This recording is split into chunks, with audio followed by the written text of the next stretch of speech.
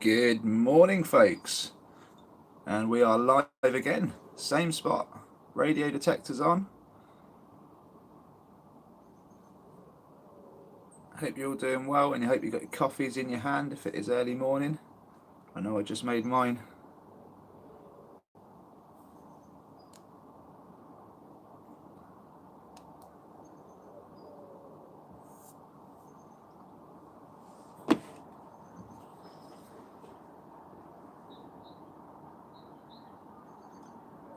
Perfect. How about that for a shot?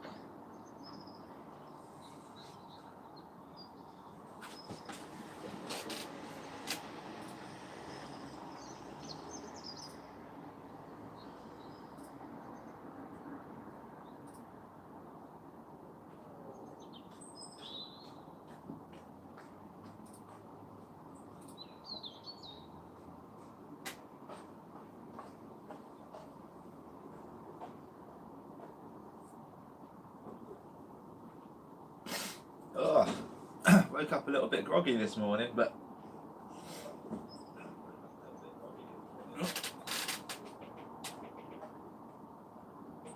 turn the volume down on the old telly so you're not getting any feedback.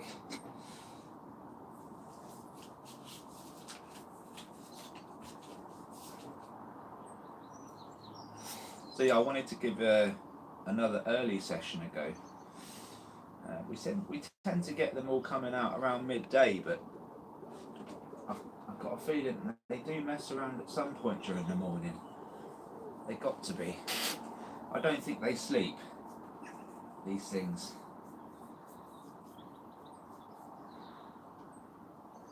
Or maybe they do. Maybe I'm wrong.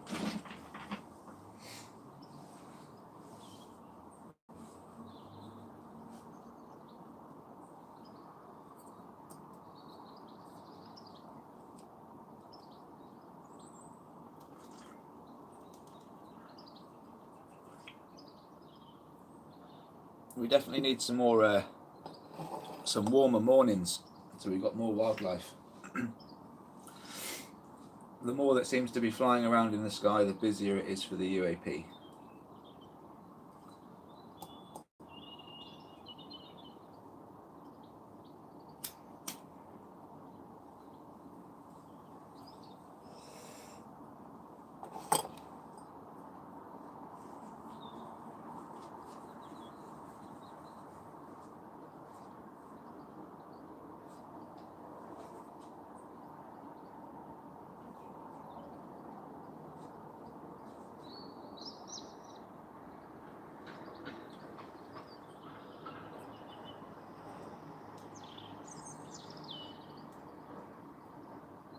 It's rush hour here in the UK, so people are going to work.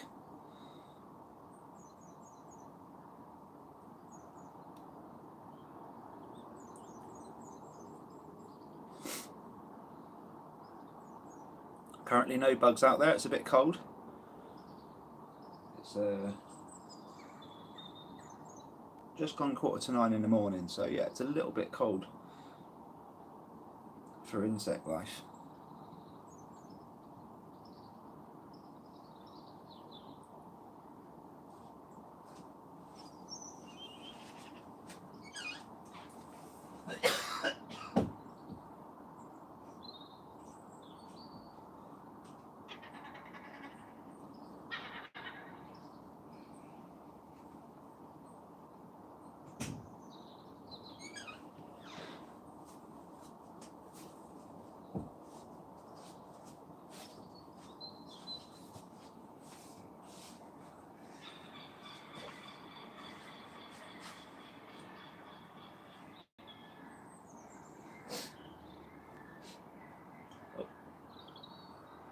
Nice seagull shot there.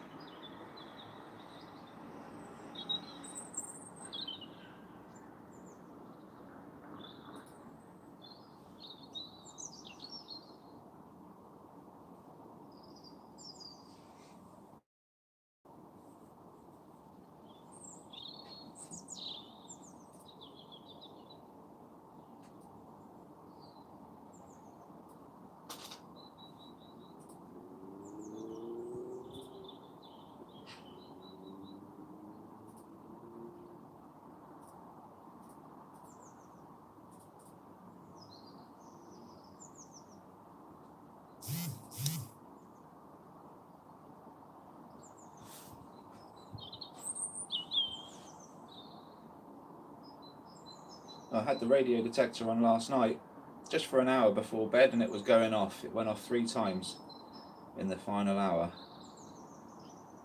And I didn't record because I couldn't see nothing up there, obviously. But they were still mooching around last night.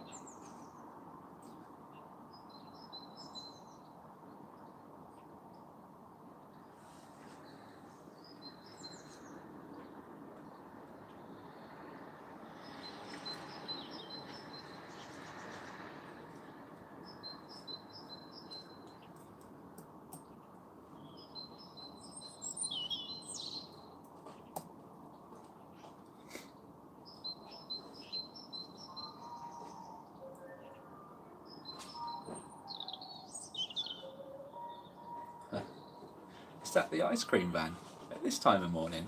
It can't be. I don't know what that was. Maybe he's just getting fired up.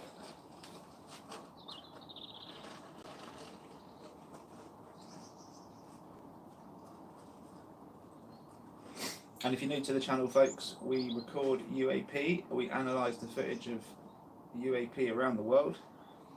That's what the channel's all about. It's all about pushing disclosure of what's out there, and there is a lot out there, folks. We've got a lot of UAP surrounding us, which is why I'm only filming just above the tree line there. You can see the chimneys on the houses. I'm not aiming high in the sky here, folks. It's a bit of a strange one, but the UAP that we're seeing up with the planes and the helicopters, we're actually seeing at tree level. So every single day I've captured from behind that tree line, which is 260 yards away from this window, according to Google Map. And it looks about right, to be honest. I was saying about 300 to 400, just looking at it, but Google Map's saying 260. So I'm good with that.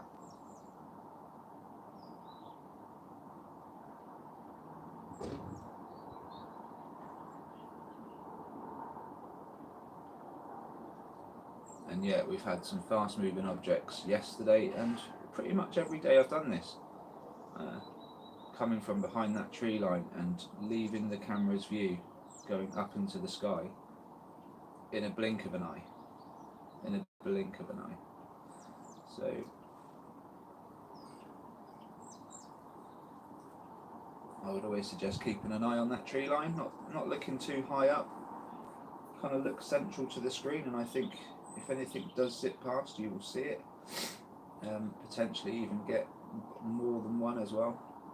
When they show up when they do show up, they show up in droves.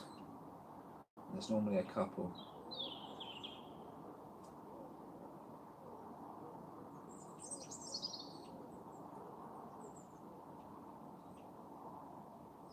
And funnily enough, Dax in San Diego just started filming above his house, and he actually had a plane in the background, but the UAP that went past just went right over his roof. So we're starting to see this now. These things are getting closer, not just in Australia, here in the UK, there in America. It's everywhere now. It's everywhere. I can't wait till we've got thousands of cameras in the sky every day, because people are going to capture some wild stuff, and it's going to get bigger and bigger. It's going to become the thing. I'm telling you, it's going to become one of the things that gets popular. Cameras in the sky, and people are going to just be recording all sorts, and the skeptics will even try.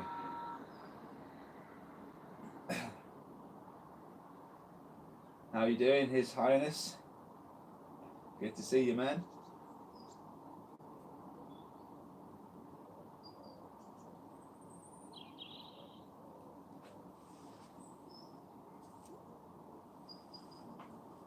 Yeah, that's my prediction, guys. I think this will be the new trend. Yeah, by the summer, a lot of people will just be recording the skies. and that'll be down to people like us and Custodian File and others. I honestly, the prospect of capturing a UAP on your mobile phone just for filming the sky, and you can do it in your own time, I think it's going to take off. People will love it. Will love the idea. Once they know it's real, God, it's going to take off. The camera departments are going to be busy. The camera companies are going to do really well. Drone companies are going to do really well. GoPro company, you know, all these, it's going to fly, guys. Invest your money in the camera business, honestly. That's my bold prediction for the day.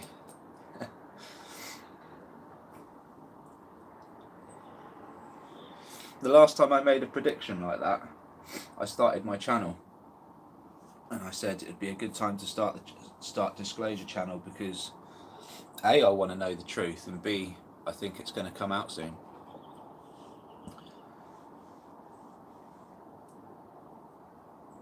So that was 7 months ago. So yeah.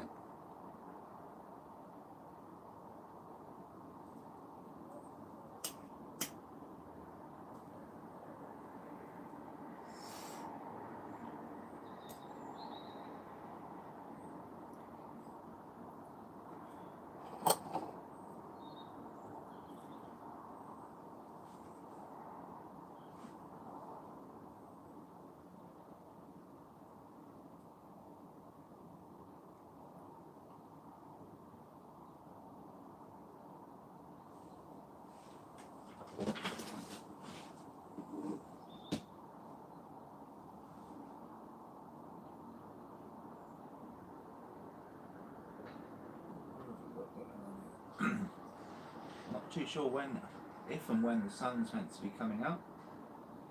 Hopefully it comes out today. It's not quite 9 o'clock in the morning yet, so plenty of time. I think Wednesday's meant to be a slightly better day for it, and I've got Nathan coming down. We're going to bring a drone down, so we're going to record the drone out there from this window, radar detector on and all, and we'll be down there probably with a camera on it as well. So yeah, touch wood, touch it, we get some action. Hopefully we get, you know, the drone gets reconned, and wouldn't that be cool?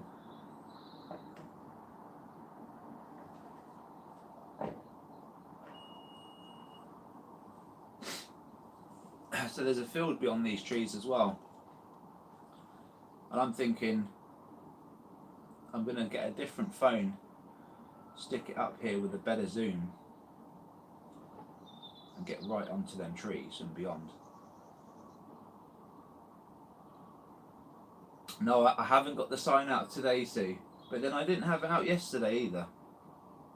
They were still there. They were still there.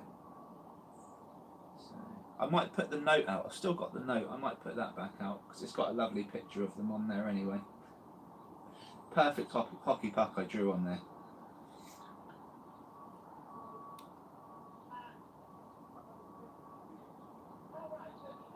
And good morning, by the way.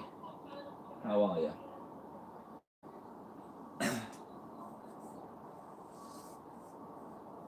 I still haven't woke up properly, to be honest. I kind of woke up, you know, like a zombie, had a little bit of breakfast and made some coffee, came over to the computer, and I just thought, wow, should I just go live now? Yeah, why not?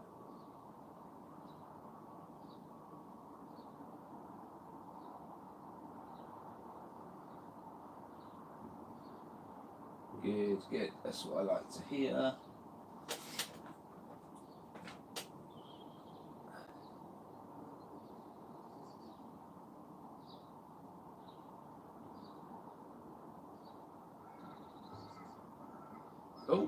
Oh, bloody hell, that was quick. What was that?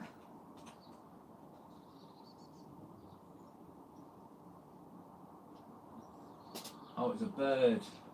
Just, yeah, bloody pigeon. It's like a rocket.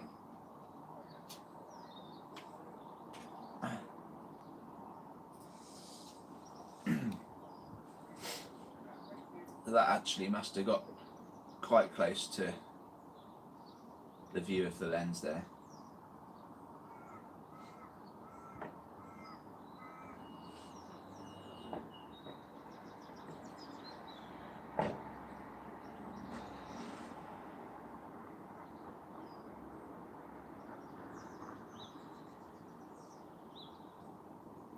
I like it though.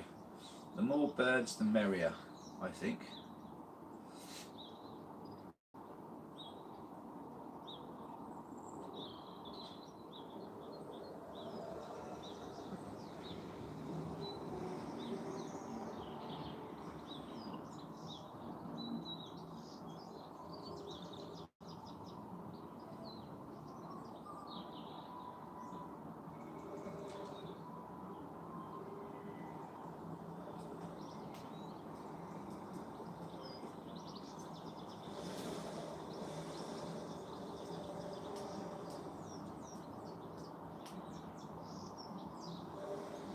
Yeah, I was getting a bit freaked out last night when the radar detector was going off. Obviously I wasn't filming, but it went off a few times last night before I went to bed, and it just made me realise it's still out there, you know. They're still out there. I don't know, in fact, where it was later and there were less birds like flying around, it makes you wonder, doesn't it, why they were even on the move. And for me to get like 2 or 3 radar hits meant there was quite a few moving around, or at least the same objects, because the radio detector doesn't go off every single time they come past, you know, it just goes off every 8% or so. About 8% of the time. So, I don't really know, to be honest. Not sure why it went off so many times, but like I say, if I get enough money in the future to get an infrared camera, we'll do some night recording and we'll find out, you know? Why not? But for now, daytime's pretty good. We can improve the camera a little bit and we'll be fine.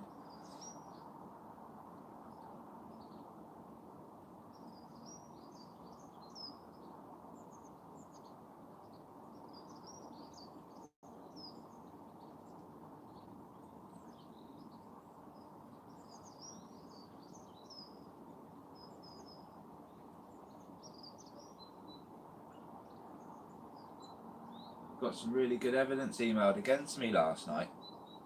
I've got about 3 days worth to go back through, but there's so much. You guys are just smashing it. I don't know. I feel like after, you know, if I go on the Jeff Mara show and I do what I'm gonna do, I think I'm gonna get a lot more evidence coming in. And it's going to be brilliant. I can't wait to see what we're going to capture this year. It's getting exciting in the UK because the weather is clearing up. I know it looks grey out there, and this is just a typical day in the UK, but when the summer hits, it's really nice. I know it only lasts 3-4 weeks, but it's really nice, right? So that'll be perfect time for recording and keeping windows open. It'll be nice and warm. It'll be brilliant. It'll be brilliant. And our meetups are going to be epic as well. If anyone's deciding to be part of the UFO hunts and that, we're going to meet up. We'll have cameras in the sky. It'll be awesome. And I will be going live as well, so for all of us to sort of just be part of it.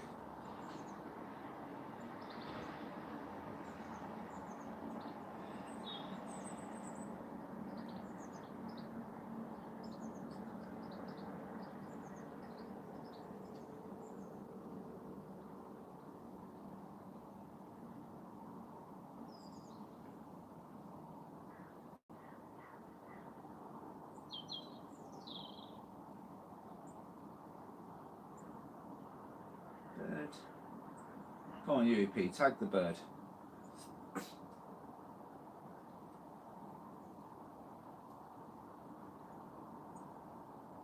think this is what ends up happening, in my opinion.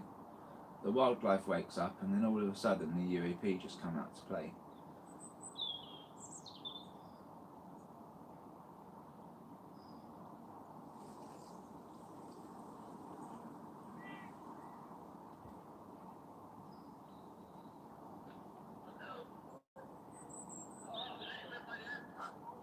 It's so ridiculous. So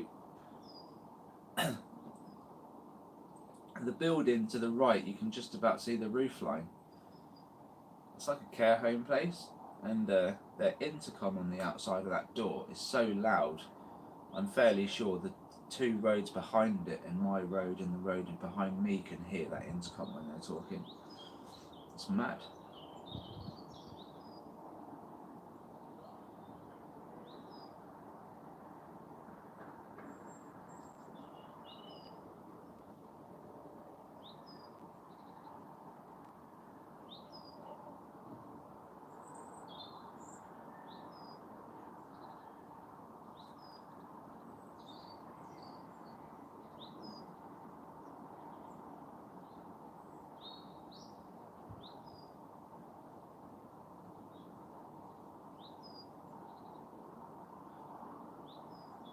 You know what's making me wonder?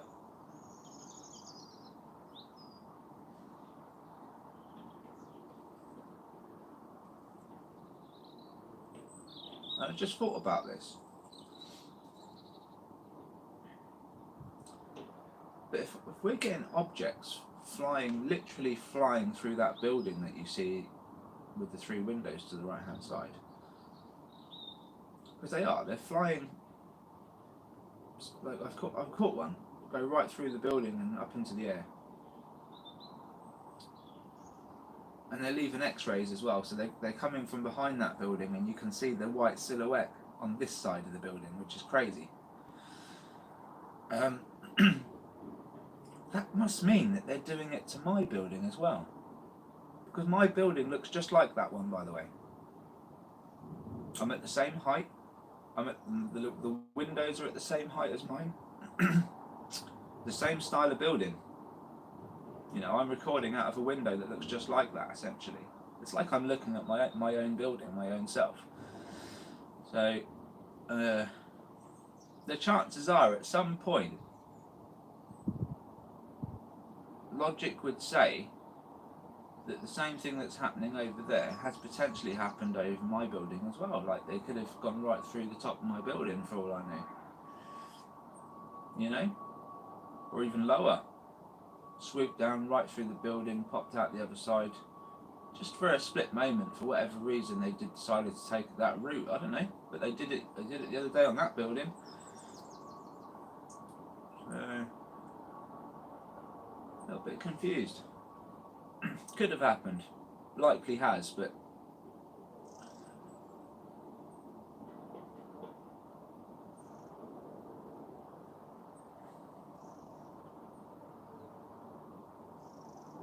yeah,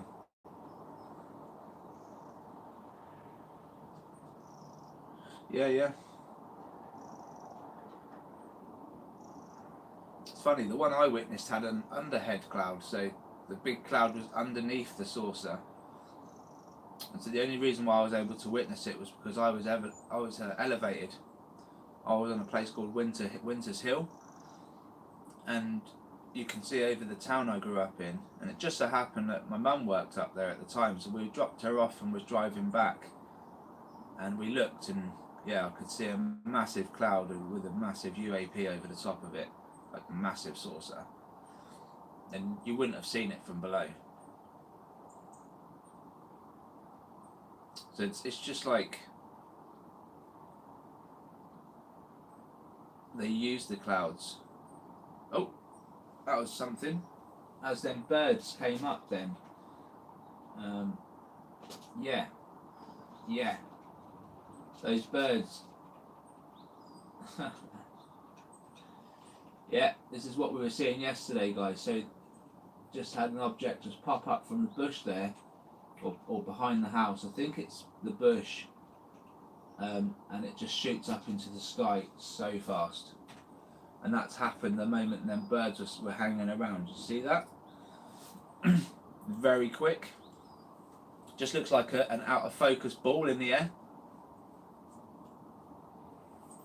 And it moved faster than anything you've seen on the screen today so far. So.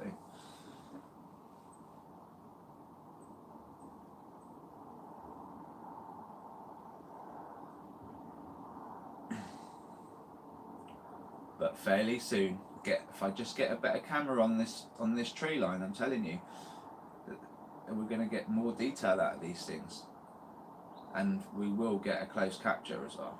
We already have had it in a few different live streams.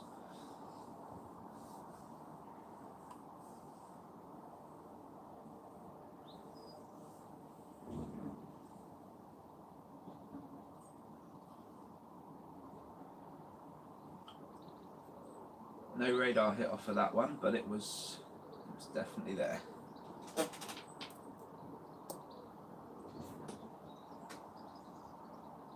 Yeah, I'm a believer in the sources and triangles, mate, to be honest with you.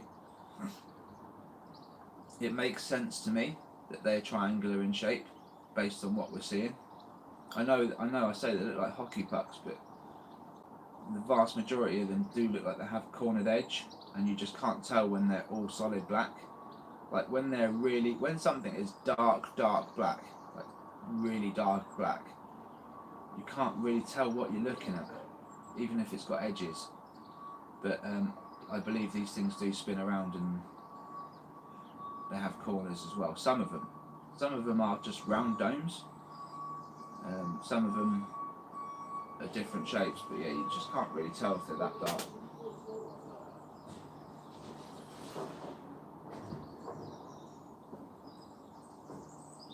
Really? That's mental, mate. That's mental.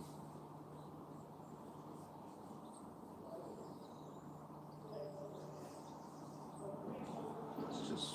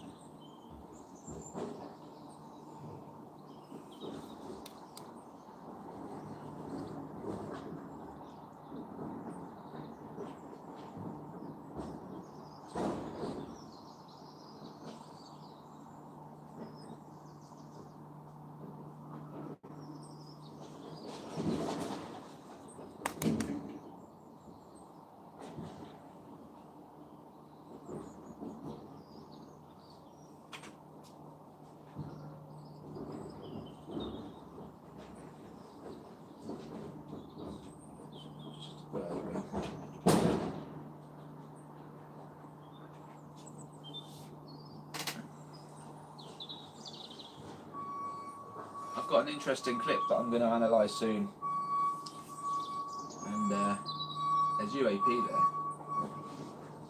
So everyone's, I mean, there's two large objects in the sky being recorded, right? And everyone's just like, they're kites, you know? They just rode them off. But no one's mentioned the other objects that zip past in the same moment. Of course they wouldn't, they just assume that they're bugs and birds, right? But a UAP and an orb even shows itself, so there's an orb up there with the UAP, exactly what we witnessed in Wales, exactly the same object, same thing, except there's two larger objects just stationary in the sky. And everyone was trying to work out, oh my god, is that real, is it CGI? Don't know what those square objects are, but there's UAP, legit UAP in the clip. And yeah, I'm going to analyse it and put a little bit of authenticity on it. Don't even know where it's from, but it's exactly what we're seeing. Same objects, you know, in the clip, within the clip, that everyone just completely ignores. So, and the sad part is, it's UFO Mania that's posted it. So again, it's UFO researchers just not really aware of what they're looking for. They're looking for the obvious, the conventional. They're not looking for the unconventional. And That's where we've got to come in and say, hey, you need to open up your broaden your spectrum here if you're going to do UAP stuff.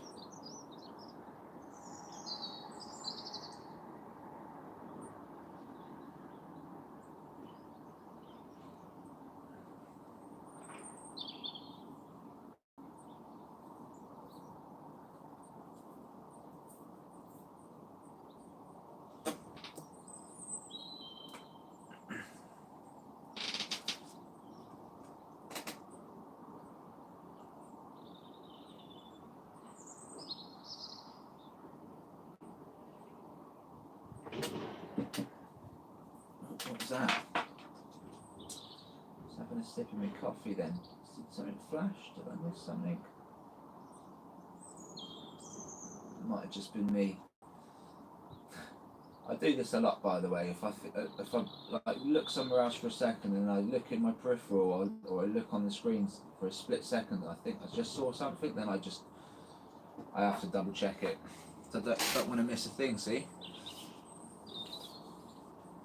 For anyone that's like, oh, these videos, he never captures anything. Honestly, look at the fact. I mean, I do, and literally, I have today. Okay, I know it's been very subtle, but I've caught in every single live stream.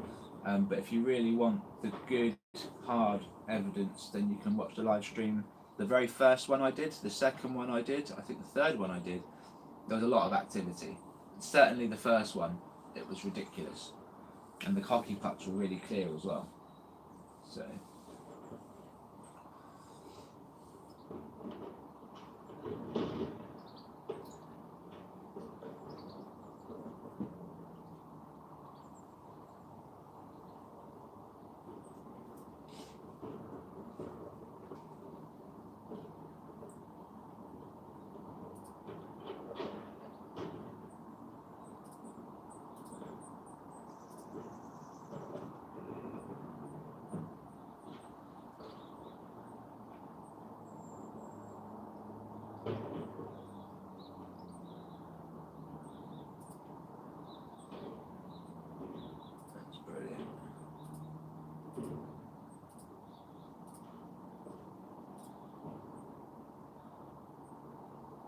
It's great to see the emails coming through now this morning. Just Larry sent me something over. MB, he sent over. Okay, it's just responded. Although there's another video I've not even looked at of yours, MB, if you're in the chat. So I will be looking.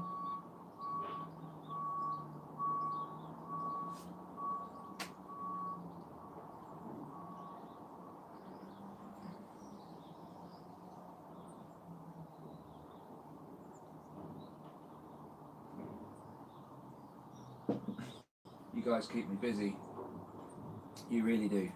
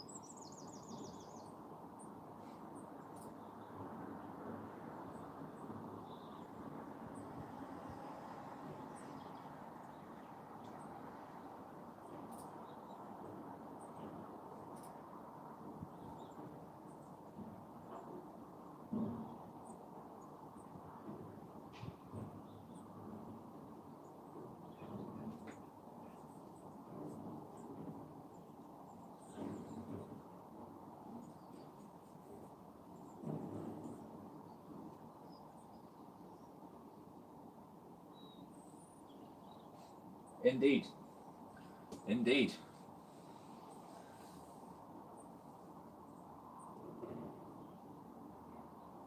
This is, I always say it, film for the dragons, because you could capture a saucer or one of the white objects, capture a number of different things. So I believe then white objects potentially are the sources that are just cloaked really well. Anyway, like that's always there. But yeah, we know what the dragons look like, and yeah, you film for the dragons, you will eventually capture a saucer. You know, I feel like I say, like Robert says, I believe the same. I think they're escort vehicles. They will escort the saucers and the arrivals or whatever. They'll escort them to wherever they've got to go, and then they're back out reconning. You know, everything. I think that's potentially what's going on there. Or they're chasing the saucers, you know, like one of the two. Like there's something going on, but it's really hard. It's really hard to know which recon vehicles are what, and we know the dragons are there. How many different types of recon vehicles are there? Who knows?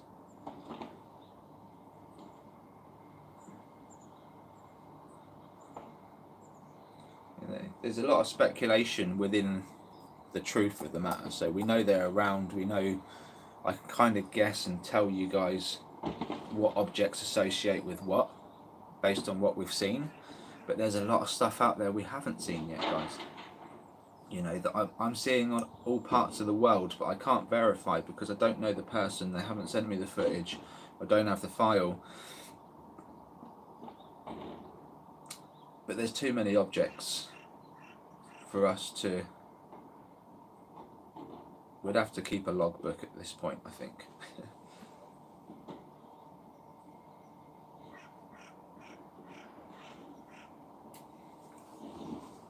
Yeah, well, maybe you're right there.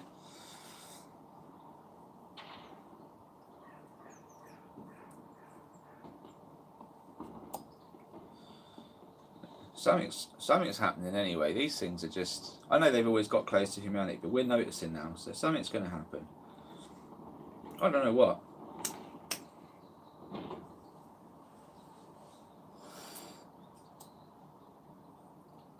Full disclaimer, my intention is not to trigger any world wars over this. My intention is just to find out why they're flying in our airspace and around our houses and our aircraft. That's my intention. And I'll say it right now, I don't think they want us to be destroyed, because they would have done that a long time ago. So it might be about control or just observation. But they are highly capable of a lot more. And if we was to make the wrong decision one day, just saying, they might decide to turn ugly and flatten us, you know? Like, we need to know what we're dealing with, but really, they might turn around and go, we're just going to make this world a better place because you guys are screwing it up. That's what I'd like to think, to be honest. So yeah, let me know your thoughts on that one. Why do you think these things are here, and what their agenda is? Do they have an agenda, or are they just curious? Have they just turned up and they're curious, or are they part of the plan, you know? I'm going with part of the plan. I think this is... the world was made for a plan, and whether we were... I don't think we were accidental, I think we're part of the plan. Hence they're not looking to destroy, they're looking to control. Would make more sense to me. That's just me thinking out of the box, but yeah.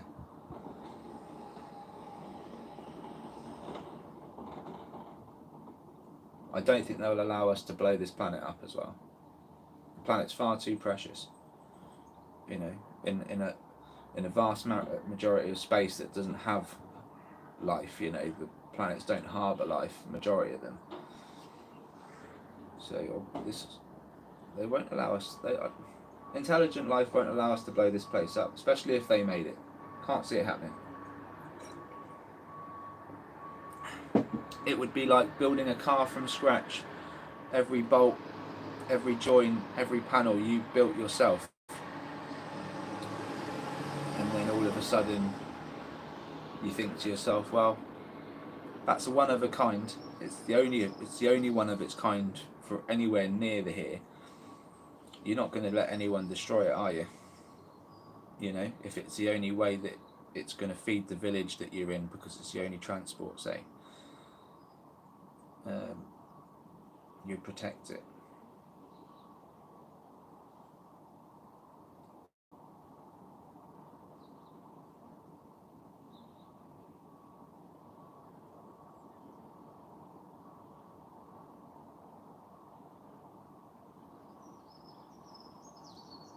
Maybe consciousness just naturally flocks to planets like these because of the life that's here. You know, the conscious life that is here will mean that surely that would attract conscious life from other places, because you have to interact with something that's conscious. You can't interact with something that's not conscious, because it would just be, well, insane, wouldn't it?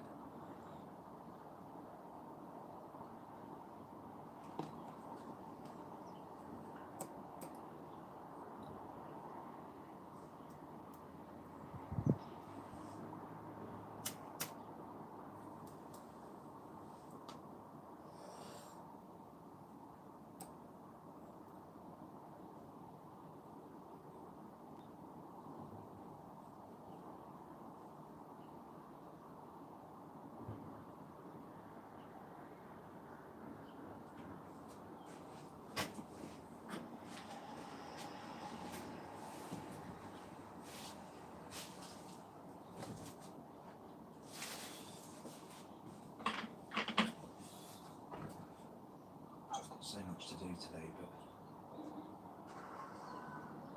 come on, UAP.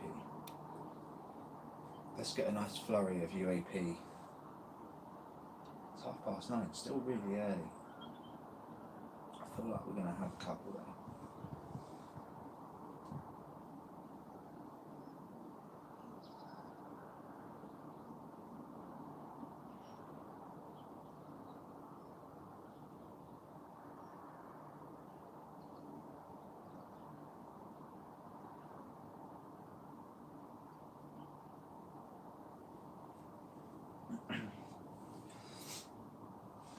Well, I'm a bit iffy on the sizes.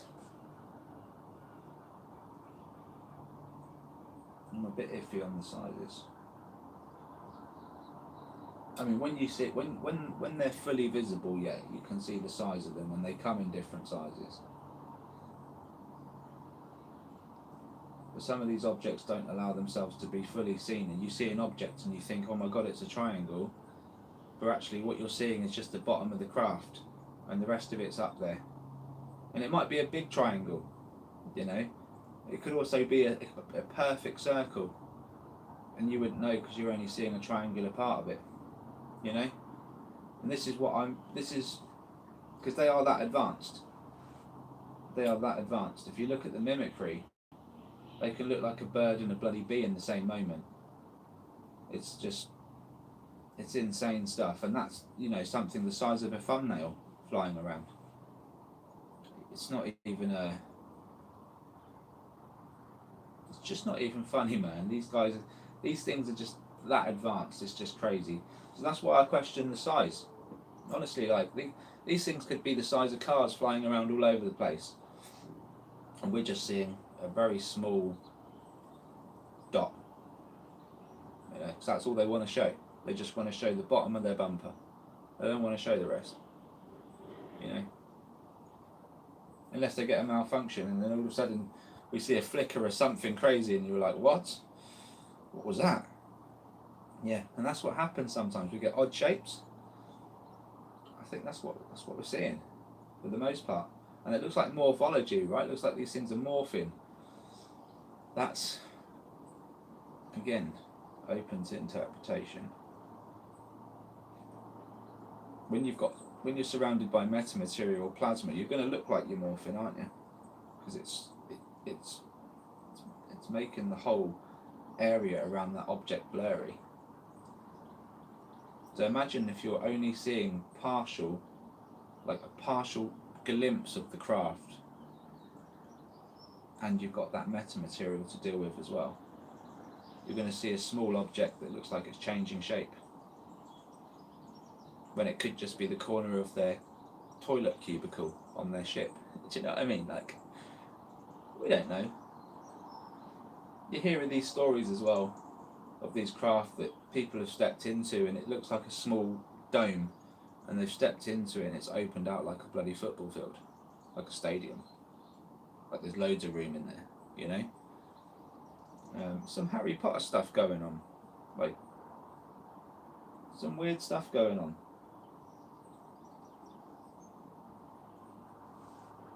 Or maybe these things are literally just micro like this. Maybe they're just really small, like microscopic small.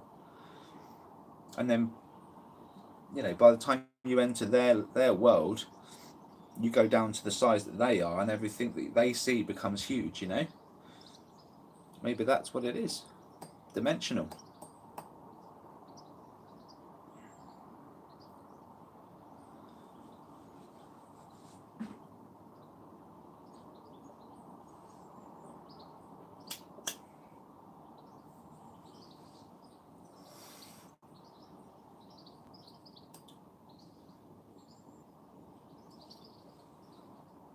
Let me put it this way.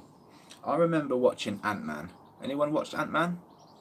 I remember watching Ant-Man and thinking, wouldn't that be cool if you could just go really small and get into the smallest holes and come out the other side, and you wouldn't even need to use the front door. You could just get out, you know, and get into places you'd never be able to get into, and like, wouldn't that be cool? And then I see this stuff, you know, and it becomes reality. It's like, I'm not saying Ant-Man's running around, but, well, yeah, basically I am saying Ant-Man's running around. We've got these things that are flying ridiculously fast, the size of your thumbnail, and they can go, they can vanish.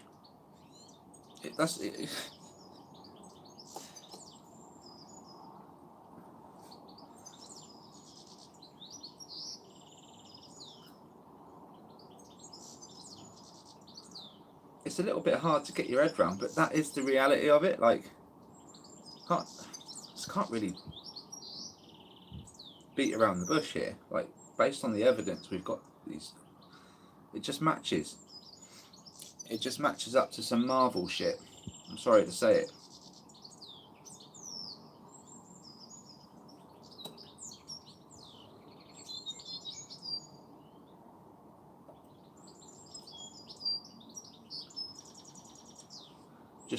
Just another movie close to reality, right? I'm not saying that Thanos is going to be landing here soon, but the ideas that some of these movies come up with, it's close to the truth, whether they know it or not. I presume it's come from top. You know, the ideas have come from top officials, and they've told, you know, they've told these producers how to do this stuff, like what to, given them the imagination, and they've just taken it and put it together.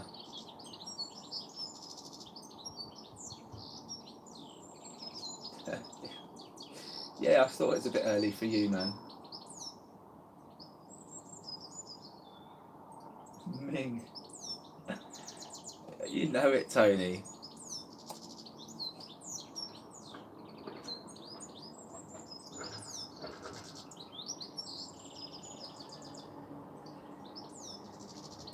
Now look,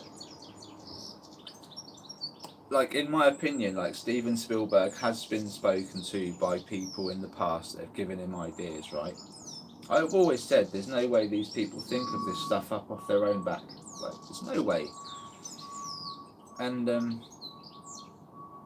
makes you wonder when you watch the movie how much of it is really taken from a true story and how much of it is just sort of, I mean, there'll be made up elements and there'll be true elements, right? But like these names that these writers came up with way back when, okay, like even something as simple as the Jetsons, you know, I know it was only a cartoon, but even something as simple as that had to have some imagination, you know, brought into making that a real cartoon.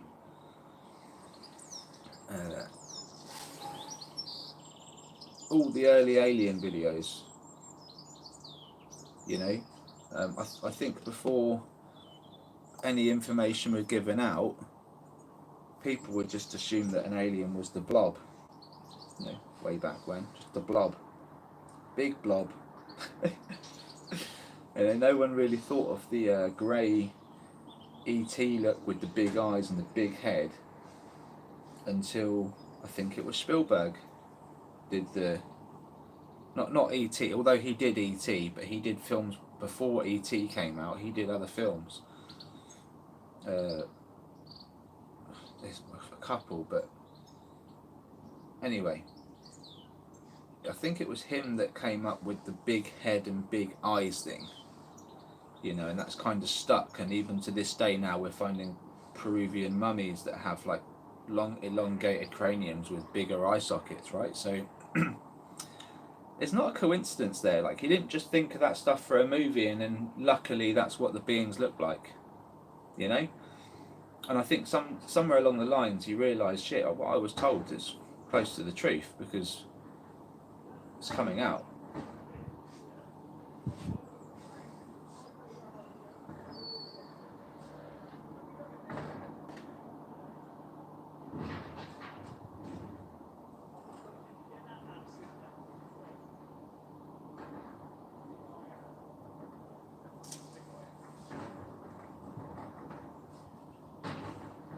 Well, I don't believe that a grey appeared when the book was written, mate.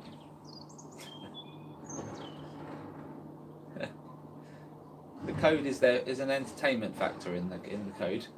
There are messages in there, and it's an interesting watch, but I don't believe it all word for word, mate.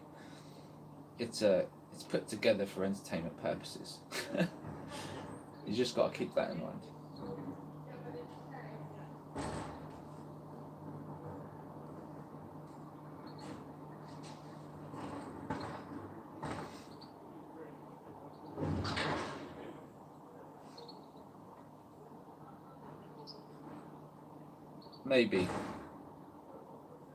Maybe I have, yeah. Maybe I have. But it will still be the same. It will still be the same thing, mate. If it's put online, there's an entertainment factor to it. It's not this is the truth and everything but the truth, so help me God. Signed, dated. You know what I mean? It's just like, it's put together. It's probably something that's put together and based on a lot of truths, you know. But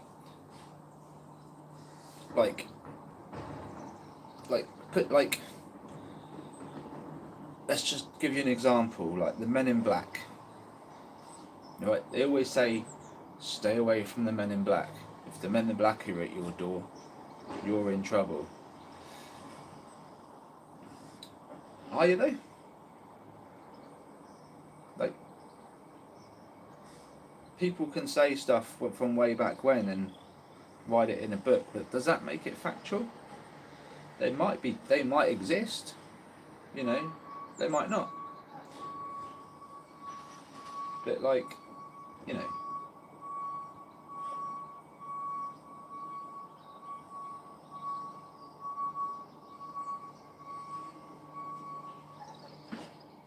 Yeah, mate, the thing is, people make discoveries and they come up with conclusions by the end of it. And this whole thing is real, the whole topic is real. Was it? There you go, yeah, Men in Black was a comic book. It was a comic book, yeah. But the idea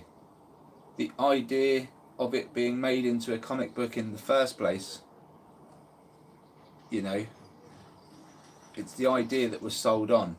So the people of this world that learned stuff, right, they made money from it all this time by giving people the idea, you know. And there's so many messages in all these films, so close to the truth it's scary. I mean, like the game I play a game I raid every Monday, Wednesday and Saturday night. So tonight I'll be raiding with my guys.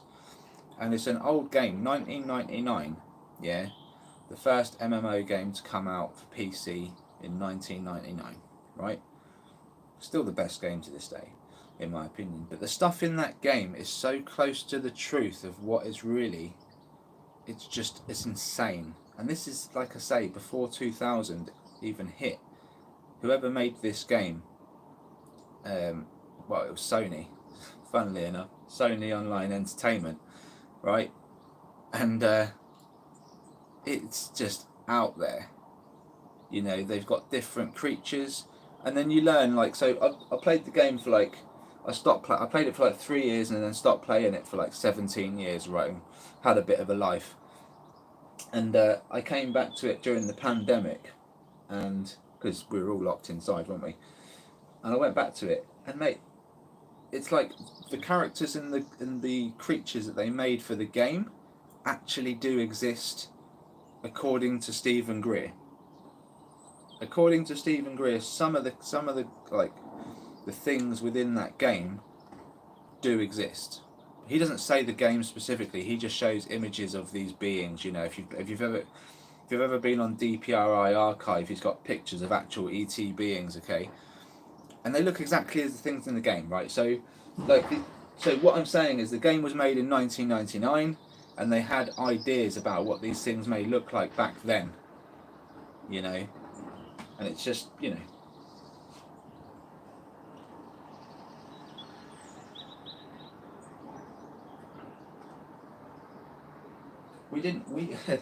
Again, with Tony, we didn't create God, mate.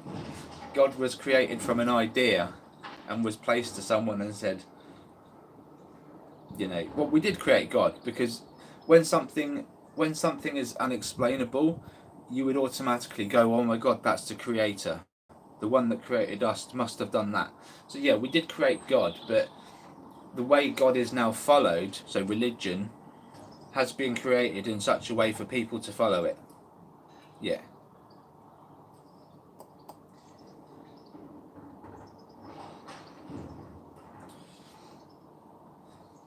Yeah. Imagine seeing a UFO when Jesus was born. You know, like back then, way back then. Imagine seeing a UFO just zip over the the hut where everyone's having a drink, you know, or whatever.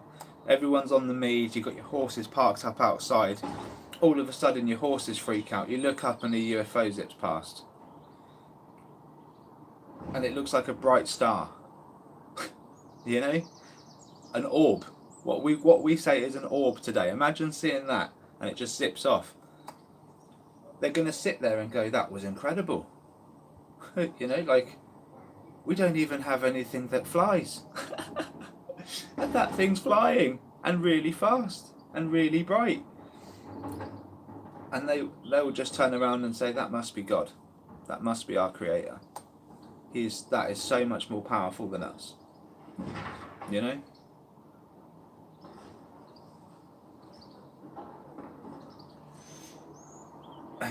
So I'm talking about before them. I'm talking about before 20,000 years ago. Yeah.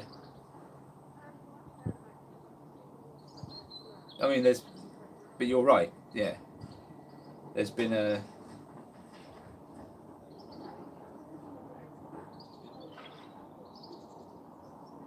At some point,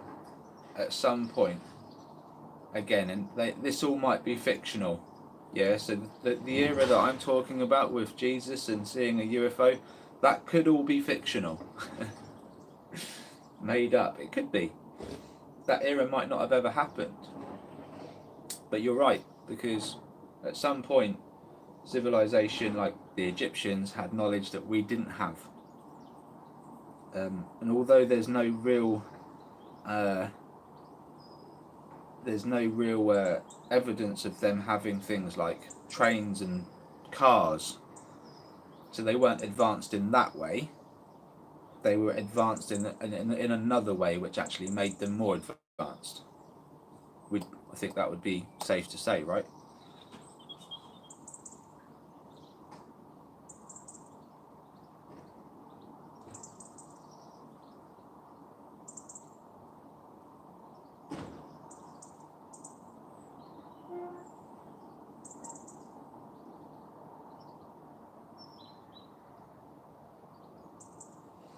Yeah, but they're all theories, mate.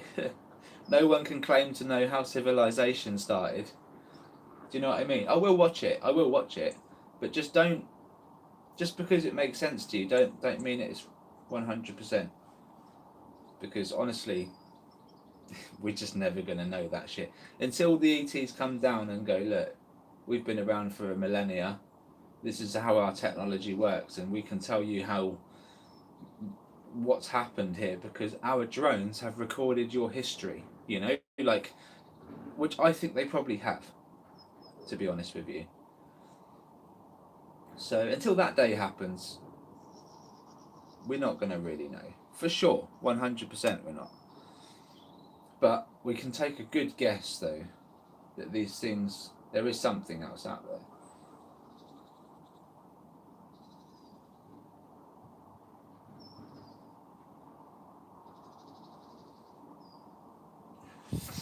Yeah, there is something going on, for sure.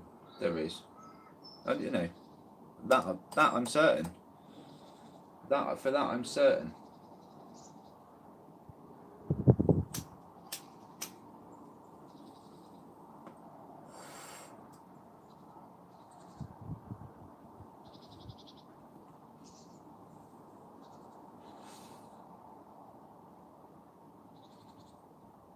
That's what makes it more scary, isn't it?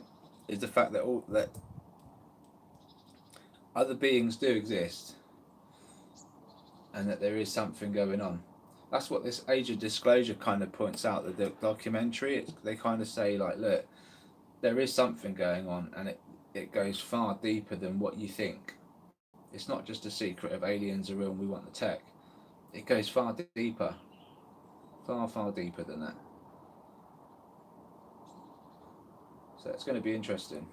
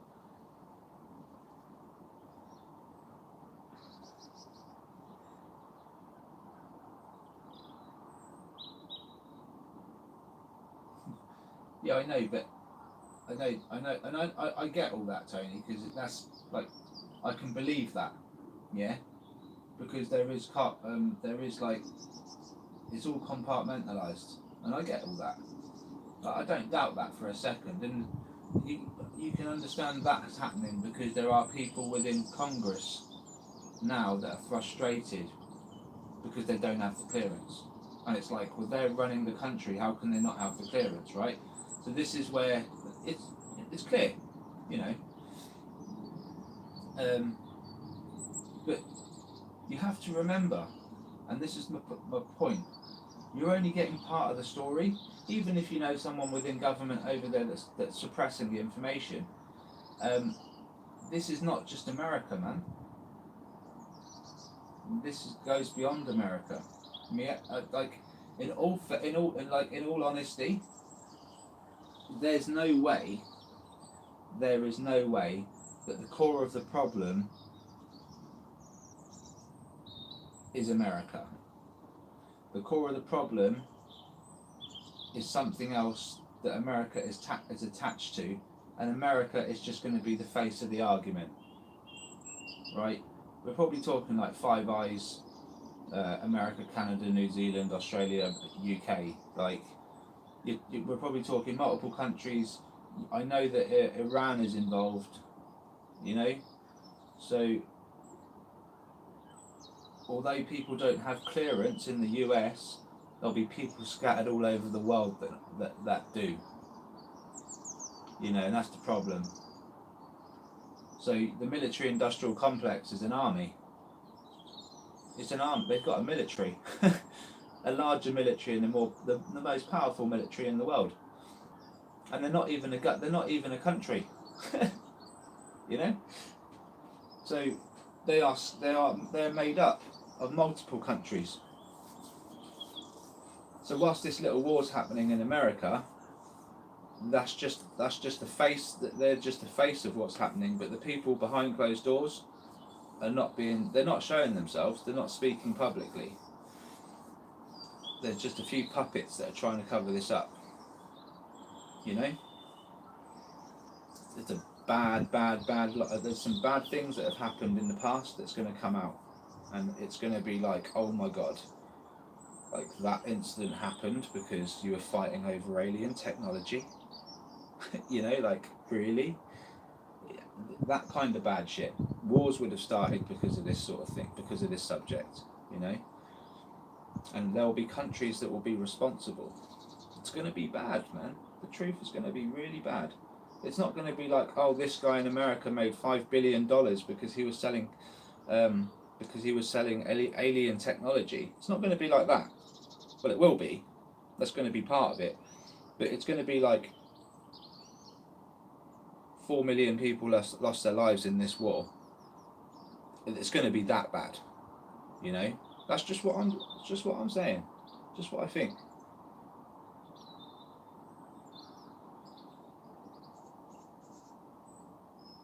That's why it can't come out, I'm afraid to say, because the truth is going to be almost unbearable for the world to actually accept. And people will just stop paying tax. That's the problem. People will just stop. They'll go, we're not paying into the system, if that's what's going to happen. And when we learn the truth, so we will see. We will see.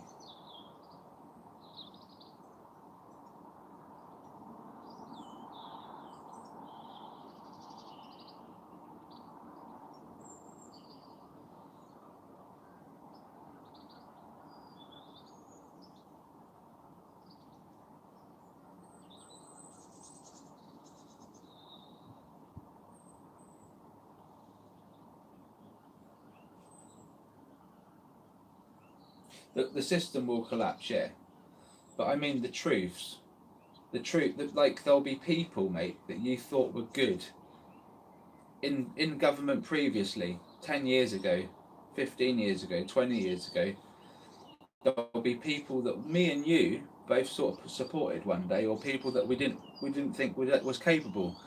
You know, certain celebrities or certain people we didn't think was capable of doing some things. And when it all comes out, people will be gutted because the sheer loss of life or the sheer amount of money that was stolen, or both, you know. Honestly, it'll be really bad, because this kind of a secret and the kind of technology they're talking about, they literally would start a war over, and not only to protect it, but to experiment with what they've got, you know, real-time scenario. And they wouldn't care, you know. Unfortunately, Ukraine is being used, in my opinion. That whole bit of land is being used, you know, and it's a shame. It's a shame, and we know who got rich. We know who got rich from that war. It's Biden. Of course, he got rich from that war. You know, so. And what happened there? Without trying to get too political, because I read somewhere this morning that Trump has managed to stop all the pardons or whatever Biden implemented at the end there. I think he's trying to wave them off and say no, that they can't be. Can someone clarify? I read something really early hours this morning as I was waking up, and to be honest, I just put my phone down and wanted to get on with things. But yeah.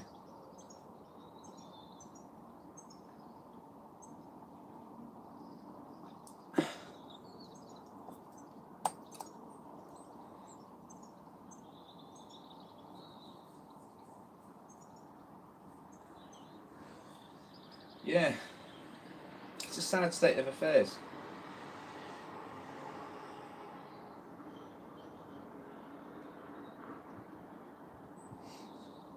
Yeah.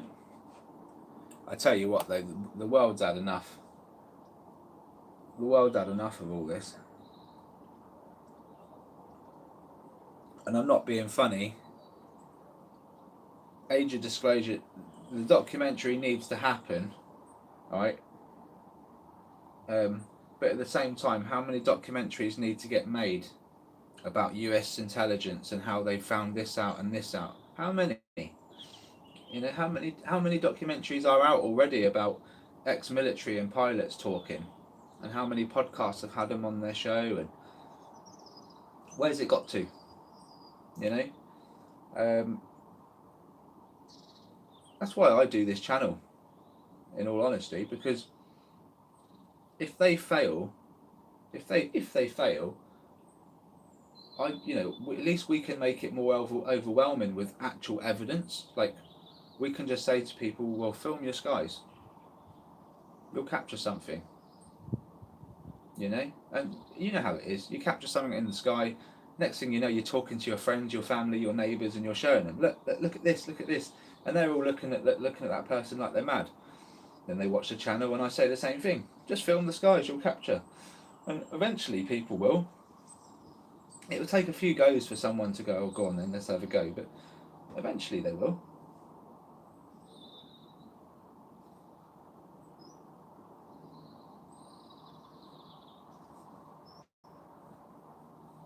So yeah, I support News Nation. I support what they're trying to do to get this out there. I really do. I'm just not confident that they're going to do it on their own. Needs a little bit more pushing, in my opinion.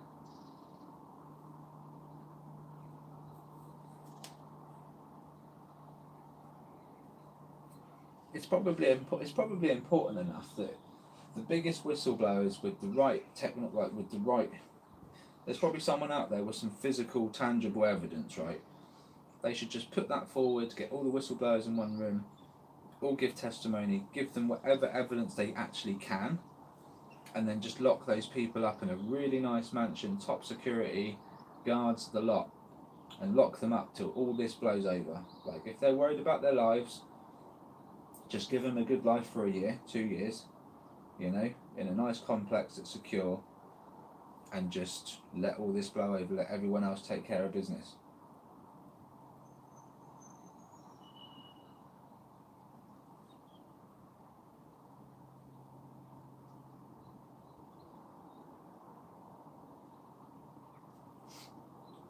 Oh, what, for the documentary, Tony?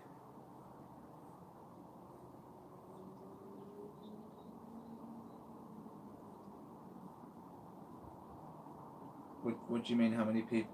How many people have shown, mate?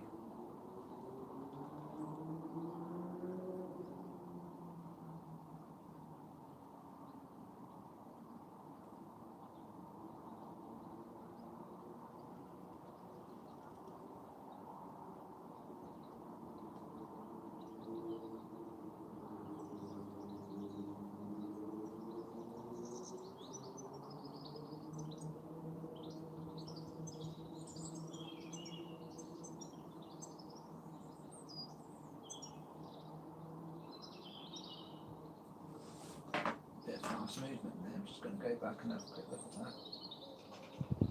Okay. That's a bird.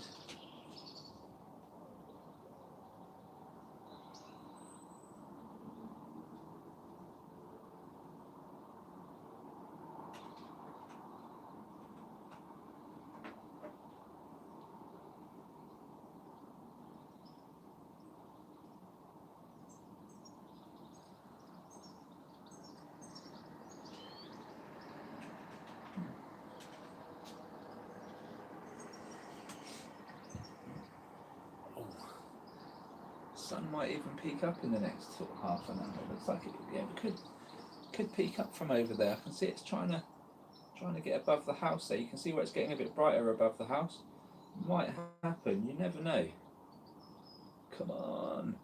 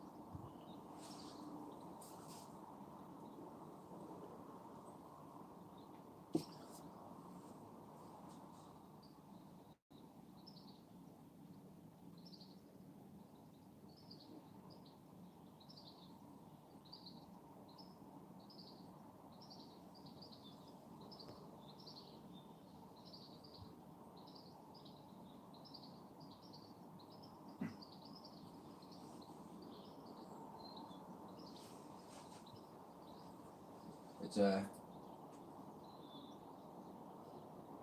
hopefully you're going to get busier as well.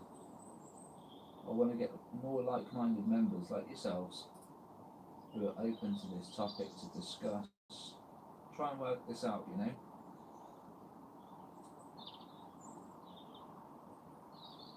Because it is far and wide.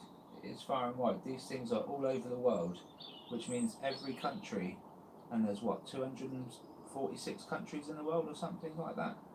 It means every single country in the world has, there's probably more actually, I can't, it's got to be about 260 or something. Anyway, every country in the world has access to these objects because there's always a chance one's been downed somewhere on the planet or in the ocean. They're always present in the skies, so it's really open to everyone. There's not one person out there that can honestly say, no, I haven't got any UFOs near me. They have. And because every country has access, I feel like if they don't disclose this soon, and I mean the US, someone will. And it could be that someone, that country, whichever country it may be, could be that they are like way ahead of the game, you know.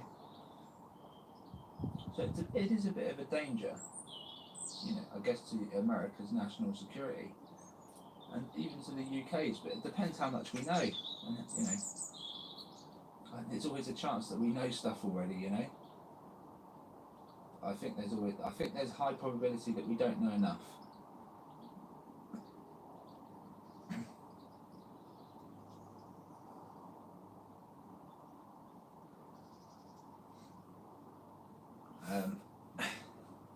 The reason why I think that players like the UK, the US, Canada, Australia, I think the reason why they worry is because there are places like Africa, Native America, there's indigenous people that live in indigenous places that have always been spiritual, you know, have always been, and they don't take the food that's picked from the shelves in supermarkets, you know. they live a different life, and it would only take for those sort of people to get smarter in different ways.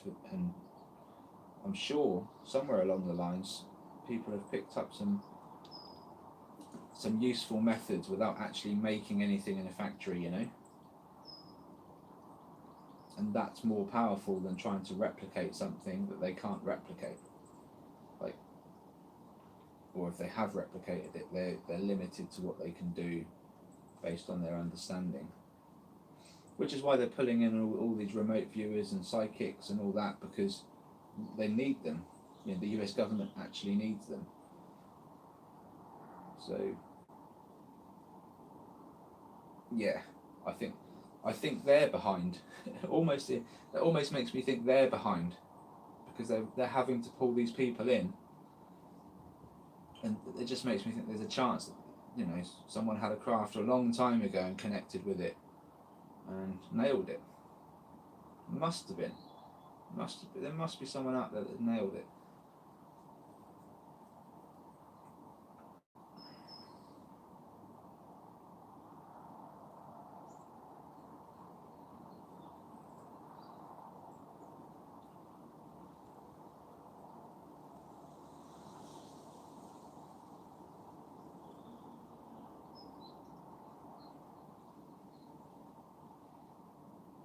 They haven't put a date on that age of disclosure yet, have they? So, you know, as long as they don't put a date as to when it's coming out, you can bet they're not going to say it's out next week. They'll probably say it's out in 2 months' time or something, or I don't know. Do you think they will just slam it on the public and say it's out in 2 days? Get ready. Do you think they're going to make a song and dance about it like that?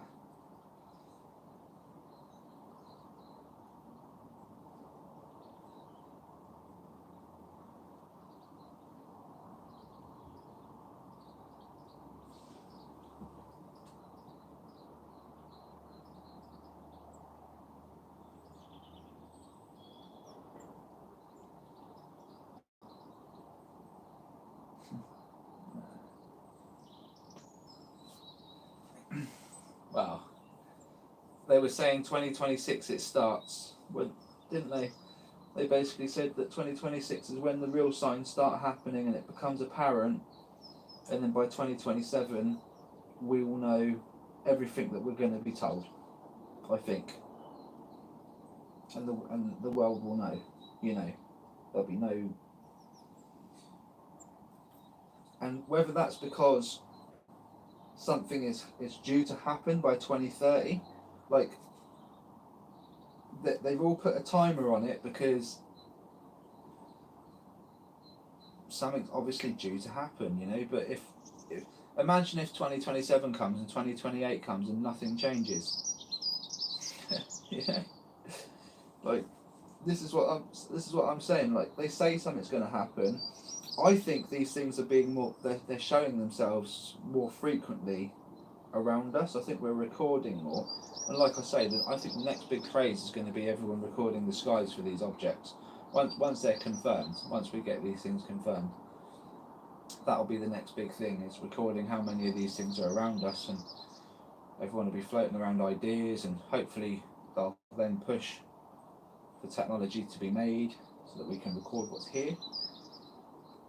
And yeah, that's the goal.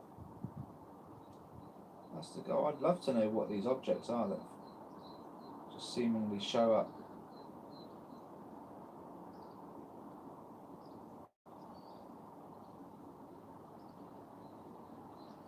It's madness, isn't it?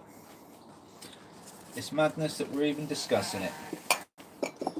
Because I'm just like everyone else. I spent most of my life living, thinking to myself, oh, if there is life out there, they haven't found us yet because we can't see them, you know. And I still kind of feel the same way about God in that respect. I'm like, well, I can't see him. He's never shown himself. He lets all these people just have accidents and die and suffer, and so therefore we can't be real, right? And if he is making us just live, I'm just using sellotape, by the way. If he is making us, or I say he, see, like I'm programmed. I'll just say it's a he. Anyway, this is what I mean. I can't. Now I'm just like whatever. You know. Now I'm like, well, if the greater good or the greater power is real, if there's something greater than consciousness, if there is something out there greater than consciousness, then fine. You know? I'm all ears for meeting him, or her, or it, whatever. But if there's not, I think that means that we are top dog. Because we're conscious. Right? As far as I'm concerned, the way I see it, because this is all we know, we are the largest beings on this planet that are conscious.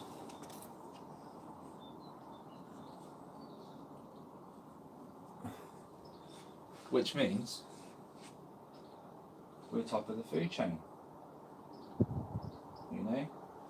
And if I just put my note up there, by the way, I've got my note on the window now for these guys. So yeah, back to what I was saying, like if that's the case, if we're top of the food chain because we're conscious beings and we are clearly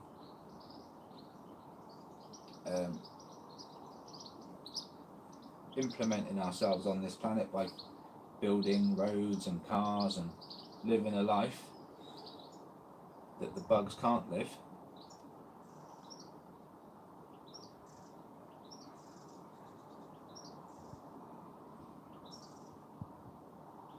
that must mean that anything that shows up to this planet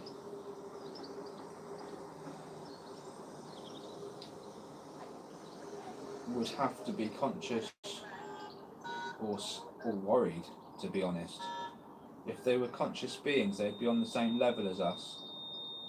And if they weren't conscious beings but controlled beings, they'd probably be very wary of us. Because that's my conclusion. Conscious stuff is the most powerful. Let me know if you can follow that in the comments.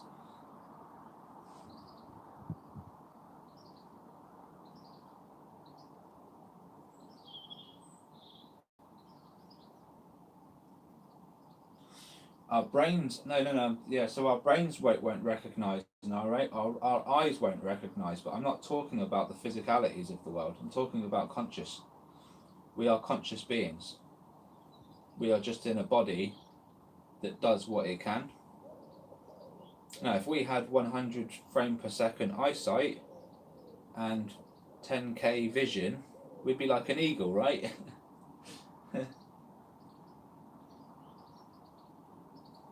What's going on, Baz?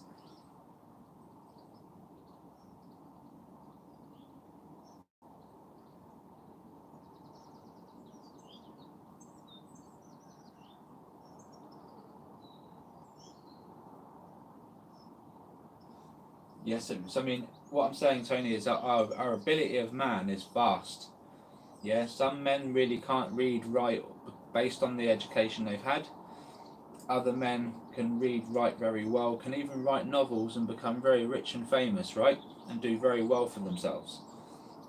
But all men have the exact same problem.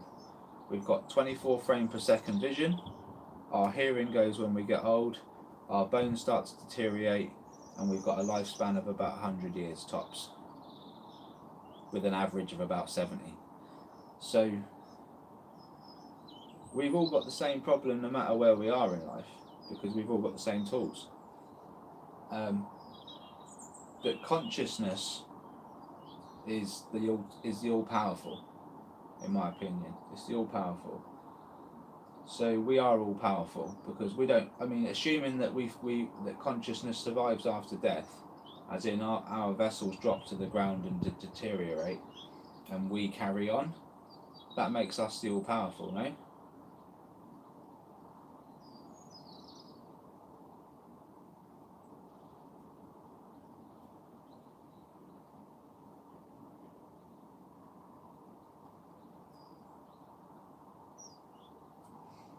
just because like um,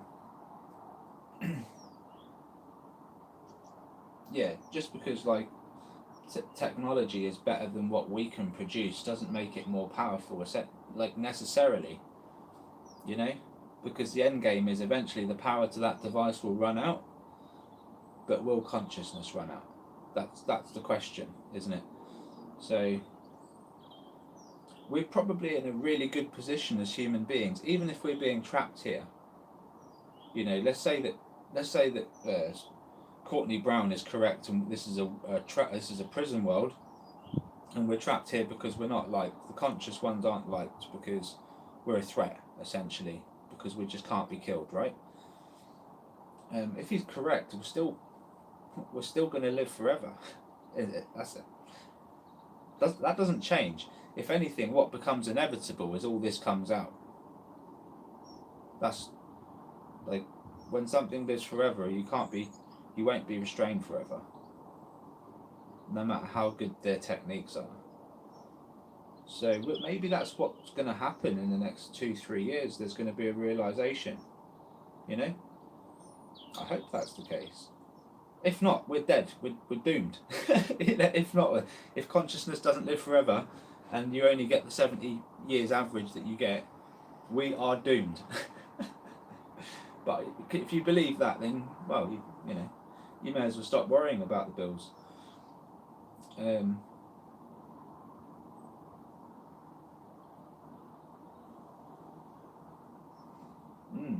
an interesting thought, though, right? Interesting thought. Like, at the end of the day, we are what we are, which is consciousness.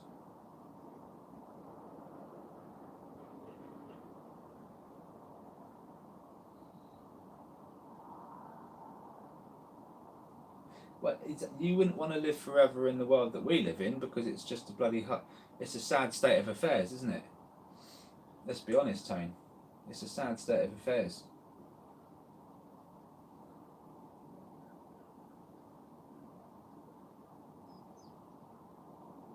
But if the world was a better place and you could mingle with all beings and have communication on a level that didn't require your £300 mobile phone with a, you know, with a contract, and if you lived in a house that didn't require you to pay gas and electric, you know, and you wouldn't have to worry about food because it was just there if you wanted it, and your medical was just there if you needed it, like, you wouldn't want to live forever, but you'd want to live more than 50 years, you know. Or you are forever. Your consciousness, you are that, and that's it. And so you're trying to experience everything there is to experience. You know, I don't know. It's beyond our little human brains, isn't it? It's beyond our human brains. And then you've got scientists, right, with fat egos that think they can try and understand this stuff, like hitting the textbooks is going to really work. They've got to use their mind ability, and then how do you transform that mind ability into text? You know, there's so much that technology can take us, the maths, the testing, the repeatability, the reproductivity. It's done loads for us in terms of what we're using now, microphones, phones. It's done loads for us. But when I say like scientists are stupid, it's because that they then think that method is the be all and end all, and it's just not the be all and end all. It's just the start. It's the stepping stone. They've got to then move on and evolve.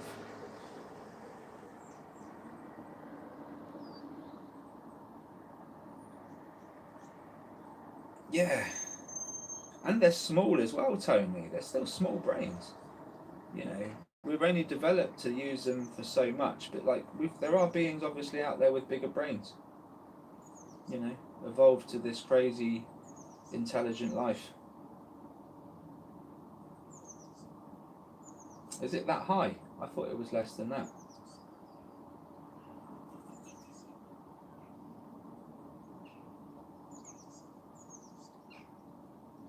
Or it might be. Yeah.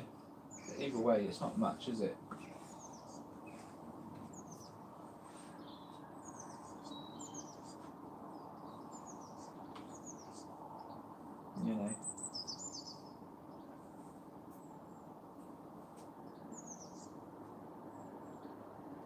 again, dolphin use 20%. You know, they're restricted to their oceans. You know.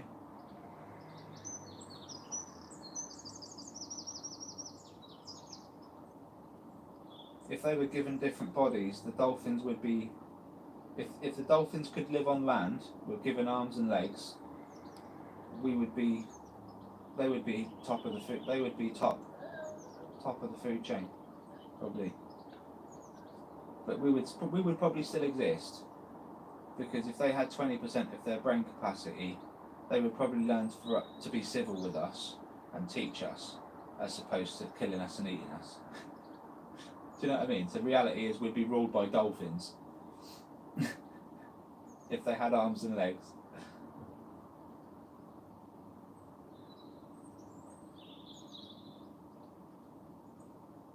Makes sense to me. It makes perfect sense to me.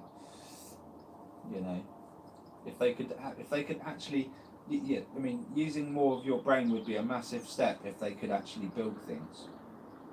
You know, if they could move objects on land and actually build things with their hands, you would see the difference there.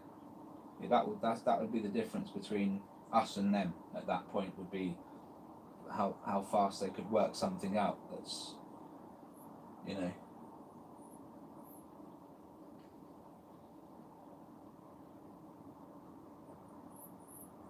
It's madness. Right, be right back. I've got to make a fresh coffee. I saw a few zippies, by the way, as we were talking, but nothing like to shout home about. But the radar detector is on, so keep your ears peeled.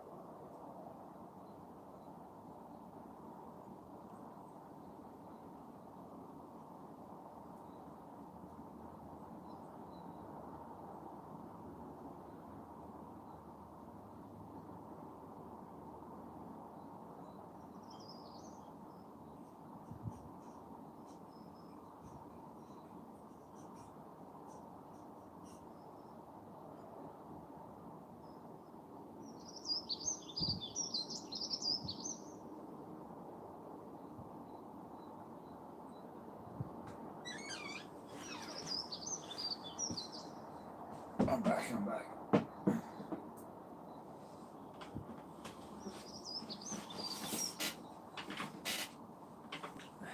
Yeah, Snowden was the only one who I thought had a good, like, the story was properly. You could imagine that happening to him, you know, like.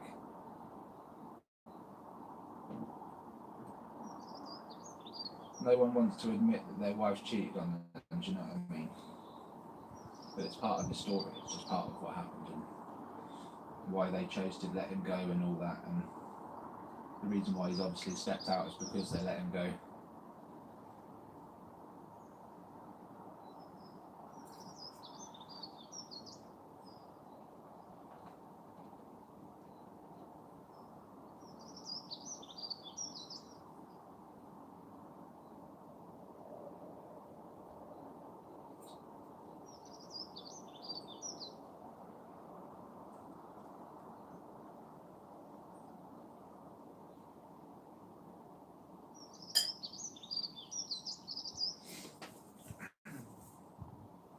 What amazes me is I think that he only saw like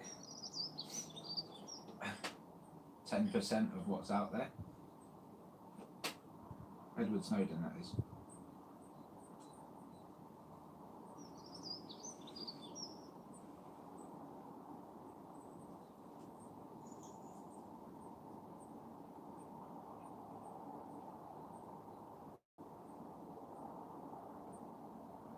And they did a good job making him look like he was just talking a load of nonsense for a long while. Although people believed him off the get-go, they kept that one quiet up until to this day, really. It's never blown up, has it?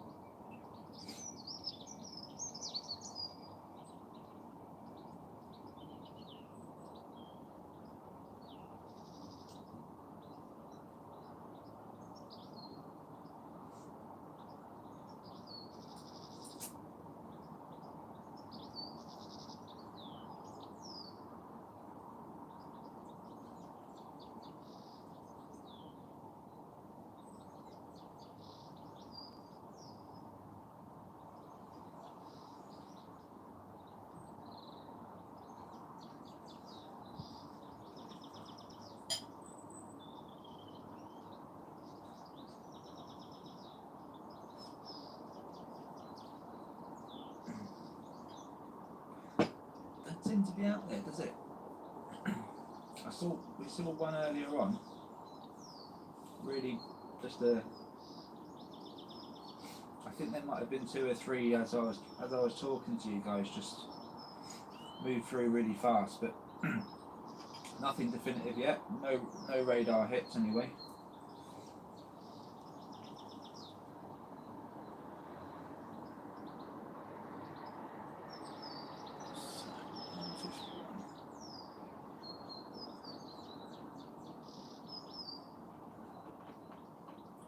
Sun looks like it's going to break out over me right now there.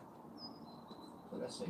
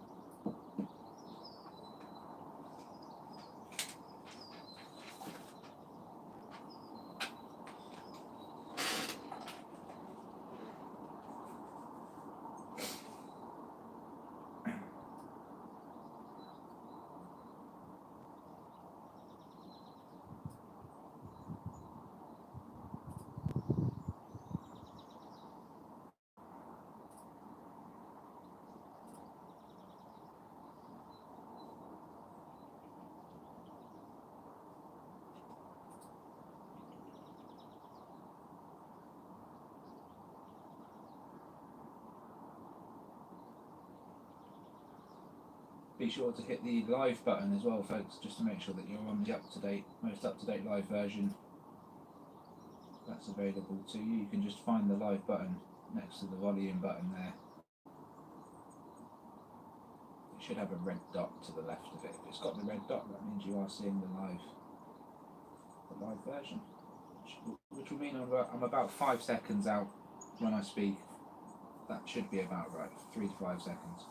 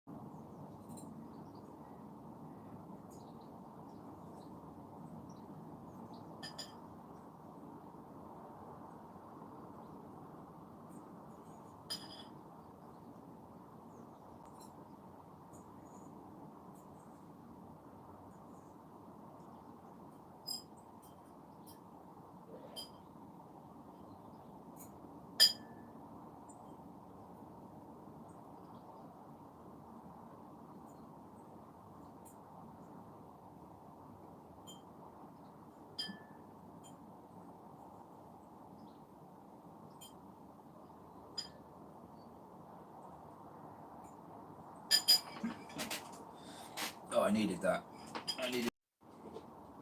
Right. I haven't been. I've been watching the whole time. Just filling my face for something to eat.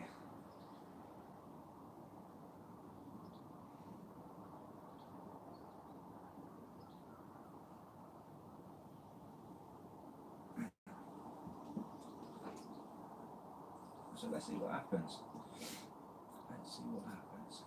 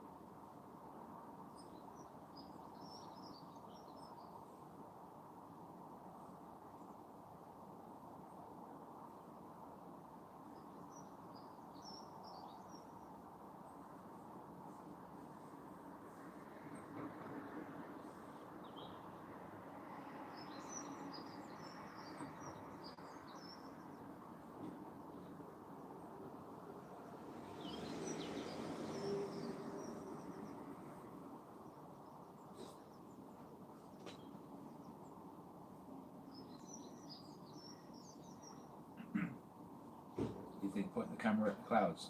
Is that what you're saying, Tony?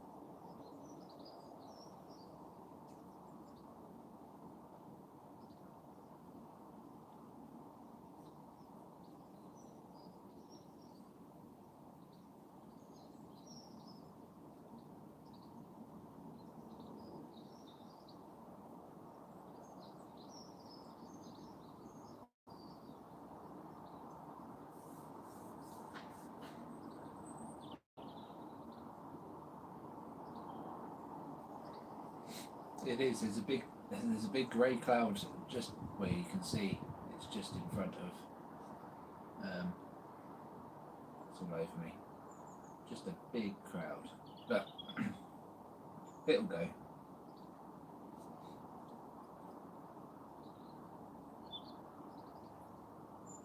It's not too bad where I am.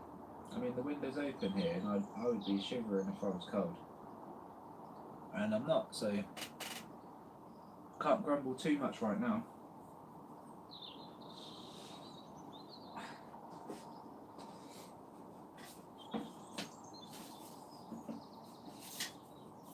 So it's quite alright at the moment, over in the southwest anyway. I'm 32, 34 miles away from Stonehenge. So just to give you an idea of the geography of where I am. I'm not too far from Stonehenge at all. I'm actually pointing the camera in the direction of. So I don't know how far the camera can pick up there. Maybe 10 miles. So you know.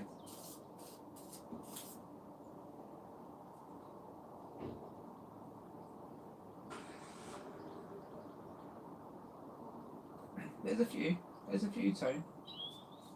It is a bit cold out there, but it's not freezing. But yeah, there are a few birds, not many. I've seen 0 bugs, or not many bugs at all. To be fair, it's the only thing you would see in this weather potentially is the odd bee. Really, you might see a wasp. They'll be quite small, but you might see the odd bee, and that's it. You're not going to see too many flies unless the sun comes out. And if the sun comes out and it stays out for about an hour, then you might start seeing small flies. The odd horsefly or something go past. That'll be it. It needs to warm up. The sun needs to come out in the morning, and the temperature needs to be like 10 degrees for the wildlife to start popping properly.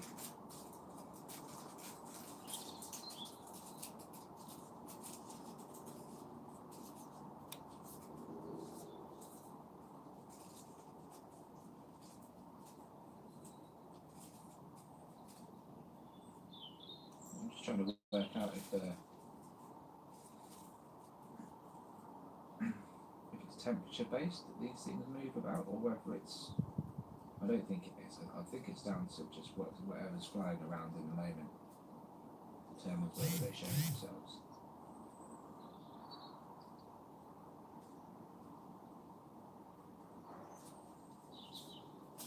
So who knows?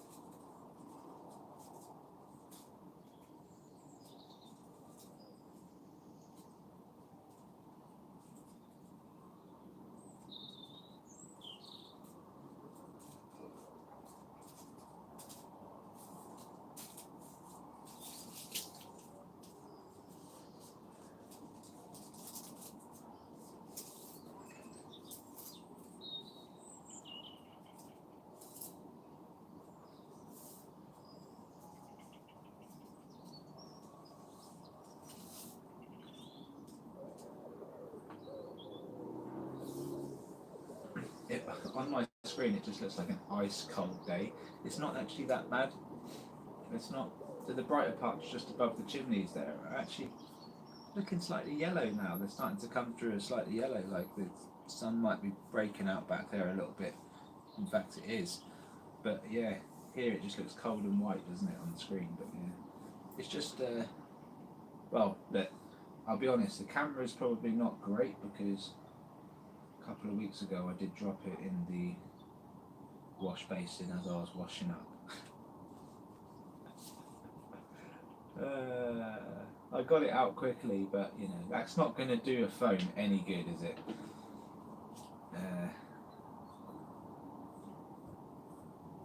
So yeah, it probably isn't the best It's had better days, this camera. It's had better days.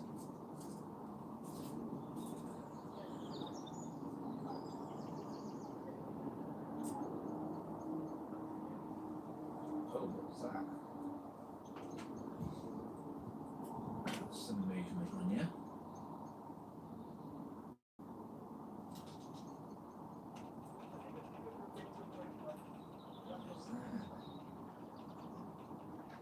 I mean, that's just gone invisible mid-flight. That one. Oh, it could. I mean, could have been like one of them small birds, but I don't think so. No, it could have been. Could have been. It didn't move. In fact, it didn't move fast enough. But the way it was moving in, it was like it was having a little look at my side.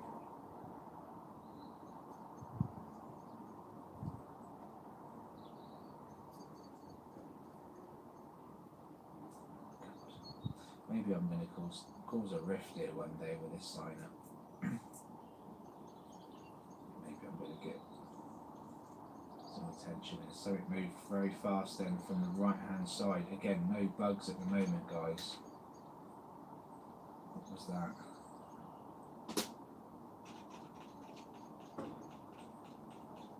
Oh man. It's getting closer. It's getting closer. That's fine. Come and have a look. Just hover and have a look. Don't panic. It's not a trap. I am not about trapping you. It's not going to be a good idea for either of us. Mainly me.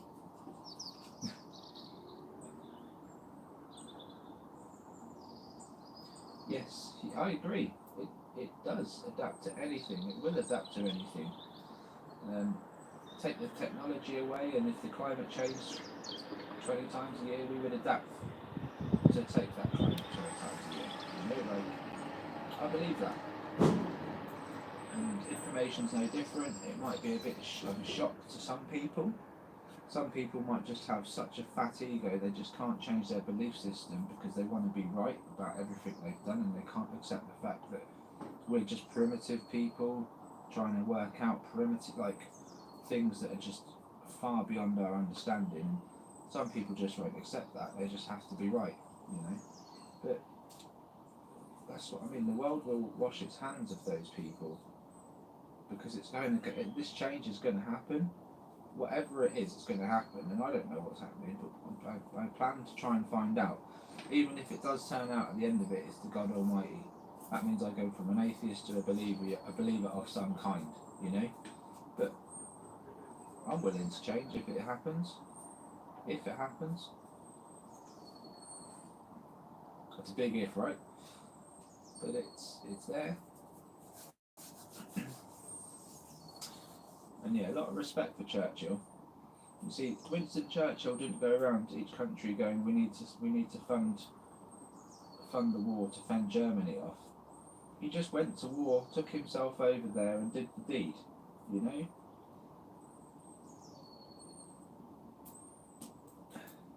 And luckily survived to tell the tale.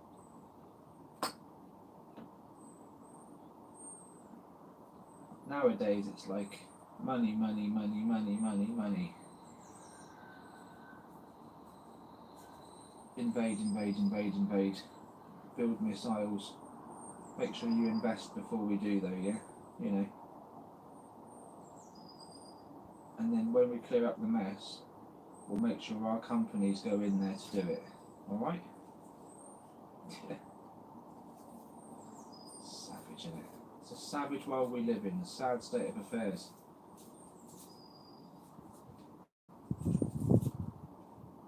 So how do we stop it all? Well, I think the truth about ETs and dimensional beings, the truth about time itself should come out. That's what I think. That would change a lot.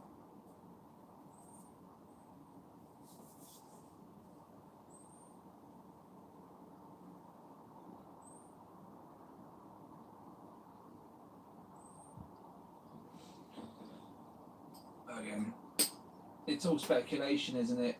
Even what I say is speculation, but at least I'm doing it from a logical perspective, rather than just going to one book or one text. There's just too much evidence out there to suggest that we're not alone. Never mind the fact that we're recording them. Even in this session, we've had an object going from behind that tree line that's just shot up way too fast into the sky. Straight line, completely, like, you can see it's intelligent life because it's just a straight line, it's just gone. There's no erratic movement, super speed, you know. It's not a comet, we're talking about an object coming from behind the tree line going up into the sky, you know. It's like, come on. This is not rocket science. This is just me. Just me sat here with my audience. Not a diploma in sight this end of from me anyway, put it that way. It's not about, again, it's not about having your credentials backed up with diplomas and job titles, because, and I've got 20 years sales experience. I've got, you know, I've learnt a lot in that time. But I guess what I'm saying is, it's about being able to use the noggin that you're born with, the brain, and being able to push certain things to one side, because you have to be critical about what you're thinking based on the evidence. So not just critical based on the bias, critical based on the evidence. That's the difference. And for anyone that's like, well, Rob, because you haven't got any credentials, I don't believe a word you're saying, I would turn around to them and say, would you tell an autistic kid that has a gift that he is useless because he's autistic? Or would you tell him that he's great because he's got a gift? I'm not saying I've got a gift, but what I'm saying is people are able to do what they're able to do. And that's it. You know, not everyone can be a really good baseball player, a professional swimmer, and a good cook, all in the same life. You know, like, they're just three aspects that some people might be good at and some people might not be good at. I'm good at analysing videos, it's just what I do. I'm not the best at it, some things I'll slip up on, but most of the time I'm pretty good when it comes to UAP anyway. I'm picking up some fake stuff. That's it. It's all, I just know what I'm looking at. I don't know if I'm good at anything else. So there you go. So I'm just doing whatever I'm good at. So yeah, that's what I would also encourage as well. People just do what they're good at. Nothing else.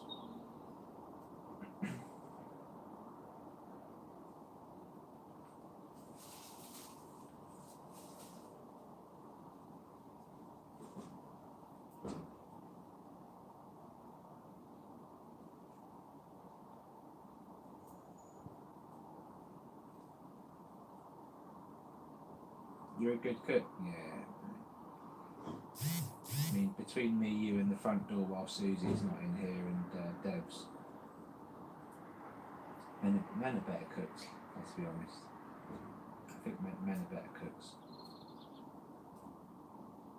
But don't tell them that. Well, do you know what though? I think men are better cooks, but my mum's cooking. Right, no one beats your mum's cooking, right? No, nothing beats your mum's cooking, and so I concede to my mother.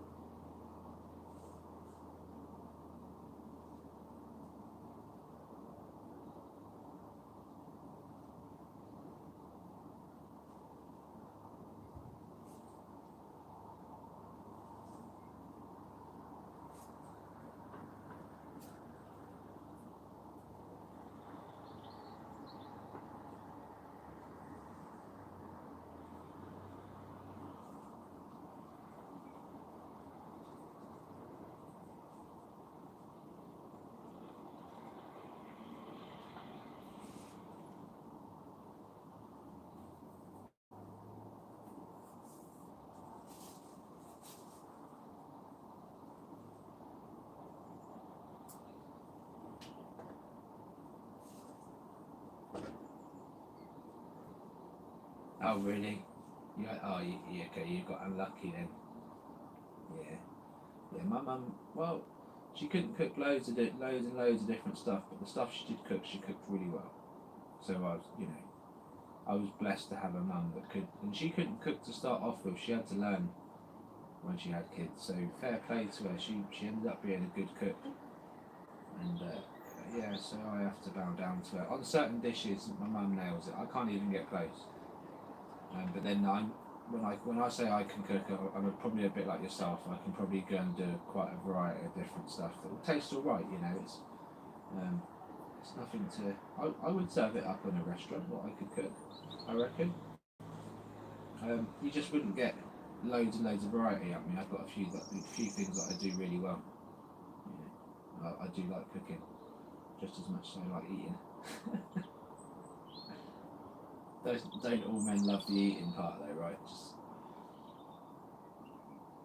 So while we're on the topic of food, like for any men that love eating, and that's pretty much a lot of men. A lot of men love eating, right? Imagine having that love for food, but being able to cook it exactly how you want it. I know it takes effort, guys, but once you learn how to do something that you love, like to eat, you just get it right every time.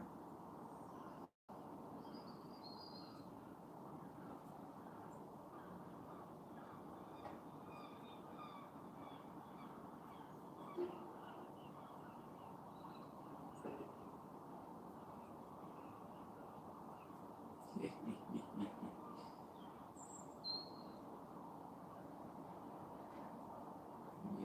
I think everyone's got, no matter how bad of a cook you are, right? I think everyone's got that one thing that they can cook, even if it's just beans on toast. I think if someone's really useless and they just can't cook anything, there's always that one thing they can cook. You know. But I can cook a varied number of things, and I'm quite proud of my rice as well. But again, that's down to my mum and how she taught me how to make rice. And so. But I can mix a few things. I've turned a few simple things into gourmet, you know, well, what I would consider really good stuff. Right? But it don't always go down that way, don't get me wrong. Sometimes I've got into the kitchen and started something and wish I hadn't, because it's just turned out not quite as expected. That's just trial and error though, isn't it, really?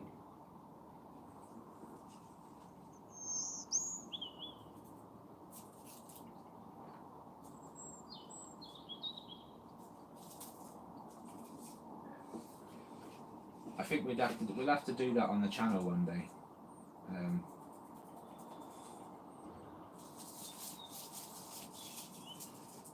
I'll make a signature sandwich, the Undercover ET channel sandwich, right, and I'll put it on the channel.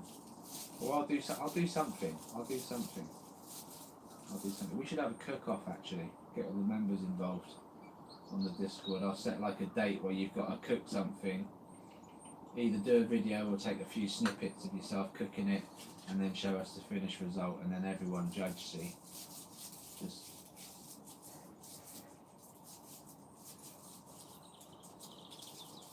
like everyone just submit your pictures to me, and I'll put all your pictures up on the Discord of each dish, but there'll be no names. Only I'll know the names to each picture, and then we just vote, and then whoever votes whichever picture the most wins or something, I don't know, and then I release the name of that person or whatever.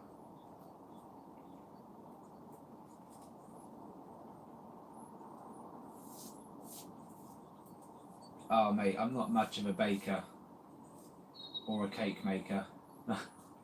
Yeah, I think that's where the women really take over when it comes to baking.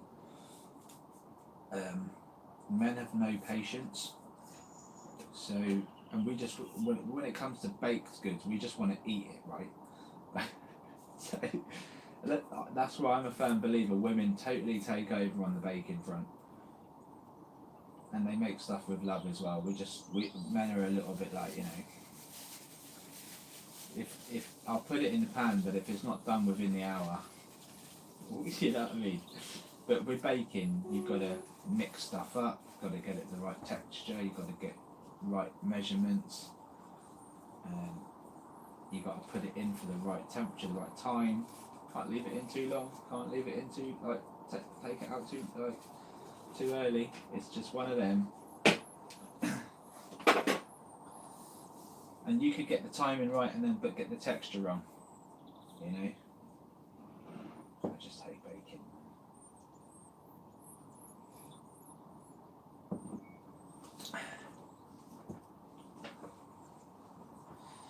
Yeah, women have got us there. I've got to say it. And you know what? Actually, women are coming into their own now. I've seen the evolution. I'm sure you guys have as well.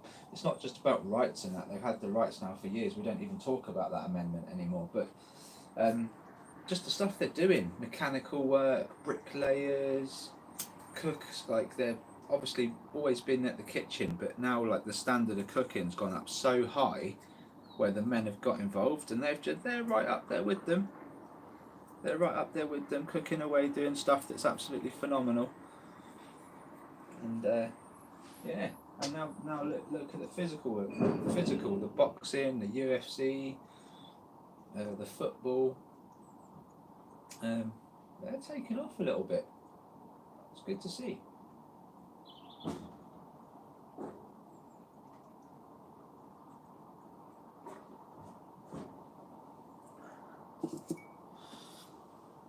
It's about time, I think. It's about time. Just because men had to go and fight the war, and women had to stay behind and look after the kids, and you know take the emotional brunt of it all. They should have been able to, if they wanted to train themselves, to do some of the stuff that we were doing. You know, not just the factory work, but you know, because they did that anyway. But other stuff, if they wanted to, because some women are built for it.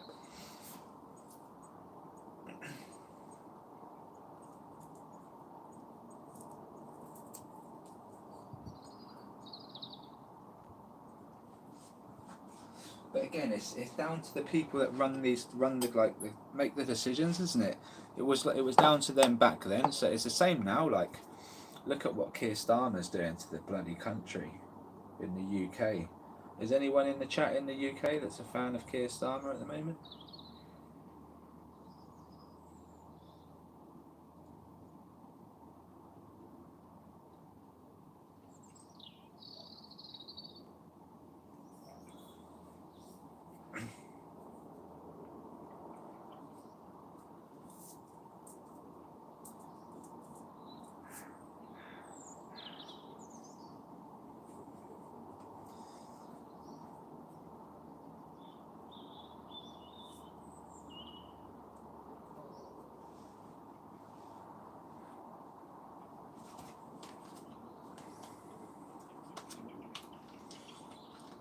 He's got a lot to answer for.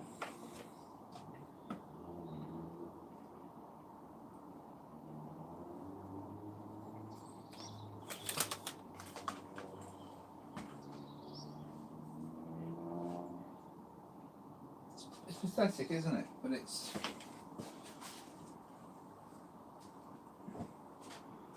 somehow the vote of no confidence doesn't happen and people just accept that he's there.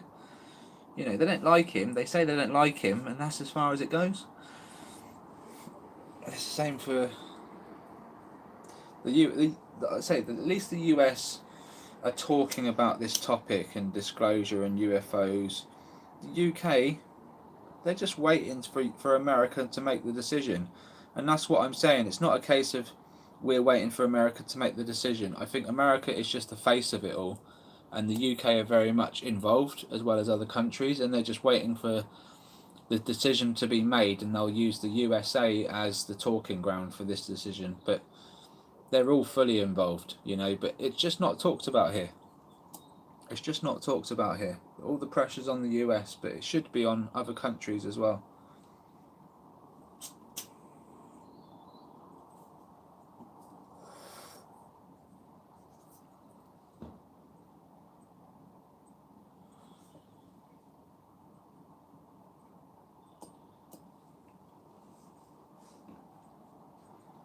At least just to bring this out and talk about it, you know? That's all we're asking.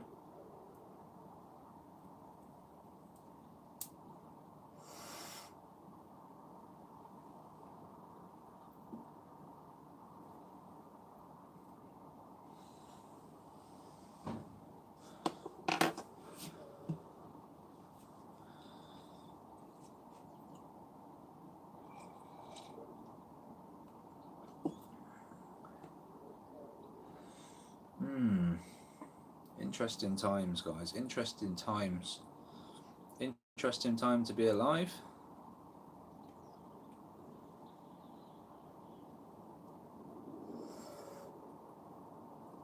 Who would have thought, eh? I mean, like, what we're in March. So, this time last year, I was grieving for my dad. Worried about the family. And if they were going to be alright. I wasn't performing at work. And I wasn't sure what I was going to do. And then, like, literally by the summer, I'd started this channel, started witnessing UFOs in the sky, started asking for people to send their evidence in, and here we are. Here we are. March 17th. On the premise of disclosure.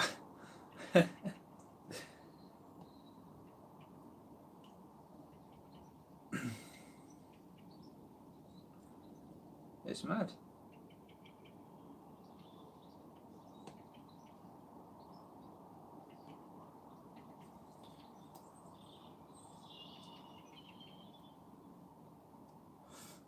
It's like just a couple of events that most people go through in their life at least once, I guess. Like, everyone loses a parent, everyone loses someone, right? But then at the same time, you realise that these things are real, so it all happened in the same year, in the same, like, 5 months. Like, really, really, like, I always knew they were real, but for me, I got solid confirmation, like, soon after all that kicked off. So yeah, just a crazy time, crazy time. And when it sets in, and you guys have been through this, the realisation, it's a bit of one to get your head round. But if you've got a strong mind, you get your head around it, and you just learn to then live with it somehow. And well, I got curious. That's what it did to me. It got me curious. It's supposed to crazy.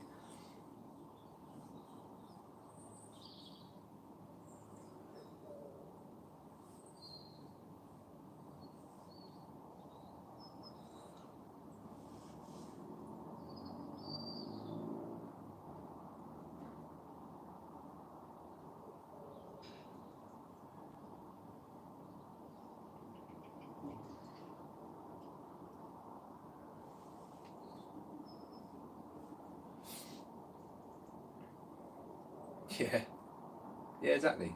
Got to have a little bit of a sense of humour about things, and yeah, can't be serious all the time.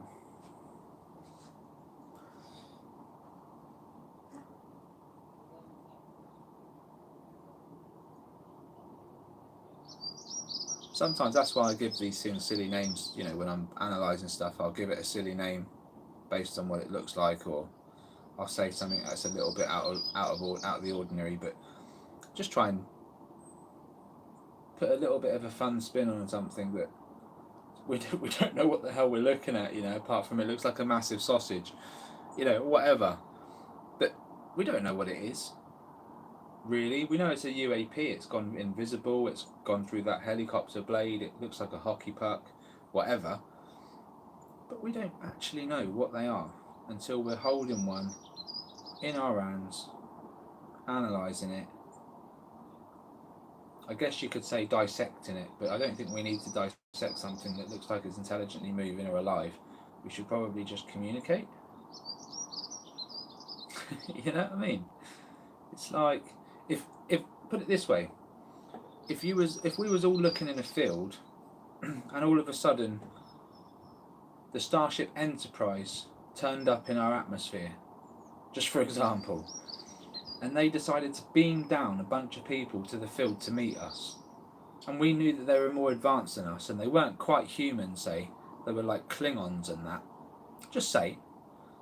I know it's a little bit out there. But would our next step be to catch one in a net, put a scalpel blade to its brain, and try and understand it? Would that really be our next step? Because what we're dealing with here is the reason why I say that is because this life, this intelligent life that we're seeing zipping over the tree line, over the houses, they are intelligent life, more advanced than us, you know. And I don't think the right thing to do would be to capture and then essentially try and open up one of these things and find out what's going on.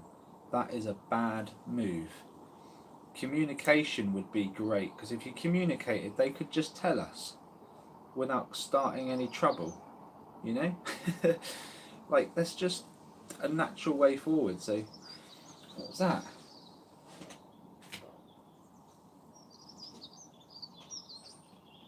Guys, that is a UAP zipped past that was mimicking a dragonfly. Son of a gun.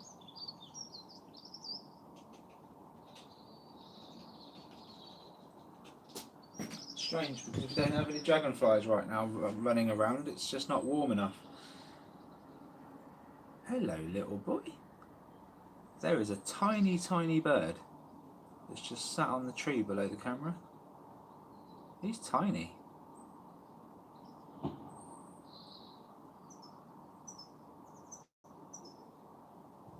Hello, mate.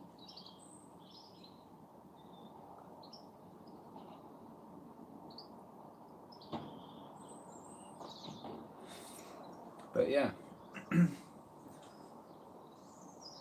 So yeah, that object just zipped past quite fast then. Really quite fast, and yeah, it's it looked like a dragonfly, but there's no dragonflies out there. It didn't quite sit the dragonflies. It tried, but it wasn't quite there either.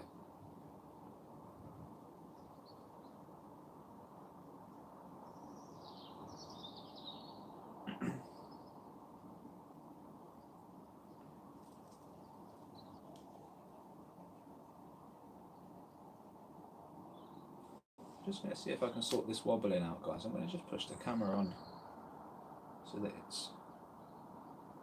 There you go. That might help. I've also just taken out that window ledge bit there. Got a little bit more sky to work with now.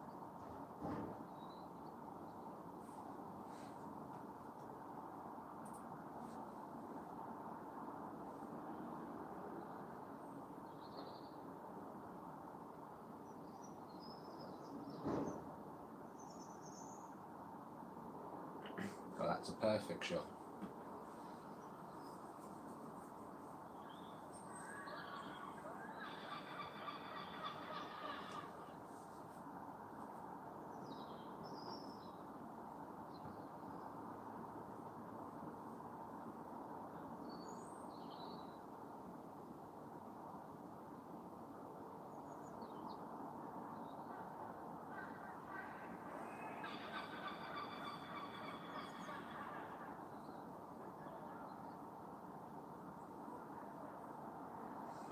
So folks, if you just tuned in, you want to be looking at that tree line.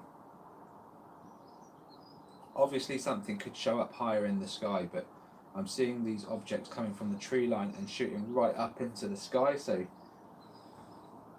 oh, what was that? Bird? Yep.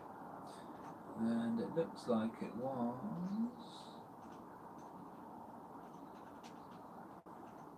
Looks like it was a magpie, could have been a pigeon, but Literally looked like it was going for a dive, you know, just diving through.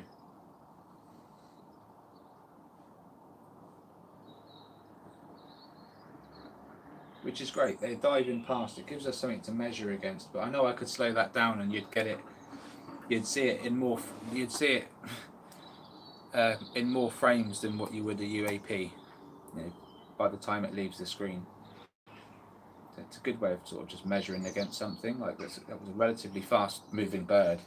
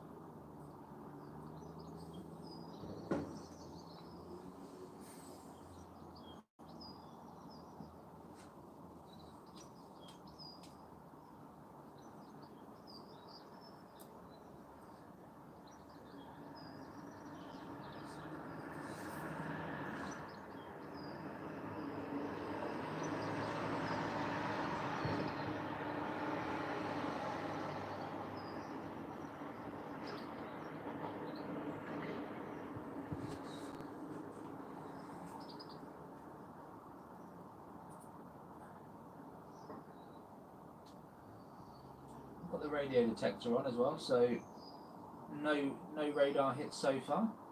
We've had a few fast movers come out from the back of those bushes, which are 260 yards away from the camera. The camera is situated just inside the window, so we've got the window open. Nothing can get close to the lens without flying into the window. And if they want to avoid the window, they've got to fly a good metre, just over a metre away from the camera to avoid the window. So I've got pretty good setup here in terms of I know what's going to be close to the lens, and we've had UAP every day come past, so hope you enjoy it. Hopefully we're going to capture something.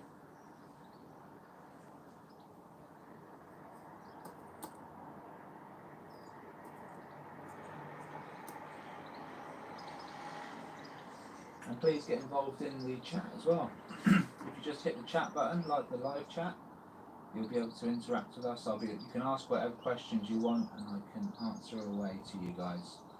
And if you hit the live button as well, make sure the red dot is showing by the live button, so that if ever you go back and you want to try and check over some footage, you can just slide the red button, the red slider back, slow down the footage, go frame by frame, and then catch up to us just by clicking live, and that will come straight back to the live feed.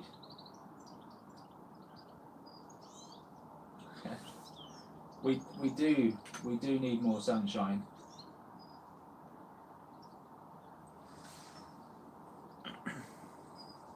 That was a bird, by the way, if you just saw something zip across the sky there. These smaller birds are fast. They really are fast. But not faster than the UAP.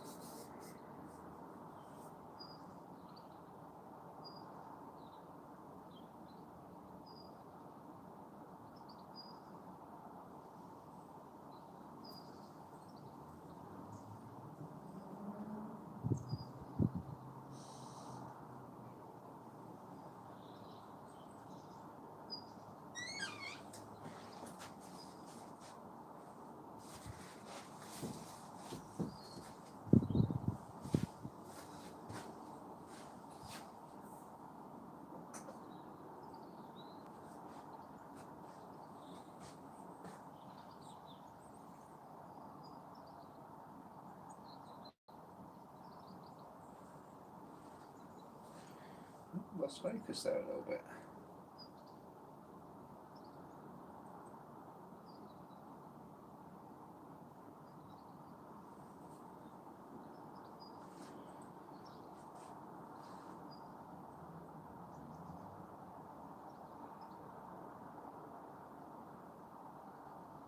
Oh, was that a fast mover then, just as I was moving the camera?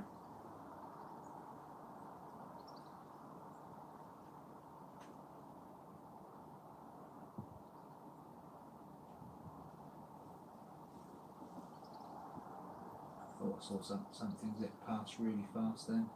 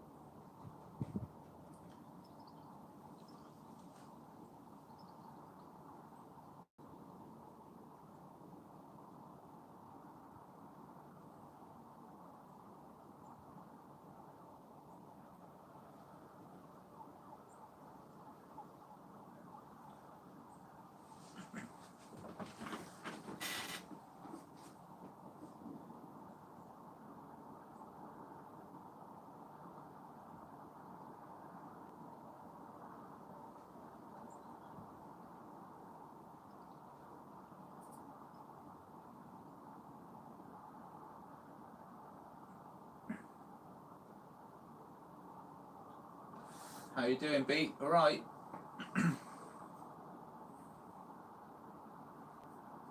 Actually, Beat, I was going to ask you something. I was going to email you, but as soon as you're here, can you create something that's really? Can you create me a song that's really like simple, um, but light and fun, like quite a funny, like a do do do do do do do do do do do do do, like something like that. Just something light and fun, just like a piano and maybe a saxophone in there or something. But you don't need too much. Don't have to overcomplicate it. But just something light and fun. And it hasn't got to be like a whole song. Just like a constant. That would be awesome, man. That would be awesome because you're getting me thinking now about what I could use for content and certain things. And you know, like a silly moments audio, if you know what I mean. Like that would be brilliant. There you go, happy vibe. And just keep it really simple, like 2 instruments, try and get a little beat, 2 or 3 instruments max, you know. No real special effects in there, just keep it simple but fun and vibing. Yeah, and just, if you need more inspiration than what I've just given you, just let me know, but I think you'll be alright. And try and come up with a few, see how many you can come up with, and maybe we can put something together, I don't know.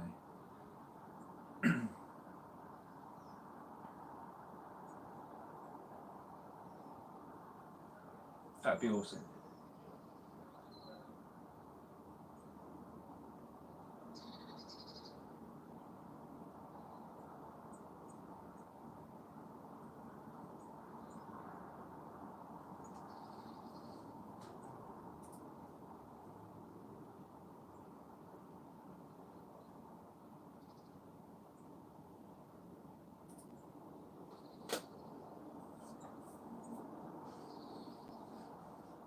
Because I mean, I made my intro song. Obviously, I've made all of it myself, which is it's not the greatest stuff. I'd love to make more. It's just having the time to make more. You know.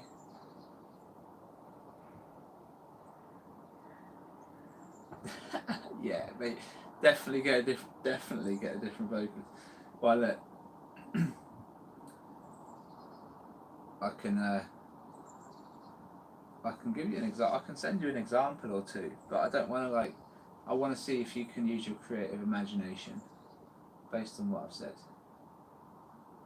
I think that would be a good challenge for you. And you'll know when when you've done the one, because I'll respond and go, yes, that's the one.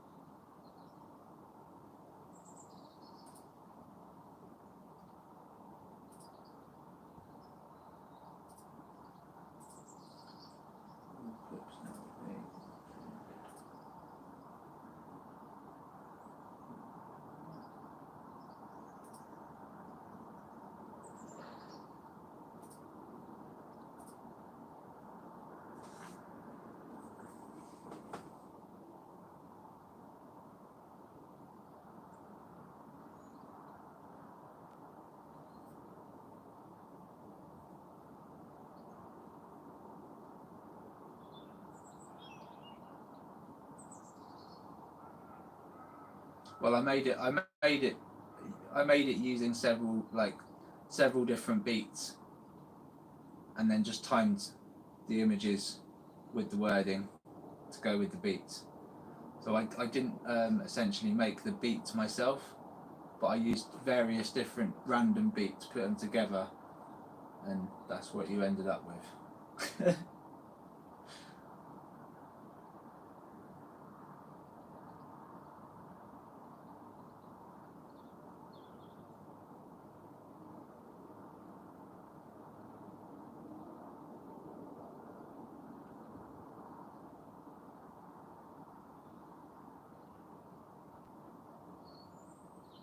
So like in the intro, you'll hear glistening in the background. It's like star noise. If you can imagine what stars would sound like, just tingling. So I put that in. That's just one sound effect I put in, and then you've got obviously the main part of the intro song itself. That the siren sound. That's just another beat, like another overlay that I did.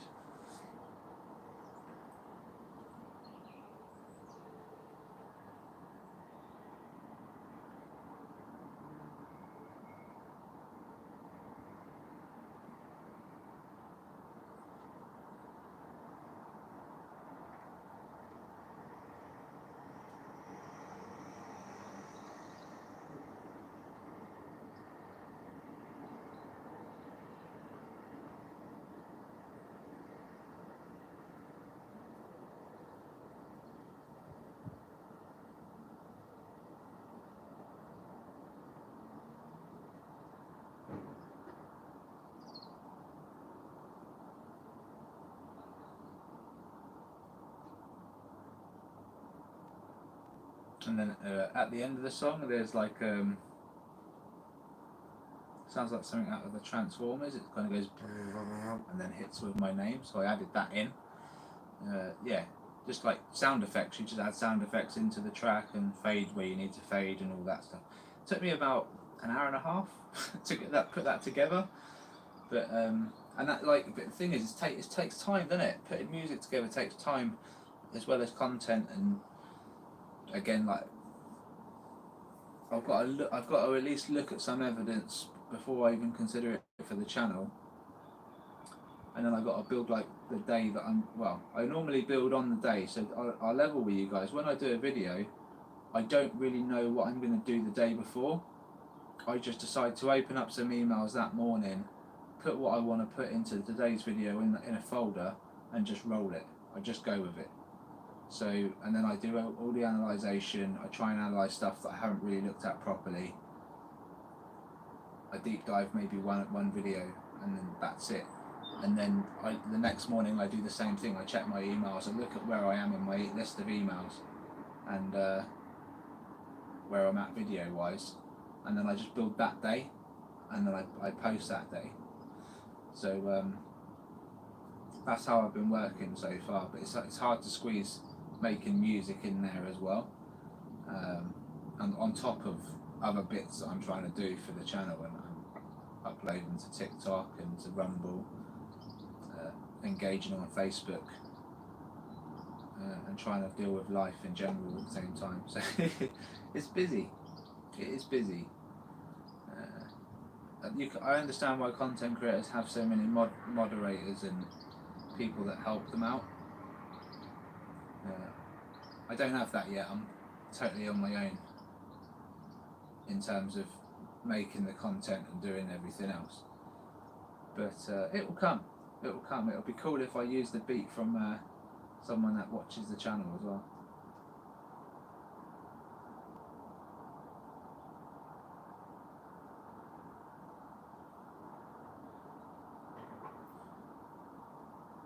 Arthur C. Clarke. Communication satellite, yeah? Awesome. I bet he was using the X and K band.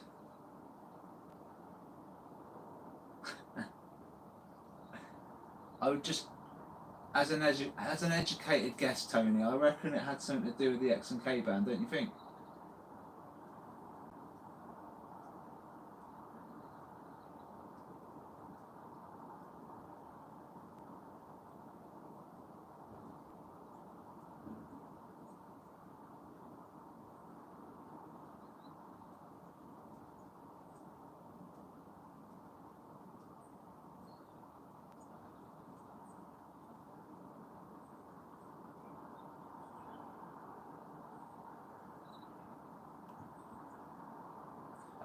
Be interesting. Be interesting to find out.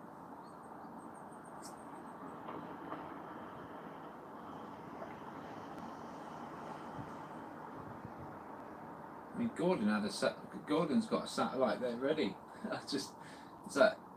You know, like I say, I live in a building exactly the same as the one on the right hand side there. I wouldn't be able to put a satellite up that big. They'd ask me to take it down.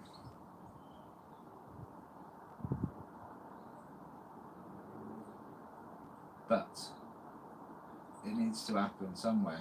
We need to sort this out.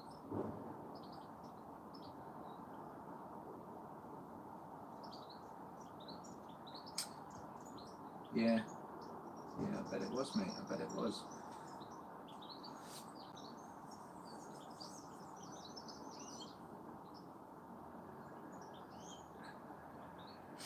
Really quiet beat. There's none. There's none.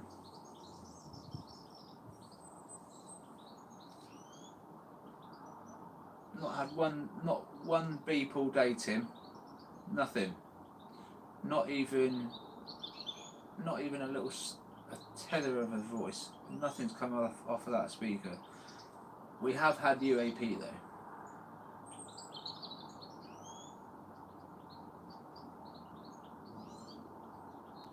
Oh, okay.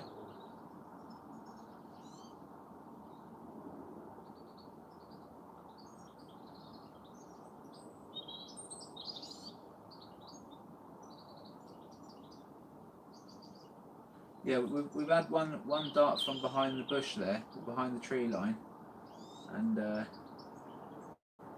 pretty sure we had one or two fast movers to sit above the tree line as well, but nothing that set the radar off.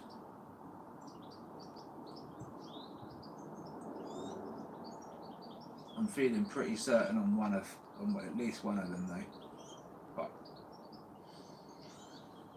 if I was a betting man, two out of the three were definite. So, but yeah, just been a little bit quiet.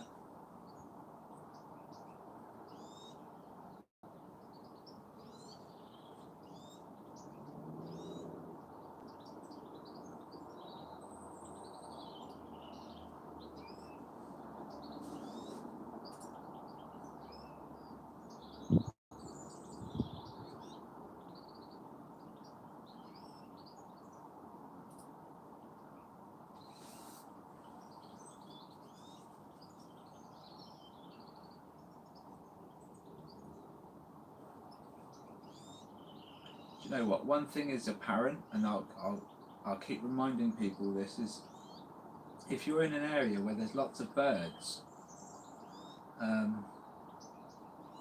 film the birds, honestly.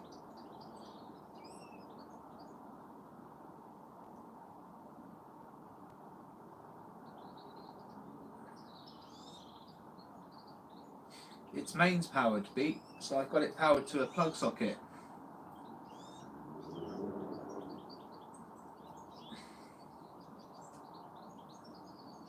I mean, I probably could take the plug off and convert it to USB, but I ain't going to mess with it. Yeah, normally you'd have to plug it to a generator or a car battery to get this thing to go, because it's not got a USB capability on there. Well, it might do, actually. There is a wire that I could attach and just plug that to a... I'd need to see if I've got one of those wires, because it's got like an old school charger port on the side, and then it's got like a laptop input point, and that's what I've found a plug that fits that kind of round socket, and it works, but it's not built for that. This is just a random cable I found in my bags. But the other side has a socket that's kind of like an old school phone charger, and I'm sure you can buy those with a USB connection, and you would then be able to charge that. You'd be able to plug that USB into a portable battery, right, or a rechargeable. Surely, yeah. This can be done. Might only get an hour's battery out of it unless I brought a few battery packs with me, but it could be done. they're not. They don't take a lot to run, to be honest. These things. Like if we were doing a UFO hunt, I reckon I could have one or two of these things pointing up. Well, I just need one.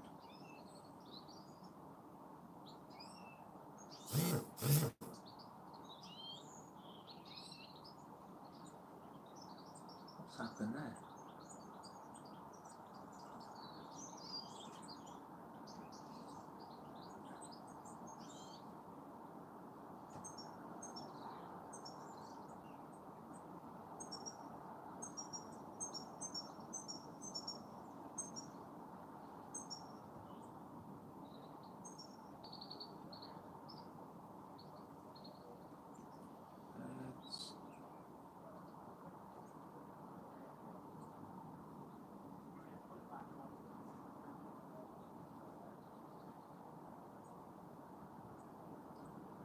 Could do with a saucer, eh?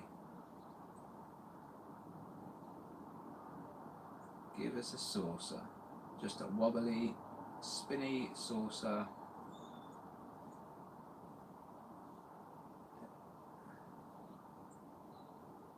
Something at the Twilight Zone.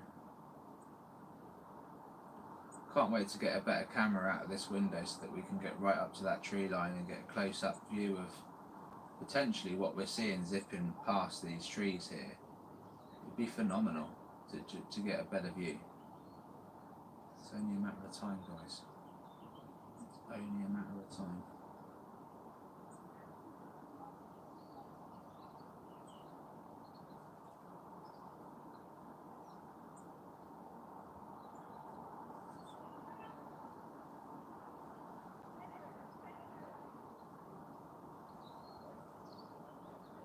They're flying over your house, nice.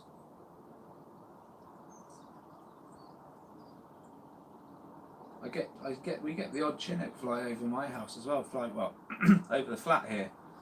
It'll fly right over these buildings, and we'll get the odd helicopter as well. And I can't wait for when that happens actually, and have this on a big screen.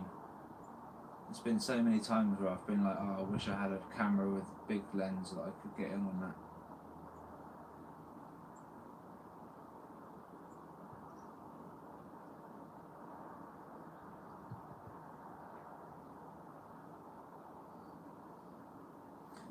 Yeah, it's been working every stream, this radar detector. I can see the lights on. It tells me that I'm on highway mode and that it's the radar detector's on. And then when it gets a hit, it tells me on on the same LED screen. It tells me if it's K or KA band or X band. I haven't had any X band yet.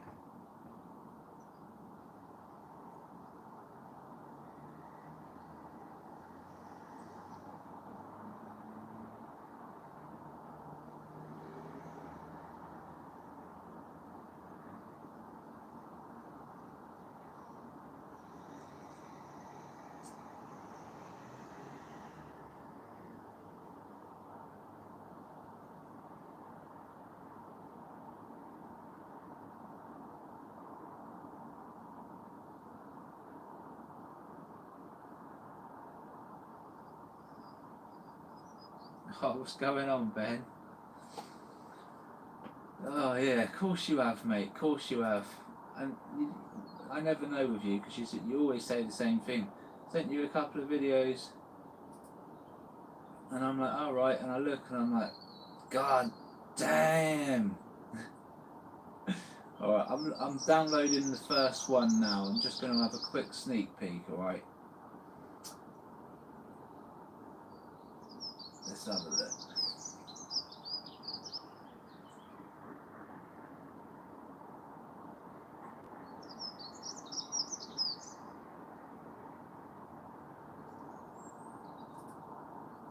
Is that a big file? You're kidding me. I mean, the UAP is expected, but I was just looking at what you was doing on the bike, buddy. What? That's mental, man, what you're trying to do on that bike. I mean, the UAP going past is just funny. It's quick. Can't even. You can't. Damn. And was that on the same day as the last one? Well, that's a different day, right?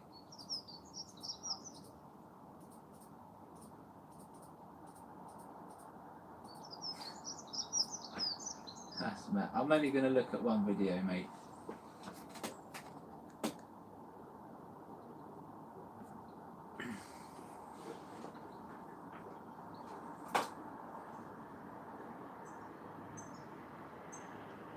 Yeah, I'm back on the live screen. I'm only going to look at one video. That's cool though, man.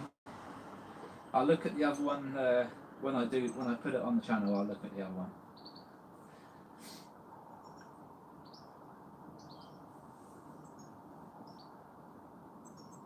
That's crazy.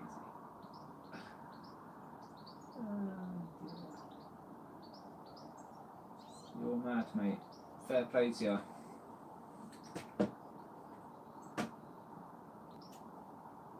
Oh, that was filmed on the same day as the last one. Cool. So they were literally just watching you. That's awesome. That day, it was just all over you. Literally, they know you're recording yourself doing them tricks, and they are just like, they just want to be part of the shot. They could have flown any other direction around your shot, and they decided to fly right through the middle of your shot. You know, more than once as well.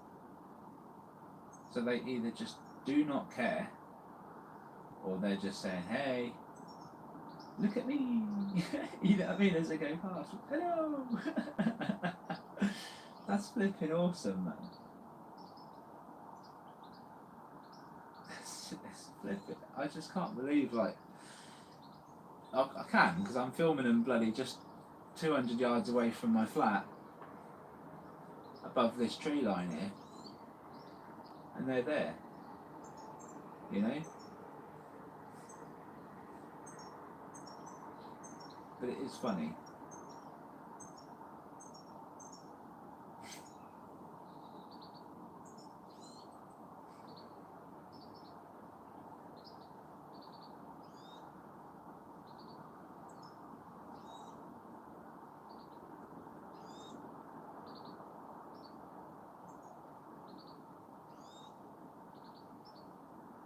Mate, just looking back, I haven't looked back at it since I come back to the live feed. Like, just thinking back of the trick you was trying to do, mate.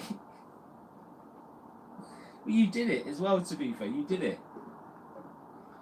But if that was me, oh mate, I would have been pulling back on that handlebar. Those wheels would have been revving, and I would have been hands over tits, man.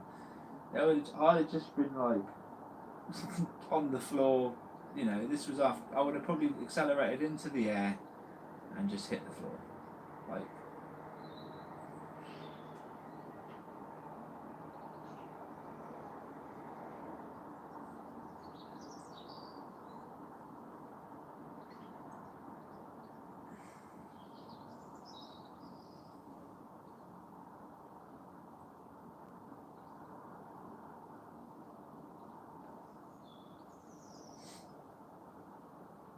Yeah, I know, but like, maybe they're stopping you from having an accident, right? But honestly, if you fell off that bike and it crushed your legs and you couldn't move it, would they help you, or would they just sit there and record you?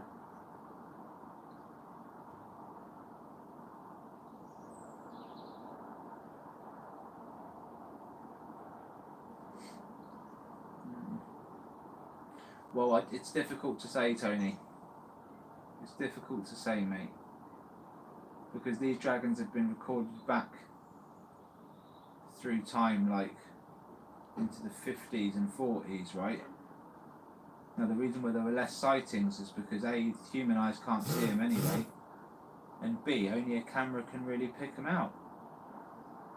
And it was only from like the mid-2000s that we started developing cameras that could potentially pick them out, like, better, you know.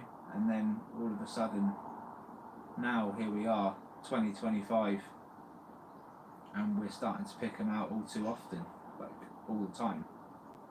But it's more down to awareness than it is down to the cameras now, you know, because the cameras have been around for 10 years. But it's more down to the awareness of who's going to film, who's going to pinpoint where these things are.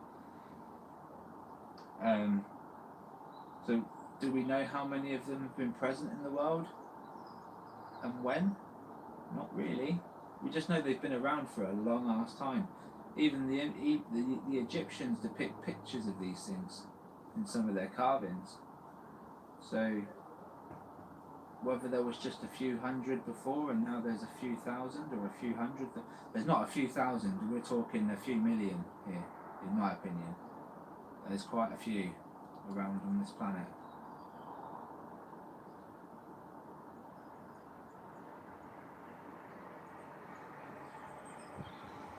It's yeah, it's busy. They are busy on this planet, and I'd love to know why, and what the real agenda is there, or what they're doing. Are they just really monitoring? Like I say, they've seen some big accidents happening, and I think they've always been present to watch. But whether they're responsible or not, you know, I don't know. Like even 9/11, there was one moment where I felt like they were guiding one of these planes into the building. And not to say that happened, I'm just saying, like, it looked like for a split moment that thought crossed my mind because of what I was seeing. And then you realise that that's not necessarily the case. That was an object that just sits from behind the tree, dips right down quite fast. Don't know if it was a small bird. Gordon, when did you send it? Yesterday? Oh yes, just now.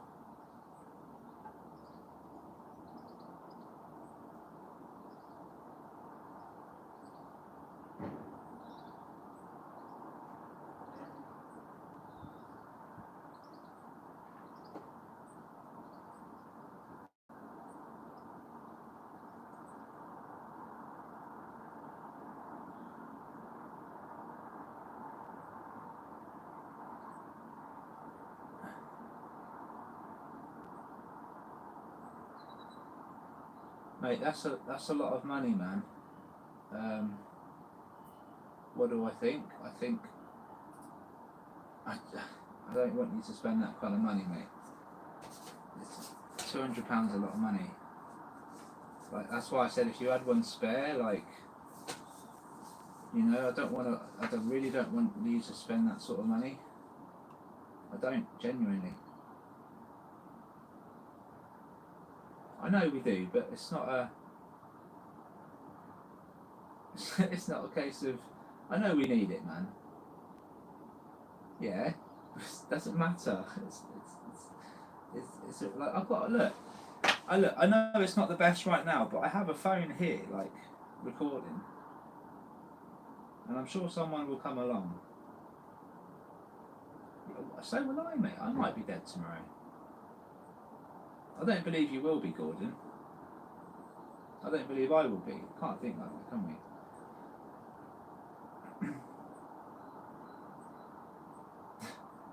You're mad, mate. You're mad. Thank you. I just don't know if it. I just don't think it's like.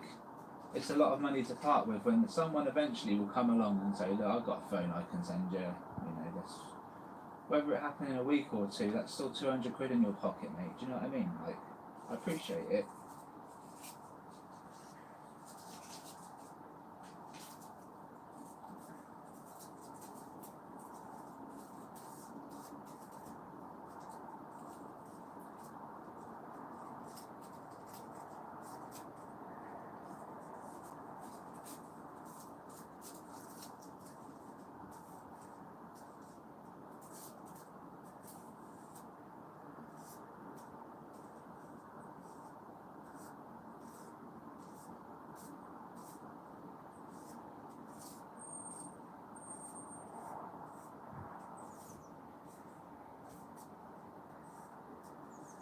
I hear Wednesday is going to be a nice day as well for sunshine, guys. It's going to be awesome. So we're going to do the drone thing on Wednesday.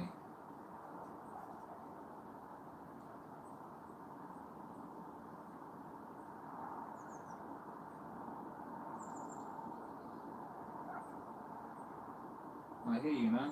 I hear you. Now you're making me feel guilty.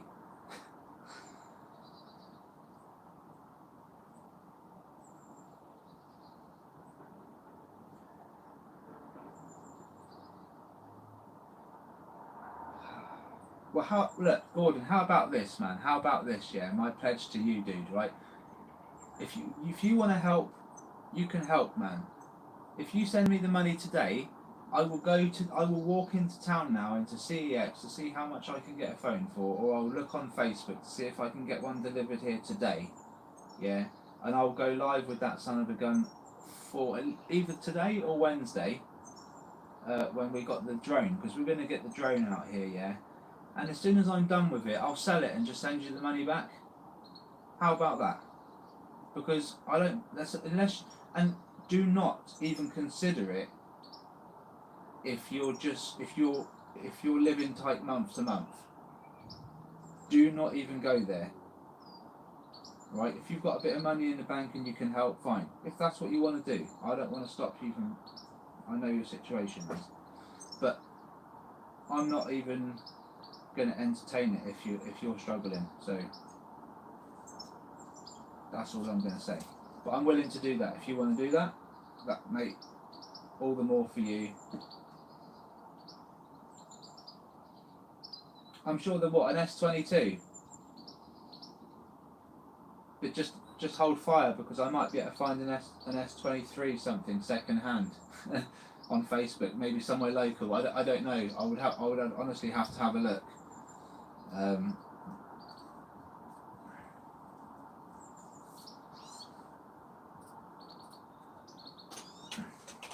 It's been a while since I've had a look at the old marketplace on Chippenham Marketplace, or even CEX. I don't even know how much they would be in CEX second hand. Is that Amazon? Is that brand new, Gordon, or is that pre?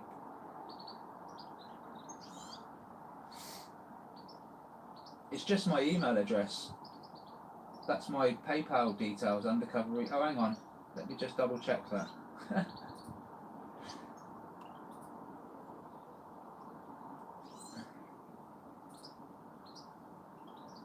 I'm pretty sure it is, because I just logged in there just yesterday because I have to reset my password every now and then, otherwise I don't feel right.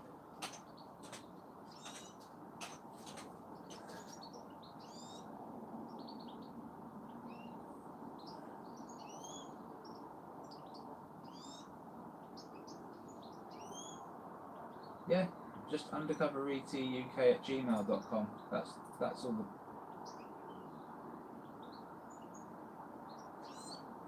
Refurb.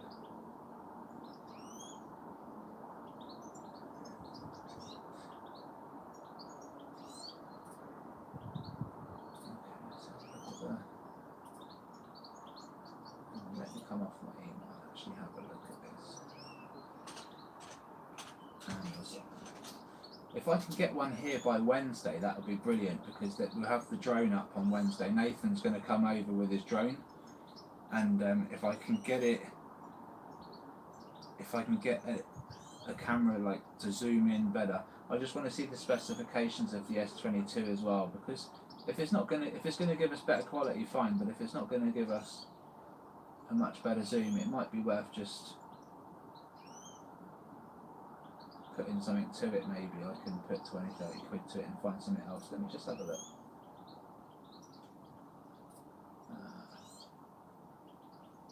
What's the date? 17th, yeah, so it will take about a week for that to happen. Let's see. Samsung.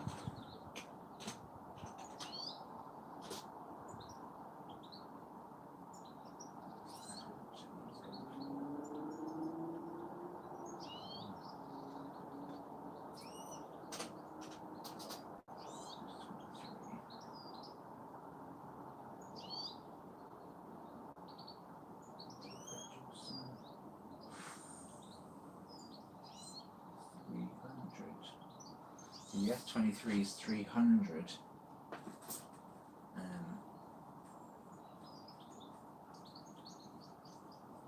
309. This is what I'm thinking. The toss-up is. The toss-up for me is that, do we just put a little more in? Like, I could potentially sort something out and put a little more in to get exactly what we want.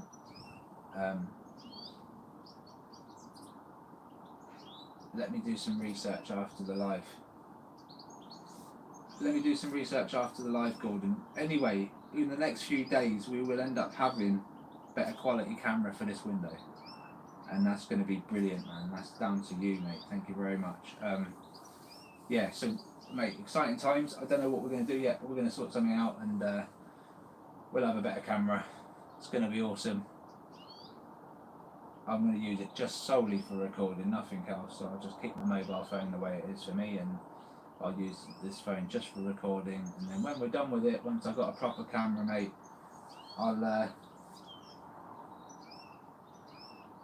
sort this back out. Hello, Jay. How are you? Took your time, buddy. Took your time. They've all been talking about you.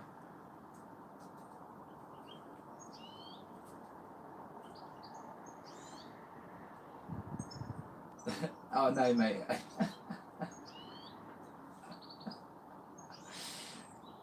Gordon, mate, you should have seen my reactions. As soon as it dropped in, I was like a hawk, mate. I couldn't have got it out of this as quickly as I did, mate. It was impressive, but it was drenched all the way through. So I had basically a sink bowl in, like a basin in the basin. Like I had a bowl inside, and it was just filled up with hot bubbly water. So when it went in, I was like, snatched it out of there and just put it on the radiator upside down straight away. But yeah, luckily it survived, because I don't know what I would have done. But then at that point, I wasn't planning on recording it out this window using that phone. It just hadn't occurred to me that it would be good enough to capture a UAP. But it, turns out it's been alright so far.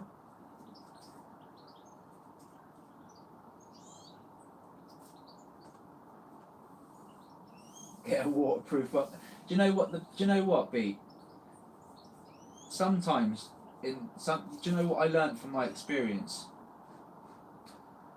Don't try and watch stuff on UFOs whilst doing the washing up, right? Because what happened was, and this is just the turn of events that happened, I was watching something. It was like, so opposite my sink there's a window ledge, and I had it in my phone case, stacked up in TV mode, just watching it while I was doing the washing up, right? Which you'd think is harmless. But then my missus rings. Okay, so I take my hand out of the wash basin, went to pick up my phone, and because my hands were wet, I just couldn't grip the case properly, and it went in. So, you think you put your phone down, you're never going to touch it again while you're doing the washing up, and then that happens, and yeah, boom. And so I actually answered the phone, but as I answered it, it fell out of my hand, and my missus just must have been hearing bubbles for like 5 seconds before the phone cut out. So I just, it wasn't good.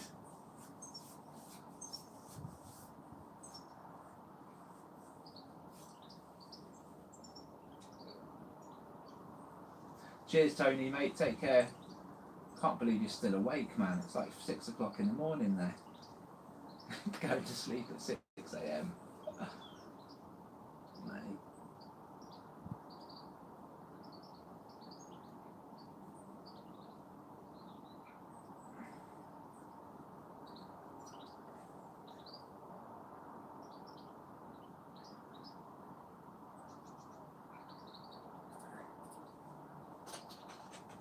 Yeah, I'm going to have a dig around, Tony, this afternoon, see what I can get, and I'll just keep you in the loop, mate. And yeah, like I say, we'll have a new camera up here, and it'll be a good viewing.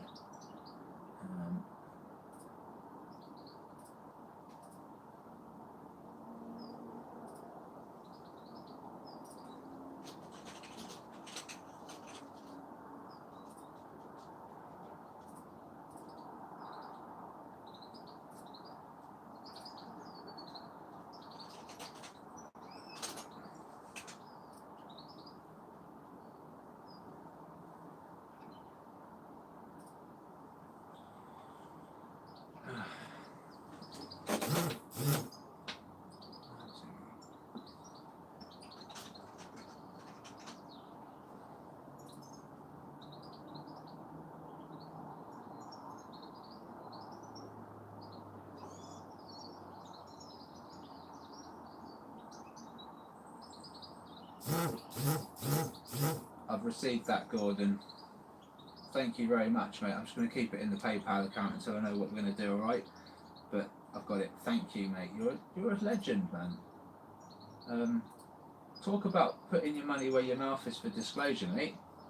That's commitment right there, bud. I really appreciate that, and I hope you haven't put yourself in a position where you're going to struggle for the month, mate. I really hope not.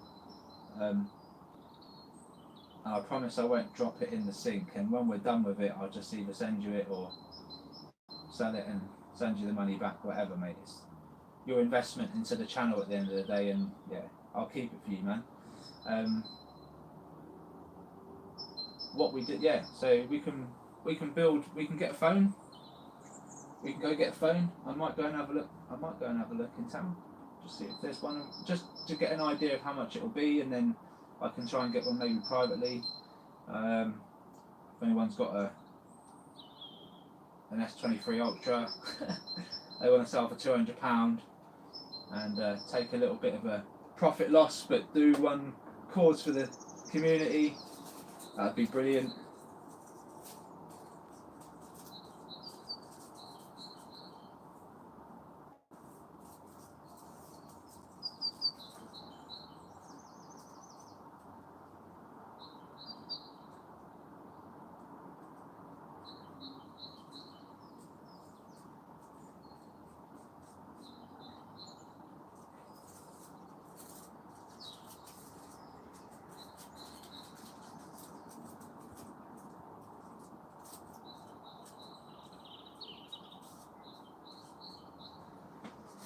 Gordon, how would I set up a camera? If I was to get like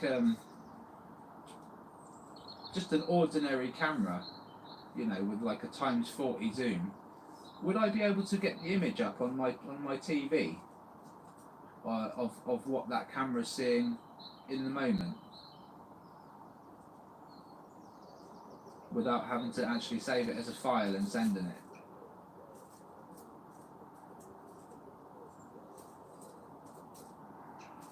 I mean, there must be a way, right? Because people do that all the time as they record and they go live, but just the beauty about doing it this way is actually, rather than recording something and then uploading it, you're not getting the file. I'm just live, so that when I finish the live recording, it's just the video saved straight away to YouTube. There's no file for me to upload, and there's no file for me to keep. Yeah, I know the P1000 can, which would mean that surely other cameras have that same function, right? Of you've been able to see on a big screen. Man, I wish I had your brain. I wish I had your brain when it came to this stuff. You think the P500 can as well? See, this is what I need to look into, I think. But I'm really, thing is, with the P1000, and I know that will be better quality than the P500, I still rate the S23 Ultra over those cameras for capturing UAP.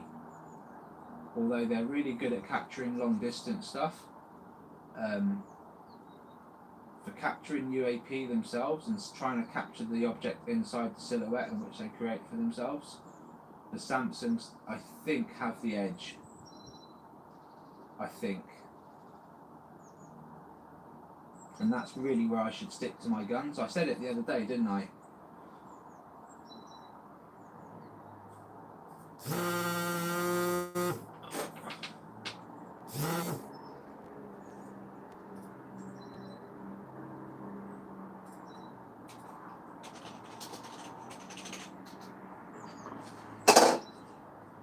Let me just call up the Mrs. is trying to call me. 2 ticks.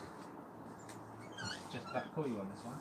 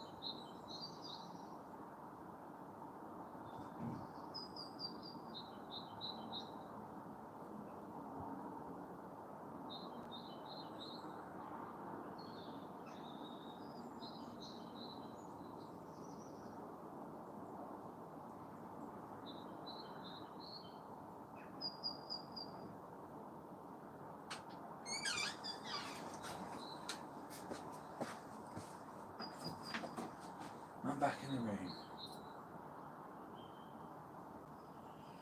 What did I miss? What did I miss?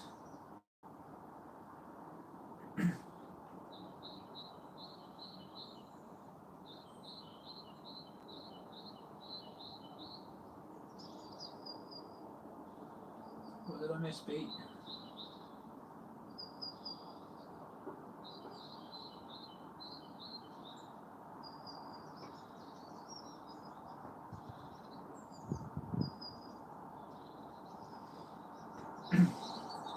Yeah, I've seen a few of these captured with the P1000. I think Doc uses over in the States. He uses two P1000s, and he captures them all the time, you know.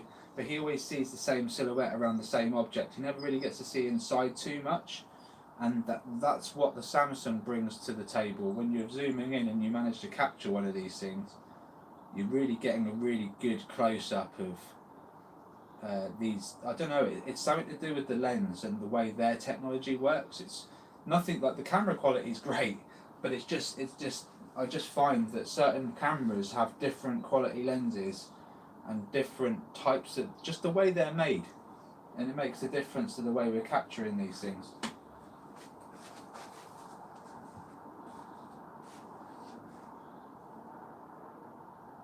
Right, okay, if it blurred out, it could have been anything, man, from a bird. This camera's a little bit...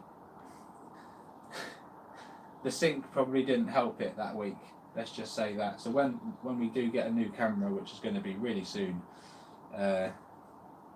this will be problem solved, I hope. With the whole, like, losing focus thing. And we can zoom right on these trees as well, if I get the right patches, if I get the right thing, which I will.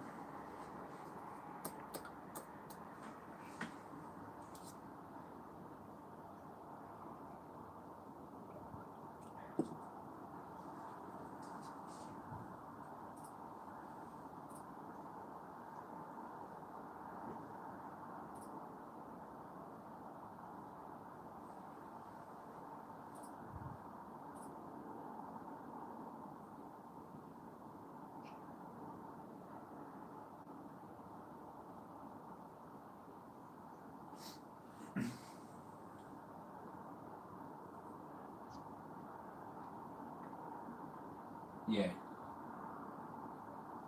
Yeah.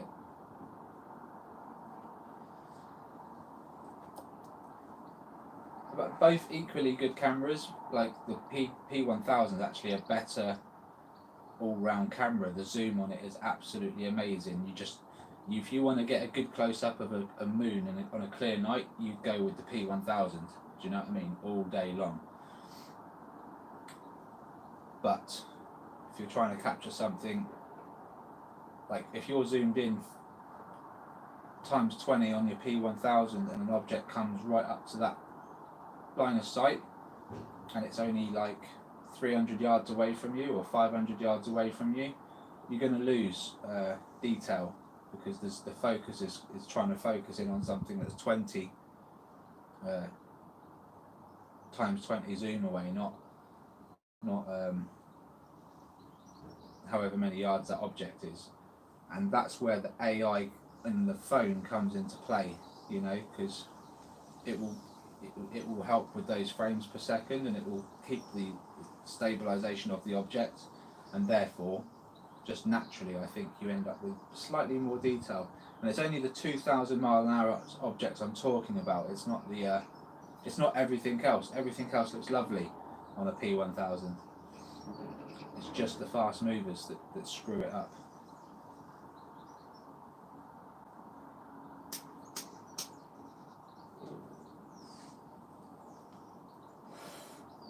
But I still want to get a P1000 one day, because I'm really curious and I'd love to zoom in on the moon and just have a look. It'd be awesome.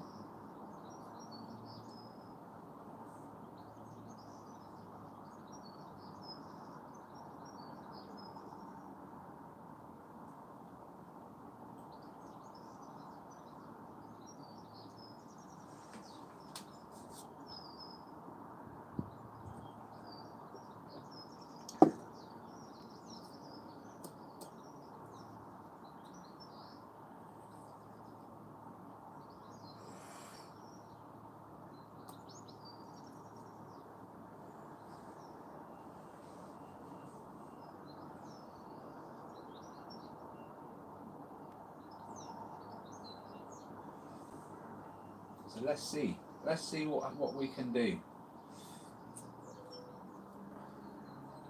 I've also got to pop into Swindon tomorrow as well, which normally there's a bargain to be had in Swindon, so I'll have a look tonight and do my research and contact a few people. Potentially, even if I've got to spend an extra 20-30 quid, try and get at least a 23, an S23 if I can. If I can, you know, game on. Either way, I want to try and have something in my hand for Wednesday, because we're going to be doing this drone recording Wednesday, and I want to record it and get a good bit of quality on it if I can. So it's like perfect timing with this one, Gordon. If we can get a phone, and I think Nathan's got his Samsung as well, so he's going to bring one anyway. So we'll have some footage. That was a bird, by the way.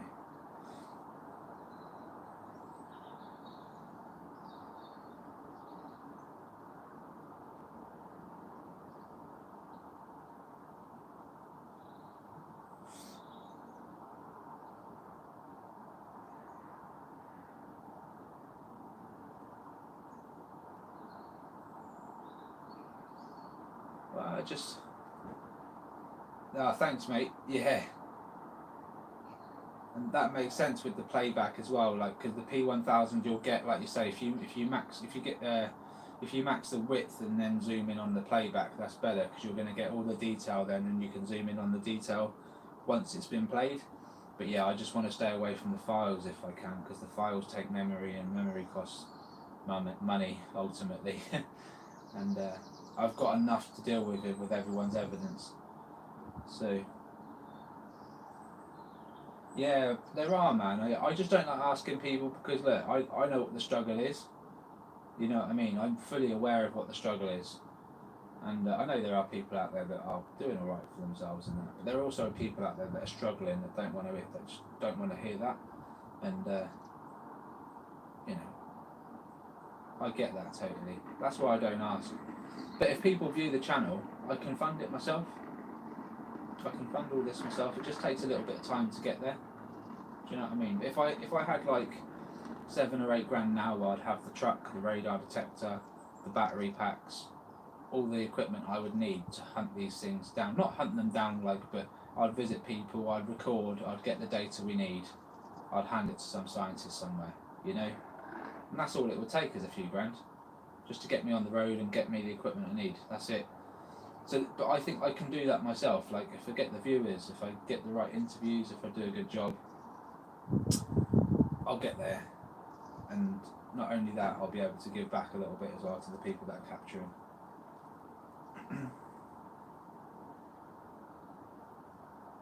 Yeah, for sure, man. For sure, people do. Yeah, you know, the squeeze, especially in the UK. Like, I know, I see the people working out in the high streets and in the shops. They spend money like they haven't, like it doesn't matter, but it does. You know, it really does. And everyone's looking for the shortcut, right? When it comes to stuff like the lottery, the horse, the winning horse, the winning football team. Everyone's looking for the shortcut. And it's a sad state of affairs. I wish that they could do more for people without charging. Like, if they're going to bring money into the equation and everyone's going to rely on money, at least charge a reasonable amount for like some food. Why charge so much? You know, but it's the world we live in. It's inflation, as they call it, and security. God, security.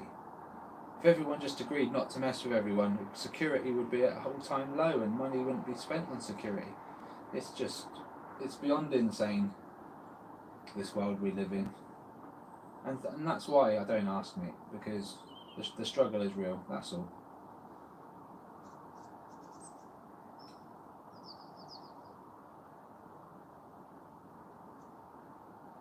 Yeah. Oh, wait, I've got a few plans coming up. Yeah. Robert was a good start in the interview, like for a proper interview, and obviously Karen as well. Those two are really good, strong starting interviews. But I want to interview more people. I want to ask John at Latchkey. Yeah, there's a few others that I want to ask, but all in good time. There's only a few people that will actually look at me with 2.8k subscribers, but as it goes up.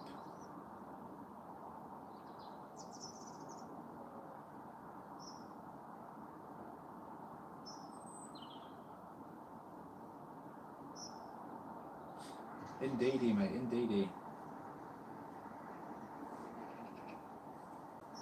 Yeah, Tuesday 5 p.m. I'm going to be interviewed by Jeff Mara, but I'm not sure. I don't know. He doesn't do it live, does he? He always edits. He does pre-recorded stuff, edits, and then publishes. So I'm guessing he's going to just do that. He'll do it, and then he'll edit and publish it, maybe for Wednesday or Thursday. I don't know what his schedule's like, or how he works, or how many people he has helping him. I really don't know. So I'm going to find out, and I'll let you guys know. But I'll be It'll be done Tuesday evening, 5 o'clock UK time. So tomorrow.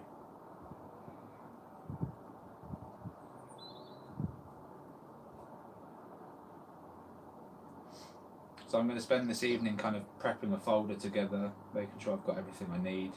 I've got the Zoom invite already, so it's just a case of being prepared. I've made sure that all the questions that he's going to ask me are hard. I've not given myself an easy ride.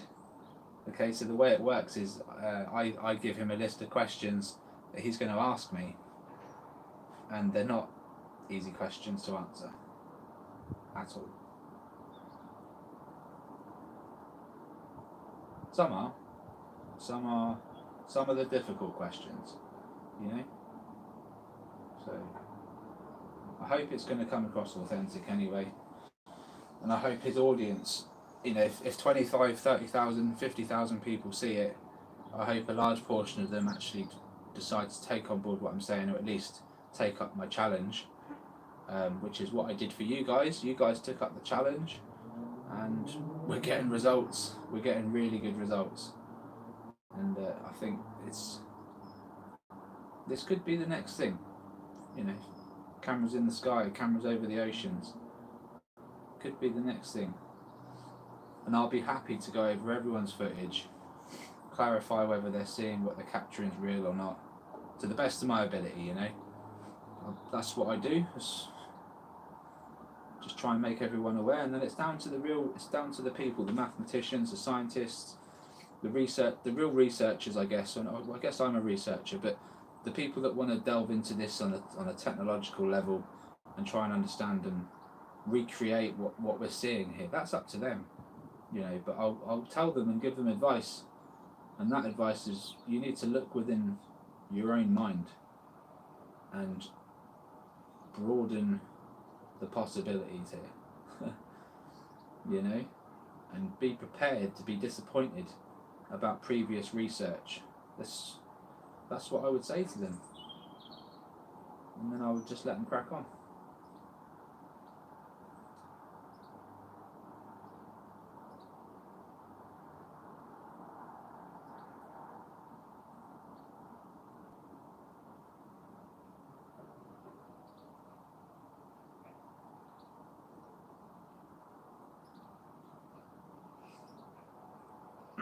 So I showed Jay a picture of something that John at Latchkey is going to be publishing. I don't know if he has done it yet, guys. Has John posted anything at Latchkey Hustle so far? But I showed Jay a picture of this thing yesterday, and he looked at it and he was like, "Oh wow, you know, yada yada yada." And I said to him, "You know what the reality is right now?" I said, "You've seen inside a UFO. I've just shown you inside a UFO. That's the reality. Now you can look at someone in the eye and say, I've seen inside a UFO. And you actually have." You know? And you wasn't stood there. You've seen a photo of one, a picture of one, of what one does look like inside. You know, that's a fact. It's not even It's not even fiction. And it took a, you know, Jay, I don't know if you're still listening, but it probably took you a small moment to realise that I'm actually like, I'm right. It's true, isn't it? It's mad, but it's true.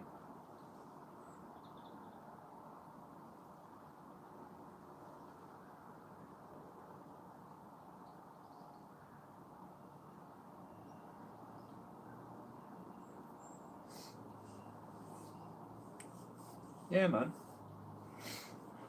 That's the reality of it. And you know, you got these people coming out. There's an interview coming out. There's a guy coming out, and he claims that he's been part of a crash retrieval program. Yeah. Well, yesterday I saw inside a UFO. Do you know what I mean?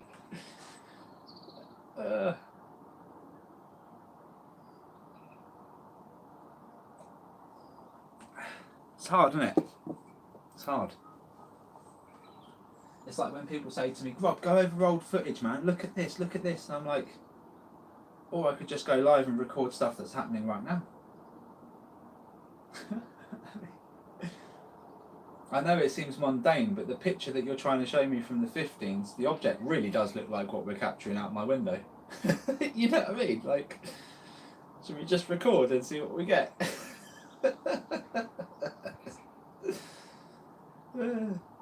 It's fact though, isn't it? It's funny. Like I say, I keep saying it, look at the Nimitz and look at the other pictures of what those military pilots were trying to catch, apart from the Tic Tac, right, which we know what the Tic Tac UFO looks like, but if you look at the darker objects that these things were capturing, right, exactly the same. Same X-ray image as well. Same X-ray image on these things. Elongated head, looked like they had pilots. We're capturing the same stuff, guys. So, whilst they're making a big sing and dance about it, and making sure that their social media accounts are getting the right views, just remember, we've captured so much more, and you've all captured so much more. It's unbelievable.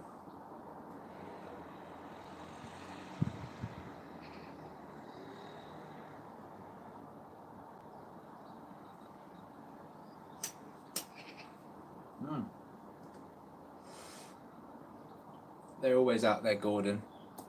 I say, even last night the radar detector was on for an hour before I went to bed and it was going off.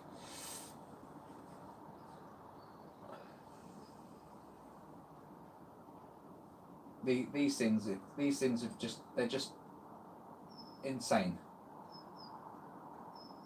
That's all I can say. They're just insane.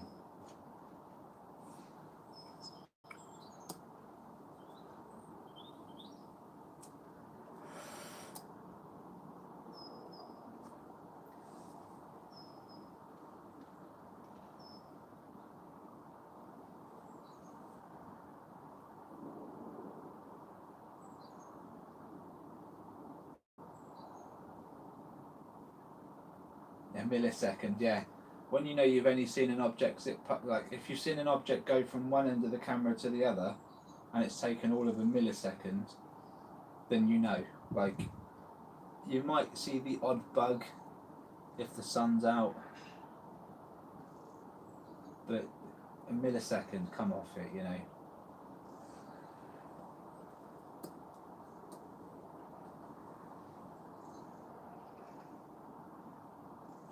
No chance. Just no chance.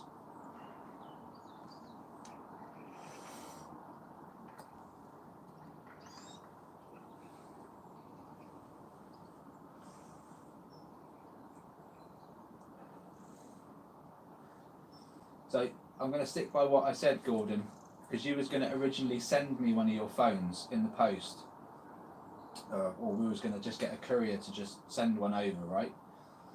And I said to you that we're going to capture a UFO with it, and we're going to call that UFO Gordon, right? I think the situation still stands, okay? Whatever phone we decide to get, whatever camera we use, the first close-up we get of a UFO, we're going to call it Gordon, right?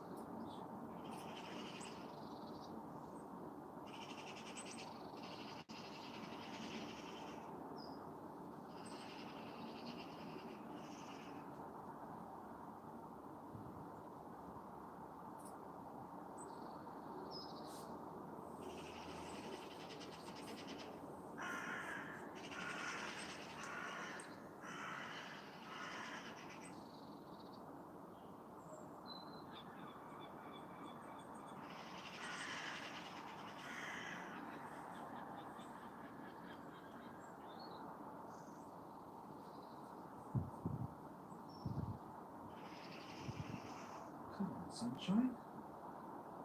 It's been grey for some time, hasn't it? This is the UK all over, by the way, for anyone who's not in the UK that's watching this. This is the UK weather. Don't ever come here unless it's June, July. Honestly.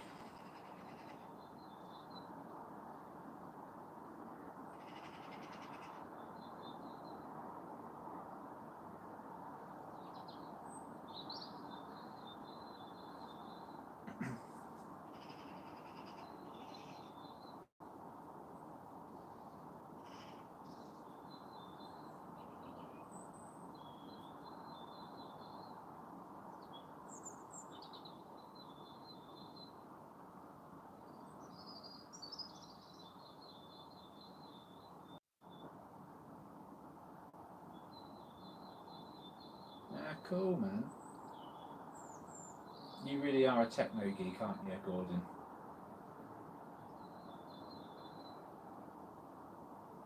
You're gonna be that dude that picks up a radio frequency like an audio detection. You know, like we picked up in North Carolina when that UAP went past. You're gonna be that guy that picks that up, aren't you? You're gonna be on the phone to me at like 2 o'clock in the morning, telling me you're picking up something that isn't right. Oh God.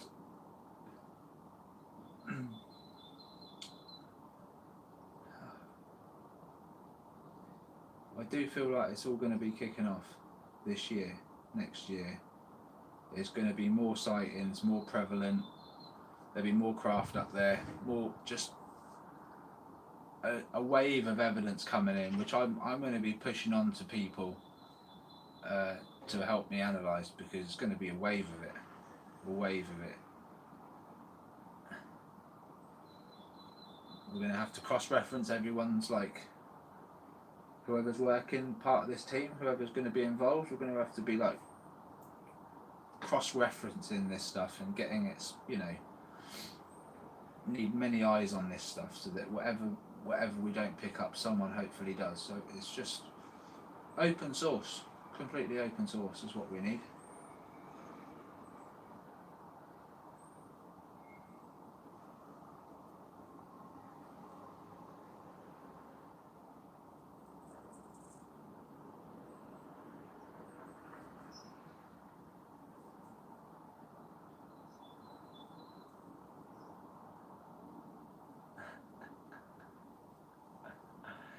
See?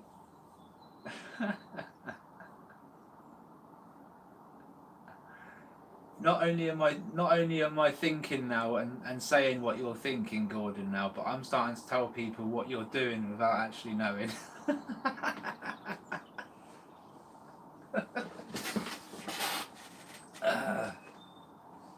You are hilarious, mate. But at the same time, it's that kind of thinking. That's what we need. We need that kind of thinking, mate. So you do you. You keep doing you, and who knows, man? We'll make that groundbreaking discovery one day. Before your time is up, my man. Before your time is up, let's do it. Before anyone's time is up here, let's do it. Because we could all get hit by a bus tomorrow, right?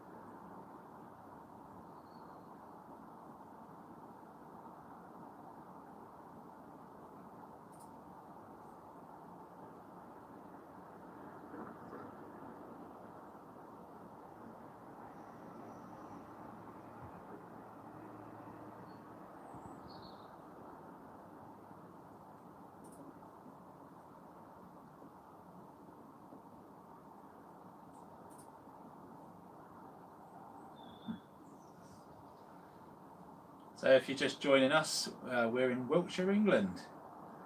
It's 12:40 in the afternoon, and we are filming from 2 stories high. that tree line is 260 yards away from my camera, according to Google Maps anyway. It's about right. I always thought it was about 300 yards away, to be honest, so it's about right. The building just in front is about 220 yards, I guess, 230 yards away. The one on the right and the one on the left is very similar. We've got a radio detector just underneath the camera here, which is pointing in that direction of the trees. So if we get any X or K band hits, we will get them from UAP, and we have captured quite a few over the last couple of days. A couple of fast movers moving from that tree line. We've had a couple below the camera sight as well, coming quite close to the lens. Well, you can say close to the sight of the lens. There's no way an object is getting close to the lens because A, the camera's inside, and B, there's a window open, which would mean that whichever's flying past would need to fly past the window at the very least. So if you can imagine, my camera's offset back into the room a little bit, and then the window's wide open. So unless something flies into the room, the closest point to the lens is about 1.5 meters away. And then from there, I've zoomed in ×4, which is the most this phone can go at the moment. And it's pointing at that tree line. Like I say, the tree line is 260 yards away.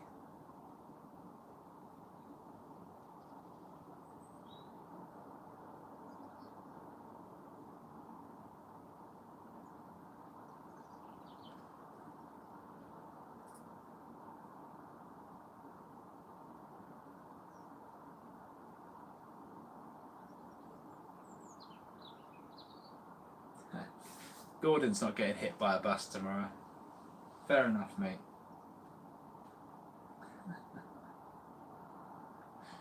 Well, I'm travelling to Swindon tomorrow because I need to make sure I'm on a decent Wi-Fi connection, and also I need to help my mum out as well, do some bits around the house there. So I'm going to go there early tomorrow, spend the day up there with her, and then do the interview from there, and then I'll head back tomorrow evening. So interesting times, lots to do.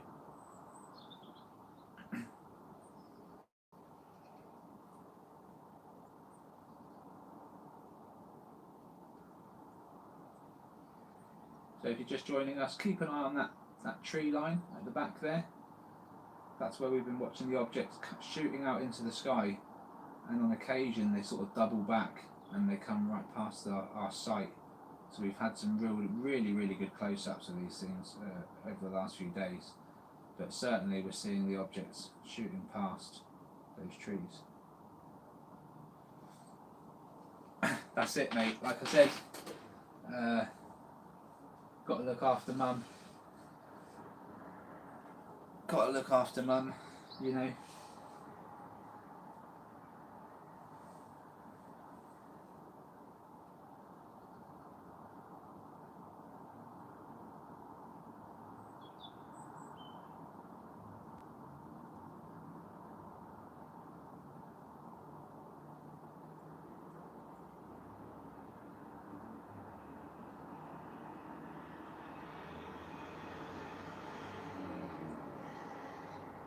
I'll tell you what though, we could do with that. We could do with some sunshine here. It's getting a bit cold in the old I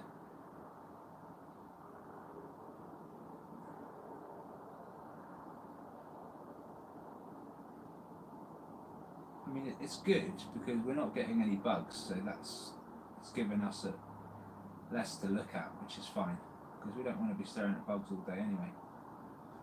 But we could do with like a flock of birds flying low coming past and messing around, because that will bring the UAP out.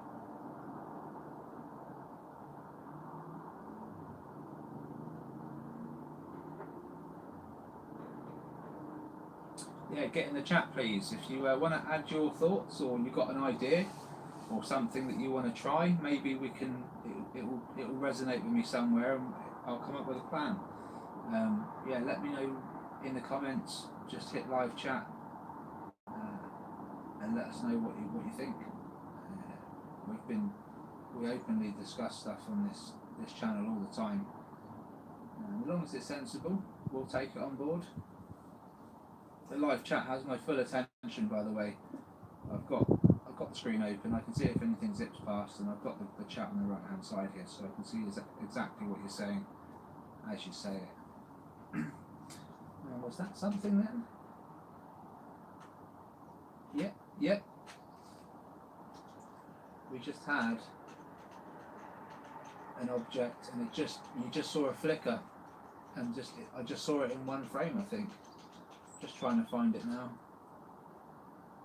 Oh wow, that is some movement right there.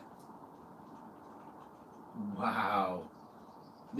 Guys, this object just appears and it just shoots up into the air like stupidly fast, and it's come from that back of that tree line again, but right on the edge of the tree line, so almost above the house, just to the left of the chimneys, where you can see the bushes just sort of poking out above the house. This thing just zips out, and it is so fast.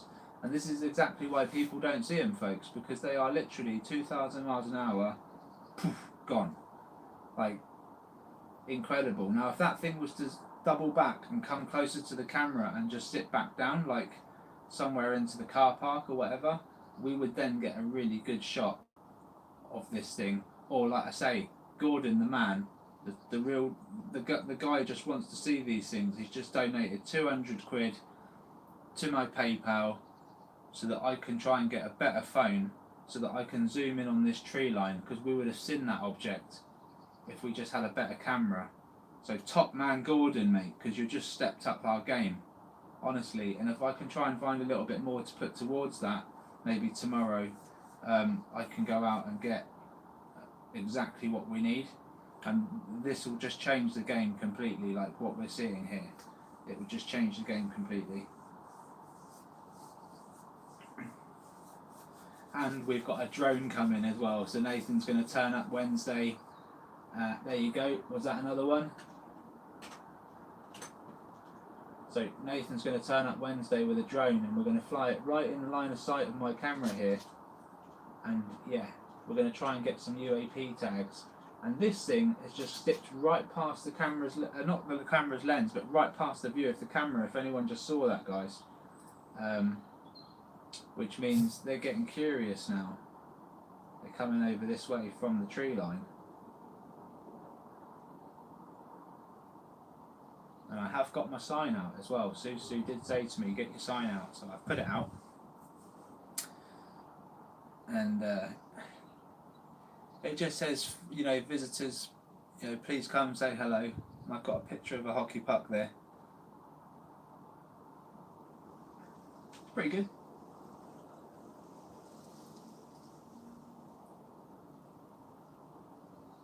Seems crazy, but these things are like hockey pucks, and they are up there, and they are just super quick. So I'm just inviting them, simply. They're there, you know. Intelligent life. Hopefully they can read my writing.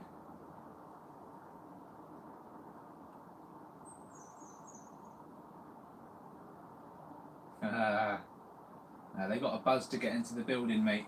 Well, they could get in. They could get in, to be fair. Mate, I'd start talking UFOs. They would leave within minutes. I would end up chewing their ear off to the point they'd be like, this guy's nuts, we've got to get out of here.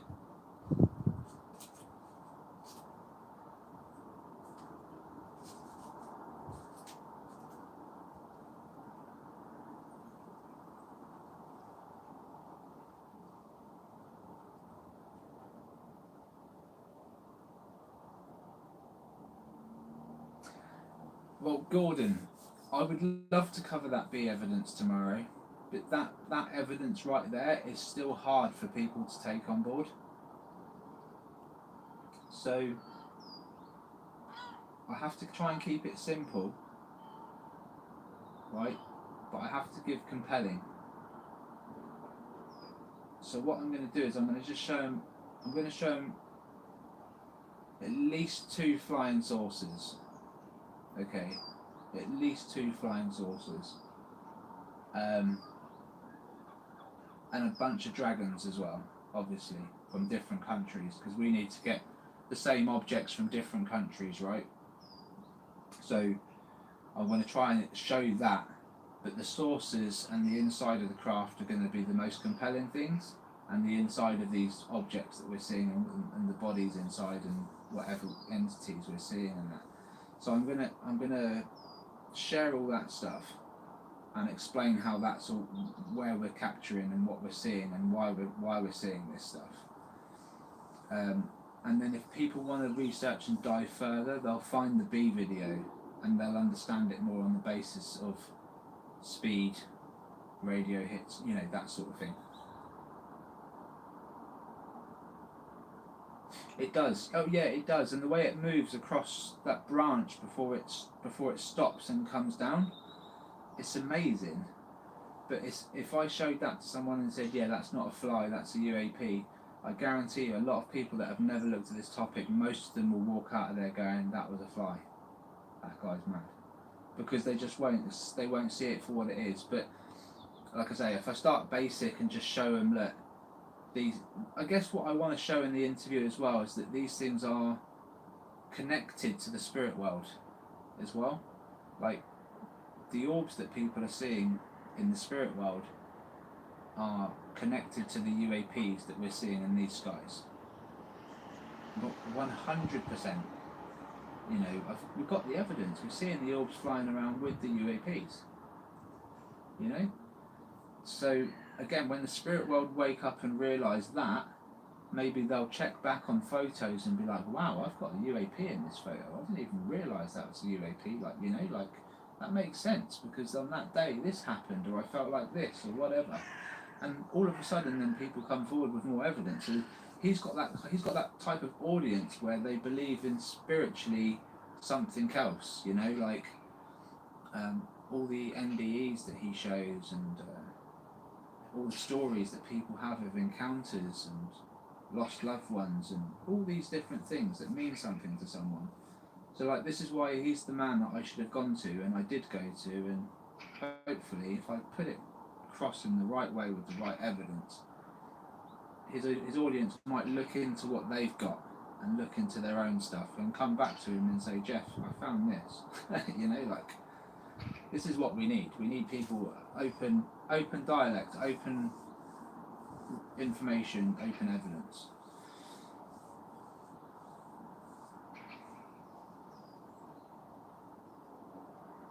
But yeah, I could go into other types of capabilities that I tried to earlier on in the channel, and I think it was too fast, too soon for people.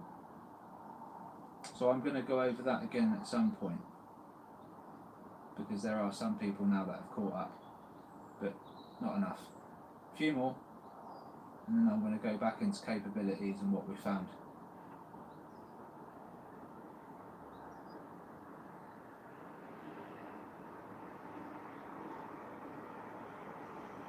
Yeah, the buzzword for that is psionics now, but yeah. That's the new craze, isn't it? That's the new craze, psionics. That's what people want to know about. And to be honest, mate, there's a lot of people now, like I say, they're seeing stuff in the sky and going, oh, I use psionics, and look, they showed up. Here's the spanner in the works with that, is they were always in the sky before you started thinking about them. You know? That's the spanner in the works. Maybe that they know consciously you're aware that they're there, so they hang around, right? But they were always there.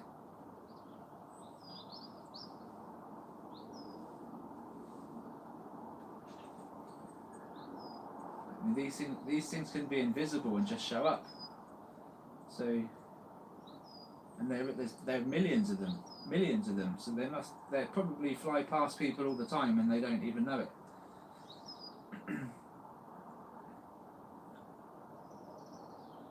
Ghost Rider's back. Welcome back.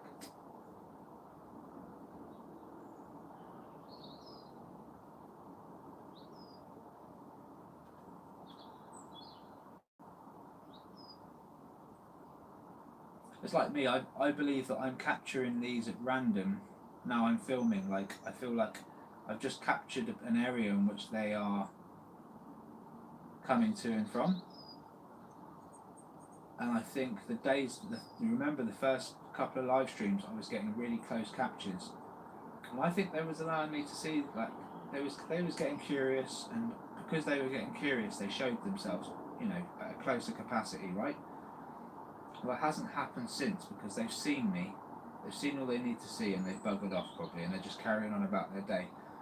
But I'm still recording because I want to see more of them, right? So it's only a matter of time before they see the note on the window and go, right, what's he saying now?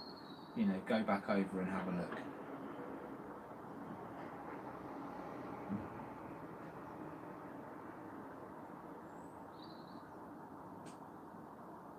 Well,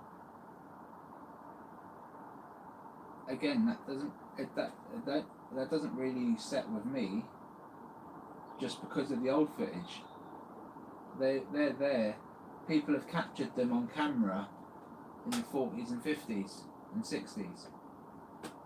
So it's not a case of people were willing it there and then, and that's why they were visible. They were just caught on camera.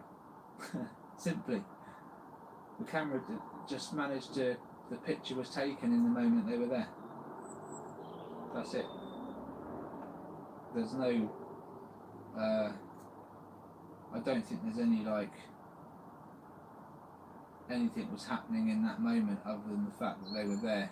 Maybe because something was happening in that moment, like a big disaster was about to happen or whatever, but they were there.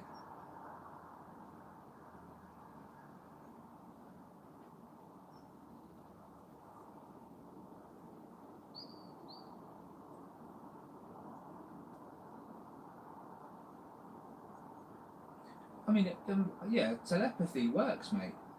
Telepathy does work. I mean, there's definitely more to what we know. I'm not trying to say that this stuff isn't real, but I'm just saying be careful of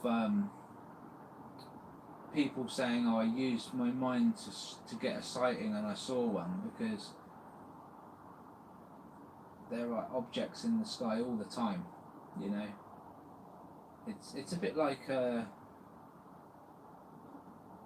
it's a bit like when someone says, I saw an object in the sky and it moved in mysterious ways and did manoeuvres that planes can't do, and then say Mick West comes along and says, well, looking at my flight path, there was a plane in that direction at that time at your location, so it's a plane. Well, my argument would be, well, if there's a plane, the likelihood is there's a UAP tagging that plane at some point on its journey. In fact, 99% sure it would have got tagged along somewhere along the lines on that journey, and so down here is saying they witnessed something that was moving in ways that didn't manoeuvre like a plane.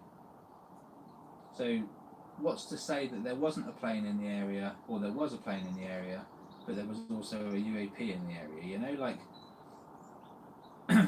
the way people see things and the way things can be are completely two different things sometimes. So like I say, we can't ever say for sure, but we can say there is something going on. Yes, absolutely. Can our minds cool these things down? Potentially. But here's the thing. If psionics is real, which I believe it probably is, okay, and if someone can use psionics to call one of these things, then it won't just be a case of them appearing in the sky. That person, if they have control of that craft, will be able to land it right in front of their feet. That is how psionics would work. So if someone says, I claim to use psionics to get these things to appear in the sky, I would say, brilliant.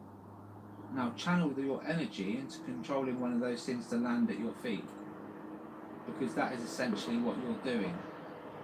You're controlling that object. And if you're not controlling that object, then you've attracted it, maybe through using your frequency, but that's as far as it goes. But anyone that claims to use those methods and the object's 25,000 miles away, well, not that far, but if the object's 25 miles away and it's not above you, then the chances are it's just flying through the air in that moment, because there's plenty of them up there.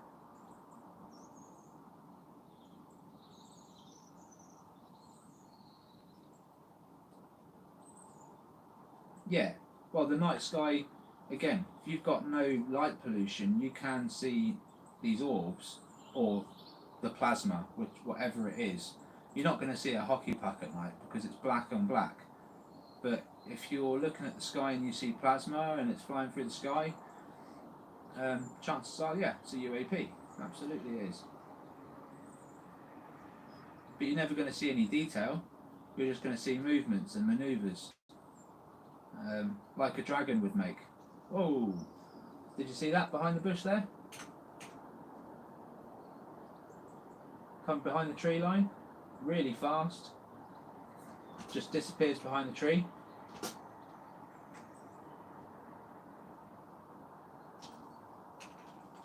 It's like crashing down so fast, you know, like it's not stopping for anything.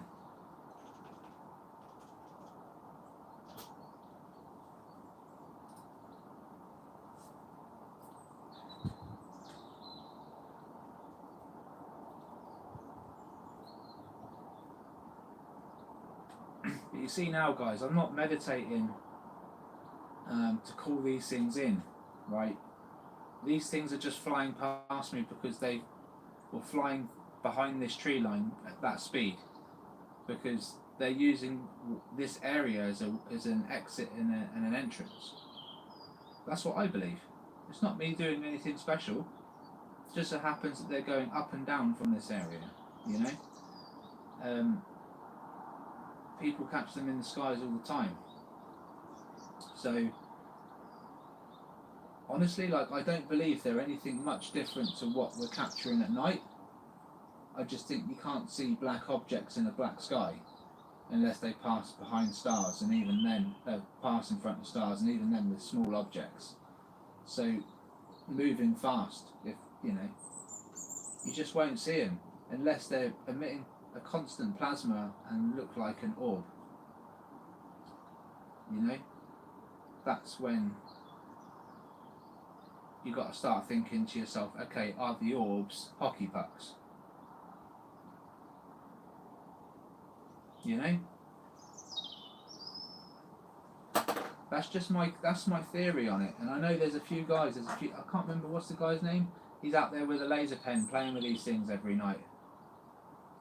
And I just think to myself, mate, if those orbs were out there playing with you every night, the military would be all over it.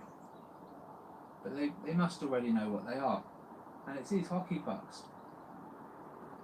It's just you're not going to be able to catch them at night because you can't see them. So they don't bother trying at night. But during the day, they're all over Marina del Rey, all over the jetty rocks, trying to film these things and capture them. And, you know,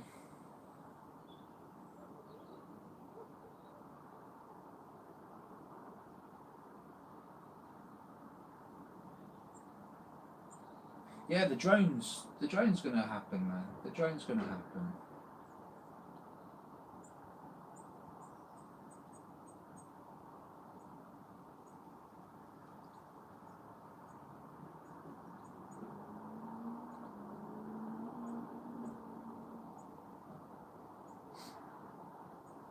I mean, they do, Barry, but not necessarily, mate, as well. Like, it depends where they go. You know? And it depends why they decide to show themselves like that at night as well. Like, why do they emit all that plasma and look like and decide to look like orbs at night when they can just sit up there clearly hidden in the night sky anyway? I think they do because maybe they're discharging all the energy that they can't store overnight when they're not using it. You know, there's less movement in the air, so that they're using less energy. So maybe they just have to use it up. Or maybe they are communicating with people, you know. There's probably 2 or 3, 4, 5 reasons why they do what they do at night. All I can tell you is, and this is all I can say with honesty, I checked over Ellen's footage in North Carolina of her door cam, because she was saying that she had these orbs sort of just sitting in her trees outside her property at night. And I zoomed in on one of these orbs and took a screenshot and did my enhancement, and you could see there was a hockey puck above the orb. So to me it just looked like a hockey puck emitting plasma but on a constant level. So you know how we see in this footage, you see the hockey puck going through the sky and it will just sporadically shoot out plasma, and we just see a really jet white wing or something, yeah? That's what it looked like, but it was just a perfect circle, and it wasn't sporadic, it was just continuous. So when I sent her that picture, I said, well, that's my suspicions confirmed for me, that these objects, these white orbs, are just hockey pucks that are either above or below, or even sideways on, and they're just emitting that constant plasma, which look like orbs. You know? Now, I can't explain the different coloured ones when they're green and when they're red. Maybe they are really interacting with people when they change colours like that. I don't know. I honestly, there's a lot of unknowns here, and I could still be wrong. This is a theory of mine, but this is, for me, it confirmed that at least some of these objects are just hockey pucks in the sky. For me, the real orbs, if you look at certain UFO videos, I've shown some on the channel, for me, the orbs are the translucent, perfectly round objects that fly with these dragons sometimes, and they're seen with saucers. So if you've done enough research, you'll know that an orb is like a perfectly round pearl in the sky, very translucent. So not really bright like plasma, they're barely visible. That is an orb to me, that's a proper orb. And again, I don't know what kind of entity they are, whether they're just hiding themselves, you know. So when we see something, we're seeing a technique of how they're being hidden. We're not seeing them for what they really are. And so, again, I question whether orbs and UAP and saucers and dragons are all the same thing or slightly different, or, you know, it's just what we perceive. And we put a name to it at the end of the day. So this is where I'm just starting from ground level here. I'm starting from the ground up because that's all we've got. We've got no bugger from a science lab saying this is what we've researched over the last 10 years. Here you go. You know, it's all broken information. We don't really know where it's all coming from.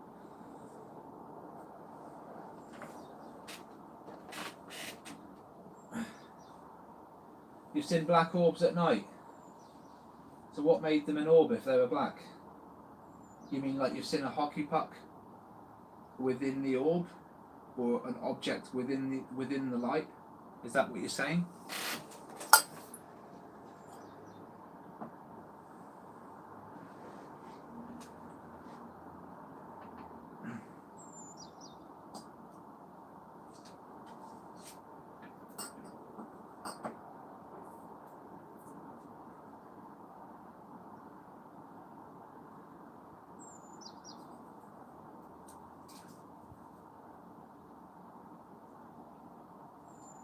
A dark orb against the cloud.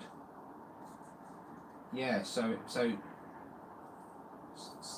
it was just a dark object then. I'm not laughing, mate. Do you think I'm going to laugh at that after what I've seen and shown on this channel? You got to be nuts, ain't you? So the guy in Wales that took that video of the white object that I showed shooting out those orbs, and that's what I consider an orb. He also filmed at night and saw the same object hiding behind the clouds, watching him. You know, and it was the same white object. Now you're saying you saw a dark object against a cloud and it looked like an orb, yeah? When you saw that, was that with a camera or did you see it with your own eyes? That's my question to you.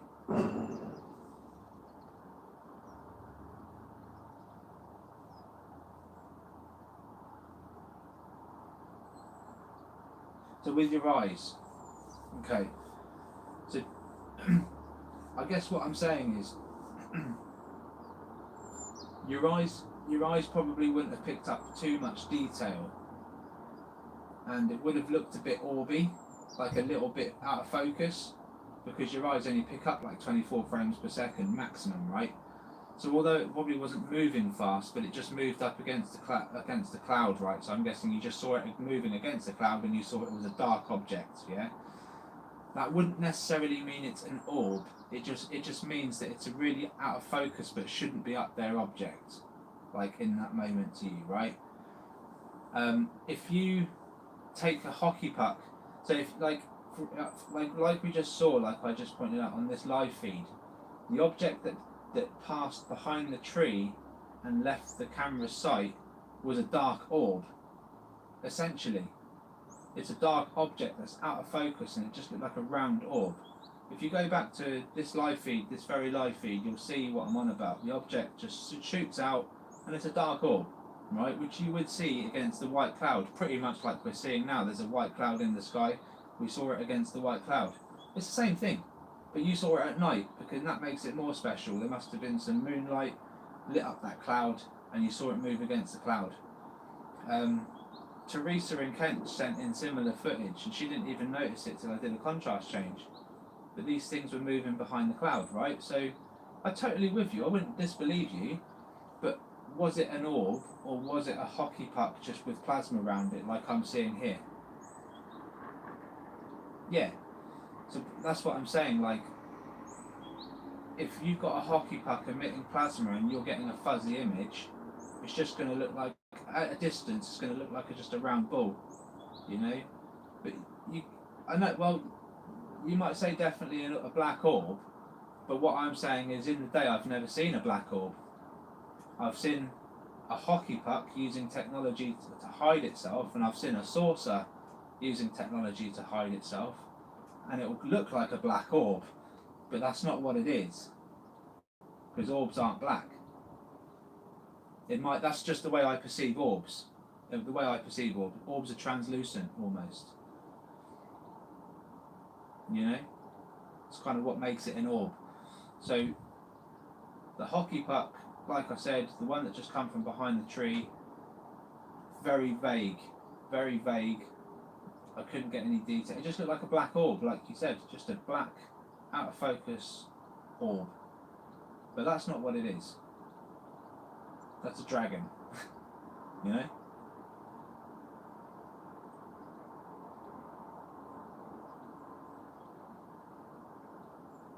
Cheers, Your Highness. Your Highness.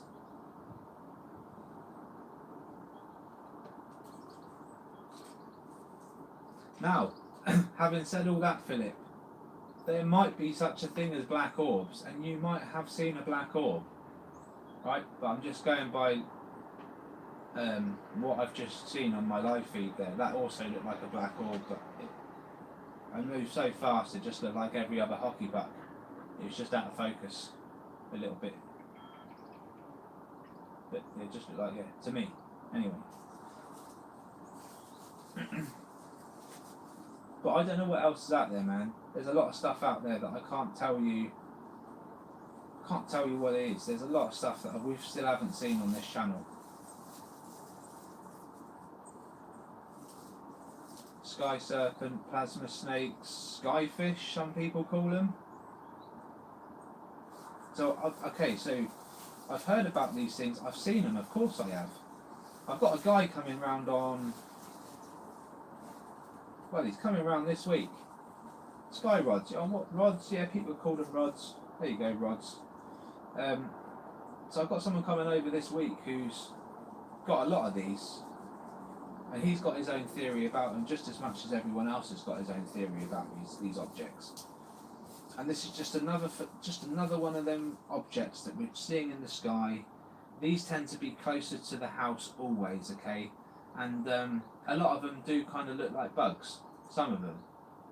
But this guy's got a real close-up, and you can see like orbs coming off each tentacle, you know, so it almost looks like this thing's carrying other entities around, and they're just zipping through the sky. Now the problem that I've got with this, okay, is that that's a very fast, small moving object, and you're not going to really get true detail from an object like that easily. Now you can, but it'll be difficult to determine what we're really looking at. Secondly, these objects are seen to move erratically.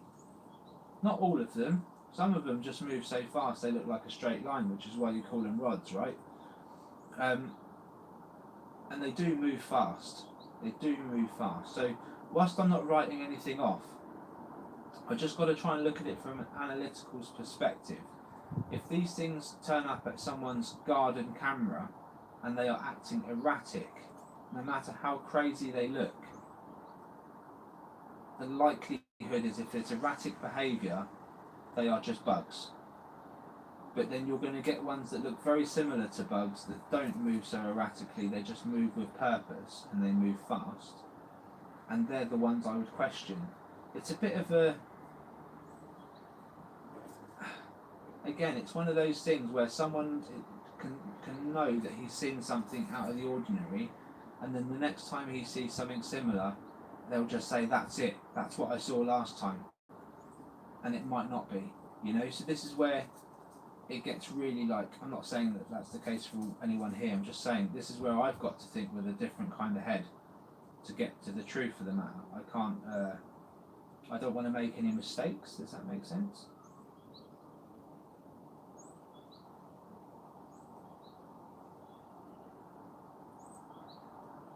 I'm just referring to those sky rods and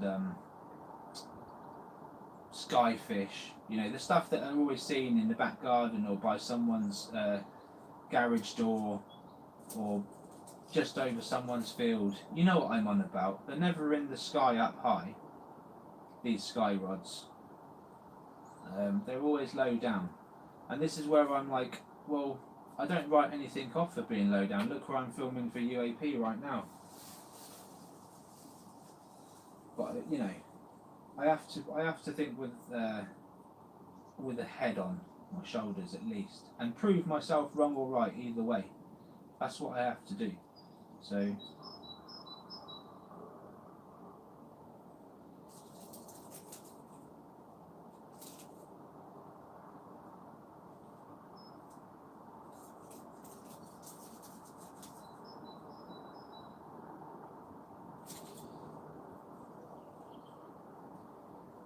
yeah. But let me tell you something, Philip. Karen is 65 and she's been an experiencer for 65 years.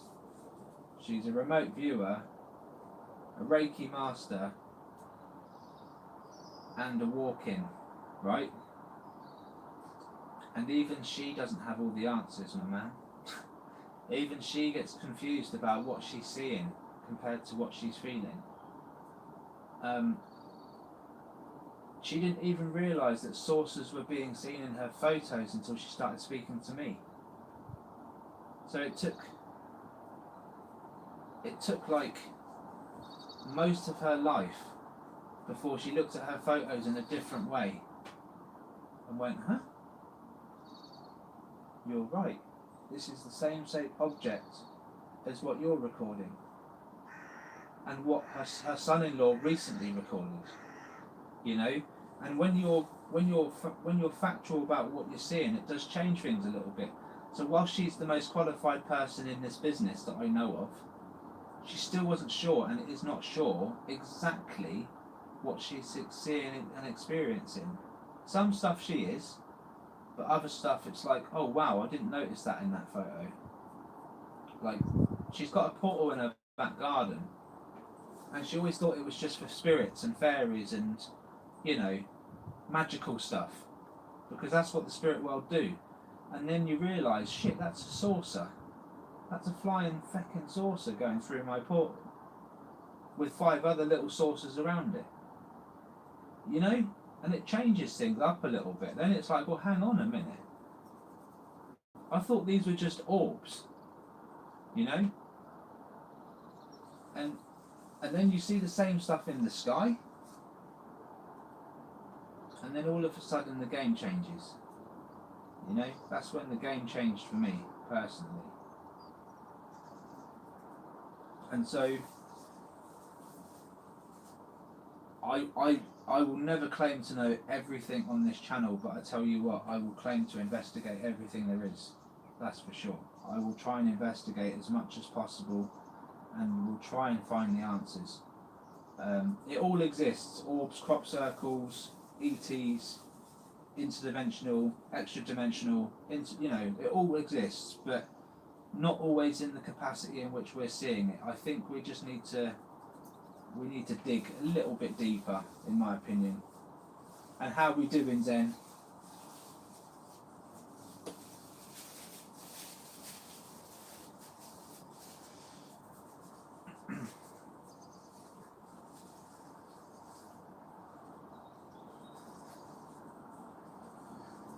And you know what? We can't dig deeper without people that have experienced for a long period of time. So we need people like Philip. We need people like Karen. We need people that have experienced from 1 year to 5 years to all their lives to share, because it's eventually someone will say, I experienced this before. And I'll turn around and go, well, that kind of matches with the evidence we saw from so-and-so, because they saw exactly what you just said. And then we see the same thing 3 times over the course of 5 months, and we know, then we can go, look, this is happening, and put it together. And that's all we're trying to do. So it does require everyone's information. Thanks, man. Thanks very much. That requires everyone's information, so please, keep sharing. I'm never going to say you're wrong or right. I just say be critical about what you're seeing. Think about it.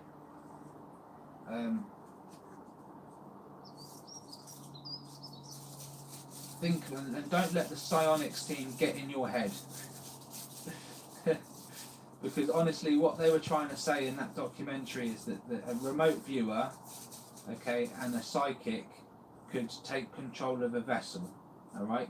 Now everyone's claiming to use psionics, right? Like CE5, and it does work to a degree, but psionics is a different thing. Psionics is calling a vessel and taking control of it, and if you can do that, you'll land it right in front of your feet, and that is a whole different ball game.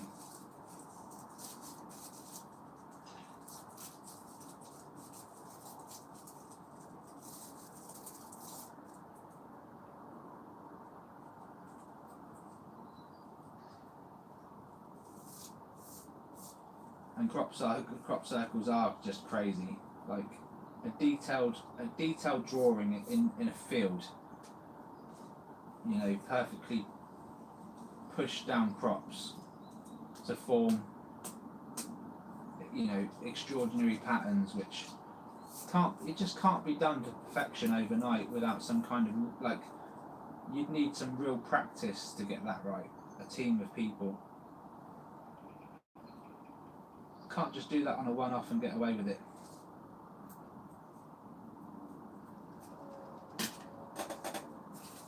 And do it at night as well. It's quite impressive. But again, it's got to do with frequency and magnetism or something. It's got to be something that makes that happen. And those orbs are just the video that was seen is amazing. Yeah.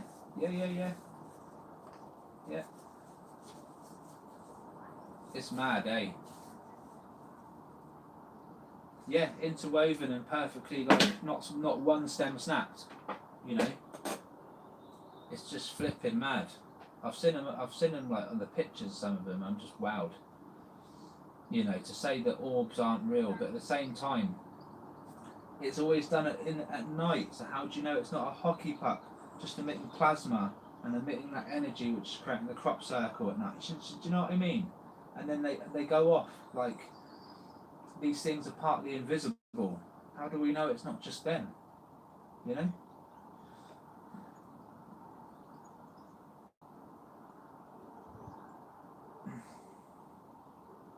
It's clever and fascinating at the same time.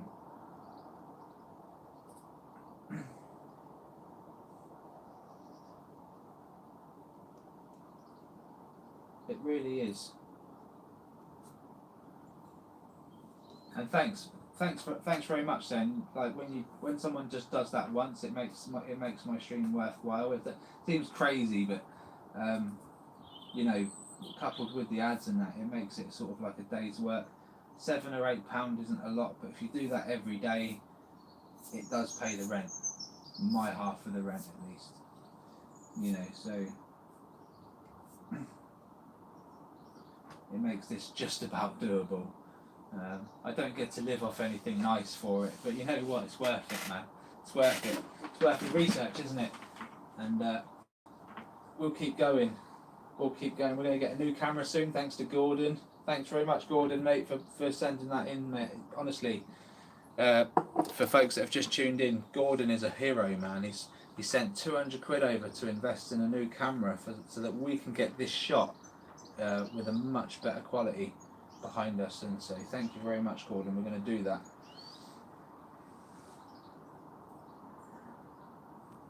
And eventually, guys, I will go and buy the one that Casper bought. Yeah, that Ben bought on Casper's site.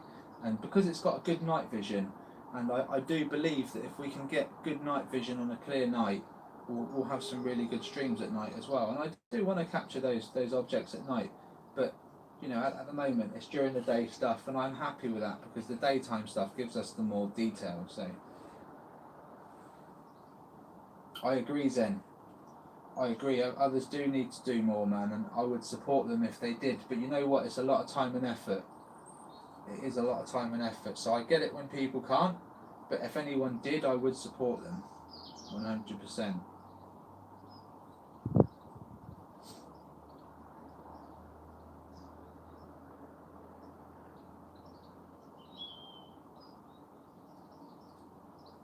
It's just got to be done, isn't it?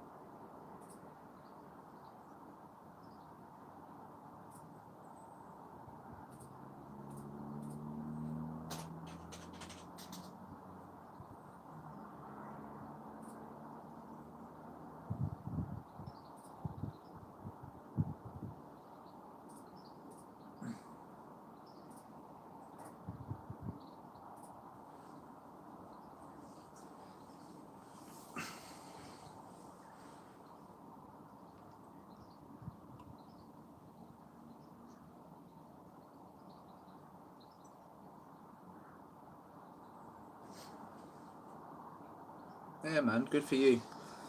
Yeah, it's better than trying to, you know, watching the normal telly and just donating to save the bloody,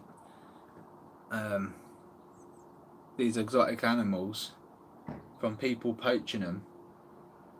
Like, don't get me wrong, I love animals and I don't wish people poaching anything, but it's getting ridiculous now because in the UK it used to be save the lion, you know, give £1, save the elephant, give £1, save the cheetah, you know, whatever it is, save the children, all this stuff, which is all good stuff. And over the years it's just gone up. Give £5, give £10. You know what they say now? Do you know what they say now? Give £19. Give £19 to save the ponies, or some crazy stuff.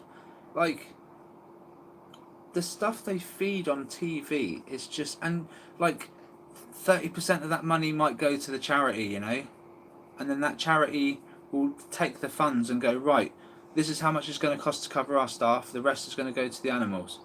So out of the money that you give, it's like none of it goes to the actual research and people that the animals and or the people that it needs to get to. And they just so brazen to ask so much off the public, you know. It's just crazy. And they put up the advert as well and make everyone sad. And it's just like, oh, the brainwashing. I absolutely hate it with a passion. I just wish that they would just, like, if they're going to fix a problem, fix it. Don't ask this public every single year. Just fix the issue with the money they're given, you know. And so,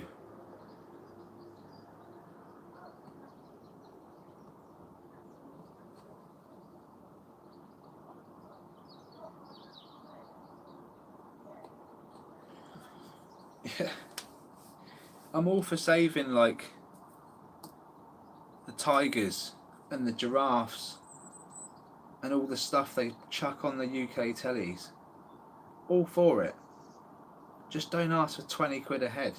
You know, people like you're gonna like pull on people's heartstrings and then ask for a stupid number like that and expect people to just be able to afford it when they're already taxing the crap out of you. You know, like it just doesn't make sense.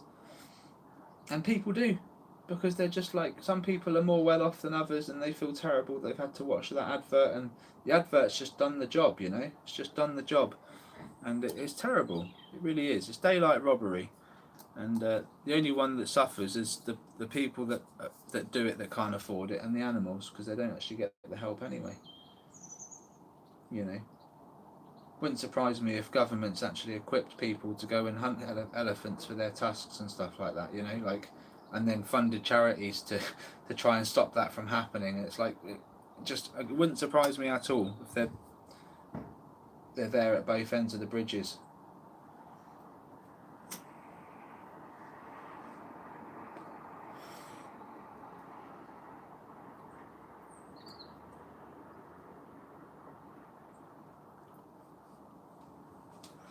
It's got to stop soon though, right? Can't last forever.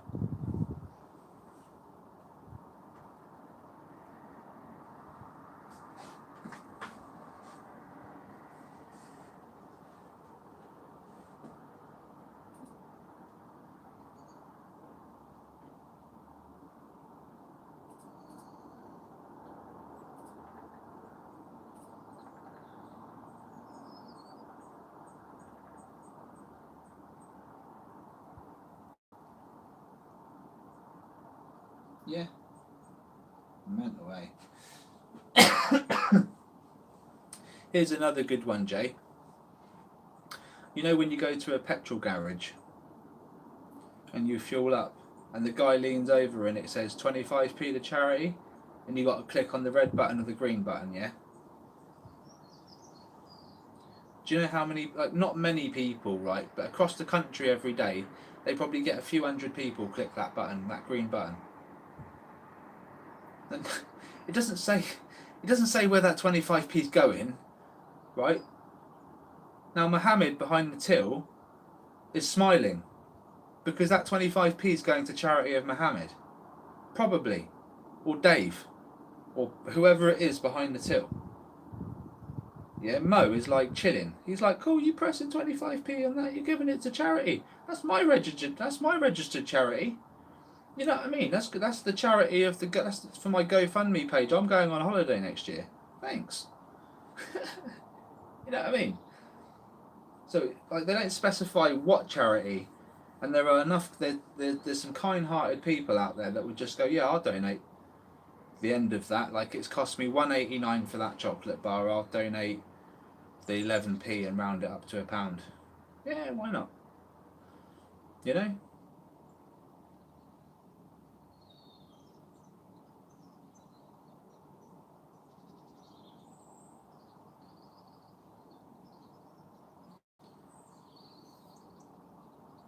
And they're getting cleverer now as well. You're getting them on the streets now, just begging for money, and then they're getting picked up in vans and getting taken home. Oh, it's a funny old world we live in. Anything for money, eh? It's such a bad. Uh, it just needs to be taken out of the world completely. It really does.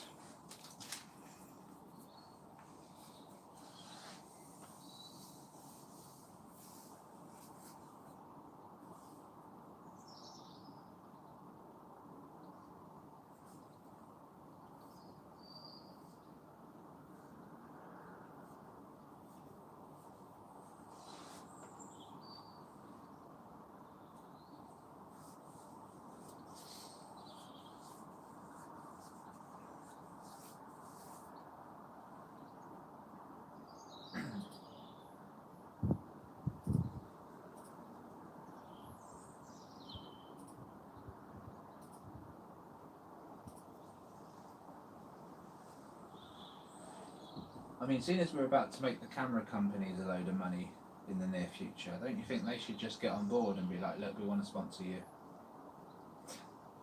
Sponsor your research. I think they should. They should get in contact, you know, Canon or someone.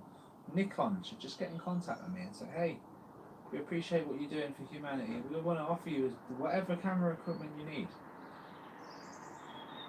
Just, yeah. I'll do a little bit of advertisement for Nikon if they want to do that.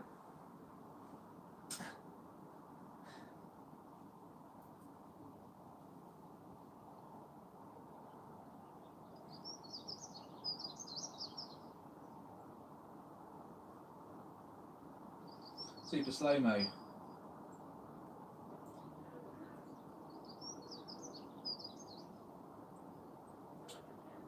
What we need is 100 frames per second. That would be perfect. But what we also need, to be honest with you, Philip, is just really exposure. Because if everyone starts recording, you'll get different types of cameras being used all over the world, and we'll gain so much more data. And then they'll develop the right cameras, you know. Because at the moment, like, we're asking for cameras that just require so much storage space to record a file that's like 10K, 1,000 frames per second. The storage space required is just going to be phenomenal. So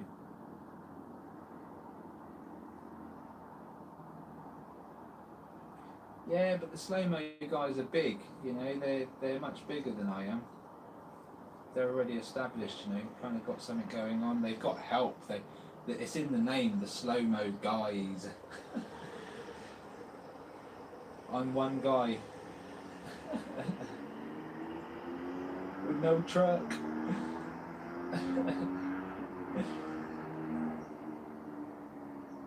Is it? Oh, mate, you got a son in Essex. Well.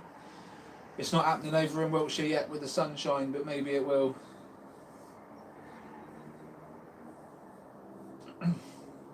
Yeah, trust me, guys. Like I've been in contact with like mods and stuff with other channels and that, like, and these people have helpers, you know.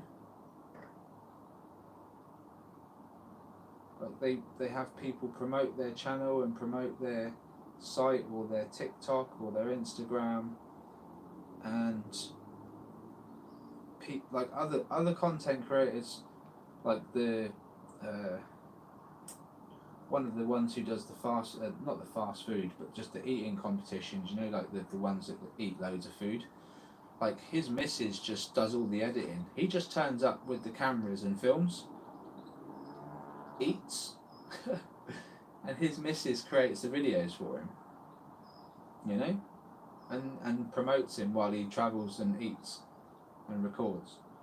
So the workload is shared, and then he'll have people, moderators for his channels, and they'll promote him and all that, and it expands and looks after merchandise and all that stuff. So when people decide to do YouTube and they want to nail it, they have a whole team of people behind them nailing it. It's not just Ben at Caspersite, you know. And that's another, again, without saying anything, fuck it, I'll say it. Like, I remember seeing Caspersite on Casper Vision, and he was like, not bragging, but he did mention that he's a millionaire and he set out to make it on YouTube and he made it. But literally, that's exactly what he said. He said that he set out to be a millionaire and now he's a millionaire, right? And I just thought to myself, you set out to be a millionaire, but you didn't get there alone, my man. You got help. A lot of help. And he didn't mention them people, of course. But those moderators that help him, they are the ones that made him. They advertised his channel, and yeah, he's entertaining and probably would have got there, but to manage a Facebook page, a channel, creating your content, all that stuff takes time. It takes time, and I'm sure he worked alone to start off with, and he did. But as you build up, like, you know, he's got a lot of helpers, and so he didn't do it all on his own. He did it with help. And I look, Susu, I don't believe I'm going to need that much help. I'm not looking to be a millionaire and sell loads and loads of merch, you know. I'm just looking for disclosure to get out there. So, but yeah, just a one-man band, that's all. Whereas a lot of people they're not one-man bands, they never were. They got people to help them out.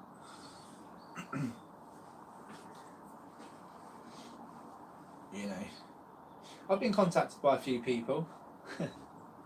And it's, hi, I'm the moderator for this channel. Would you like to discuss being on the show?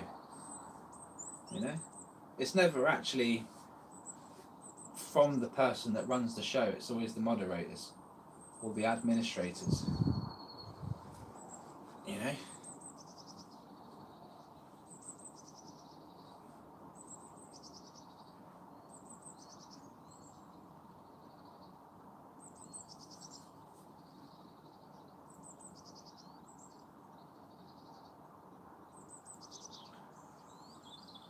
But yeah, forgive me, I'm a little bit old school, so I'm just like, yeah, pick up the phone.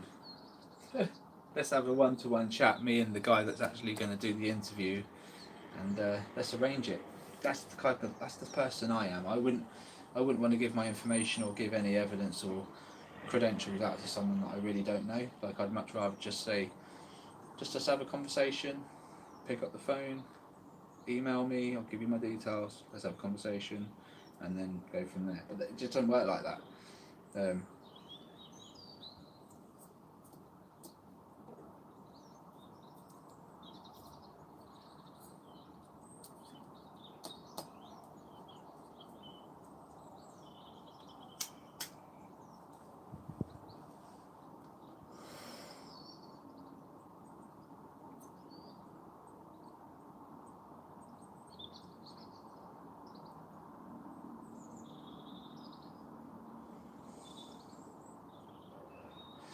But do you know what would be really cool though, Susie?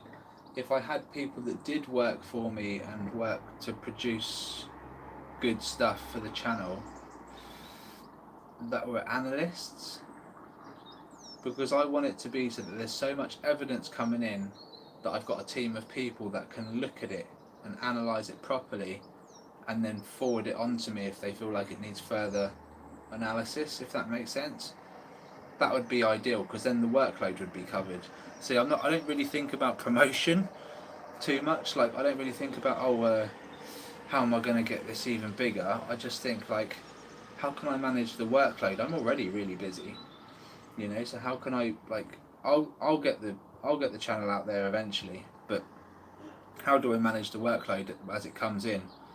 And that's really my focus. Like, I wouldn't ask. Apart from to share the odd video, I wouldn't ask people to do much. There's not really a lot needed. It's more about analysing the footage, telling me if it's worth another look, and knowing what to look for, because if you don't analyse it properly, you're going to overlook stuff, and then I'm going to miss stuff.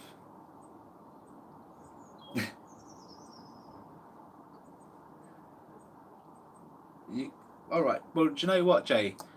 If you're up for it, I will send you like 5 videos to analyse that I know inside and out, and you have to get back to me and tell me what you found in every video. And if you don't get close to what I found, then you need training. How about that? And if you pass the test, then you can be an analyst for me.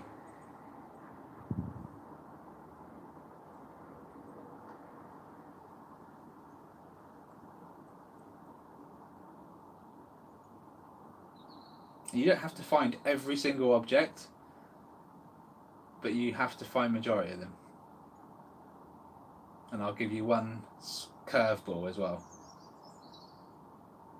At least. Because I say that to people as well. I say, send me stuff and challenge me. Send me something that you know is not a UFO, if you want. And I will analyse it and tell you.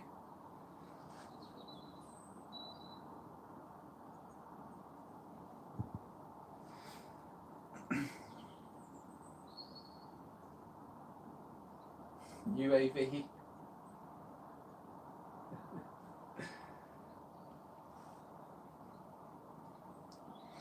If your goal is to analyse the footage properly, you'll look at it differently to how you'll look at a short video just while you're sat on the toilet going through videos. You'll analyse it differently.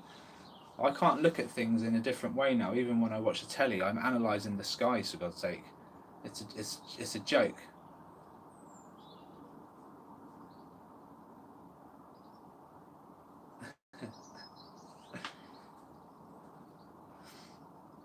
No, I won't send 5 videos, but I'll send you a handful.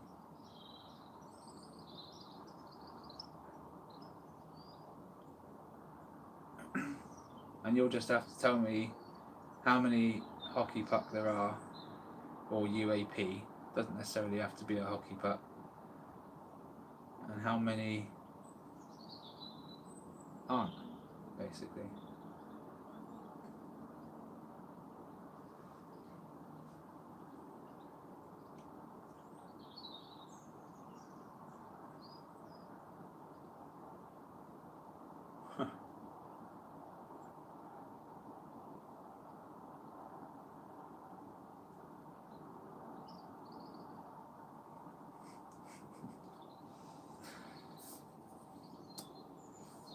Yeah.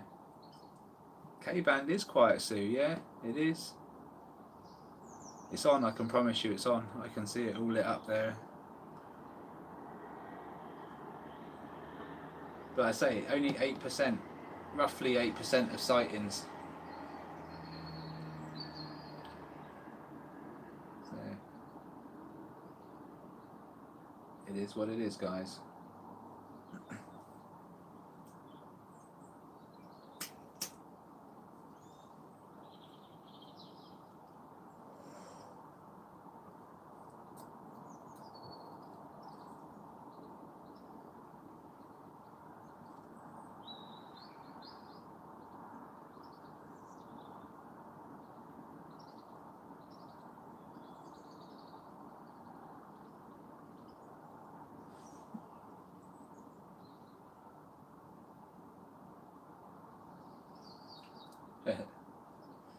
I figured, mate, I figured you'd be too busy.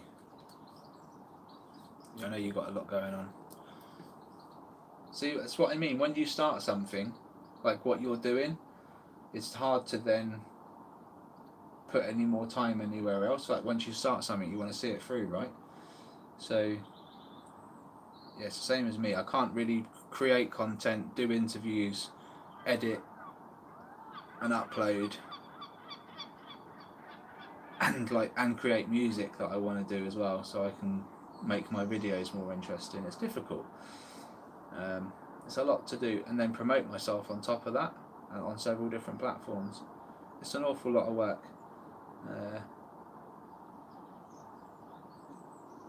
And the job doesn't pay very well. It doesn't pay at all to start off with. For anyone that's helping a content creator get going, if he's not making enough to pay his bills, how's someone going to get paid? You know? So it's like, this is what, it's such a difficult, like, I'm sure that people that really make it fast have a team behind them and have a plan from the get-go, you know, understand their algorithm, like I say, they're set up, ready to go. And for me, if there was no plan, it was just, oh, let's start a channel then, because Karen's basically convinced me to start a channel, having never made a video in my life. So, yeah, that's the difference. It's just, I've just done it, you could say, the hard way. It's long, innit, Jay? Yeah.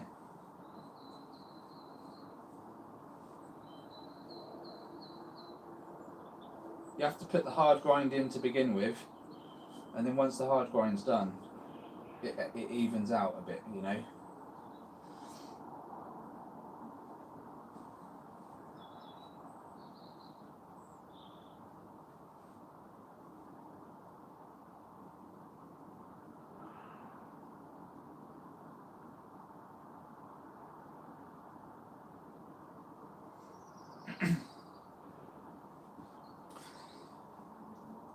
I think Well, I've done my thoughts on that flight. I've done my thoughts on that flight, and it goes back to the same thing. Um,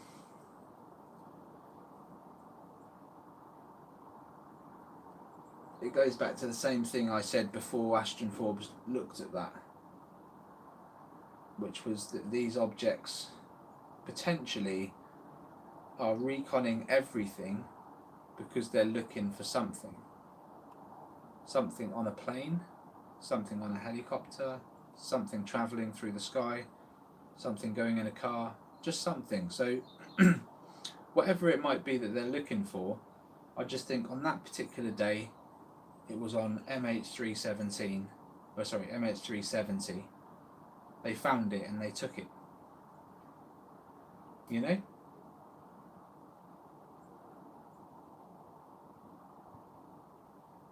That's just what I think.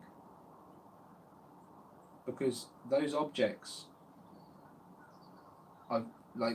those objects that you saw in that clip is what we've recorded in our skies.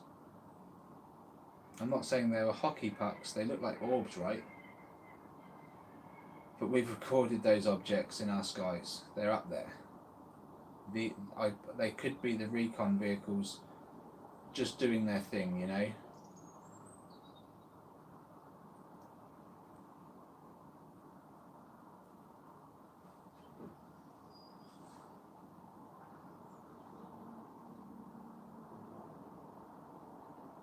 So that's my take on it.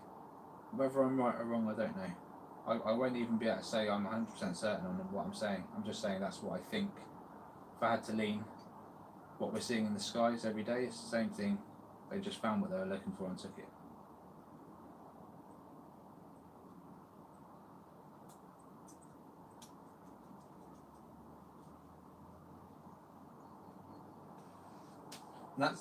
That's the only case that made me think these entities might be bad. A lot of people go, they're not bad because they don't hurt us, but that's because they're not looking for us. You know, they're looking for something else. Potentially. It's the only thing that makes me think these things might be bad is that flight case.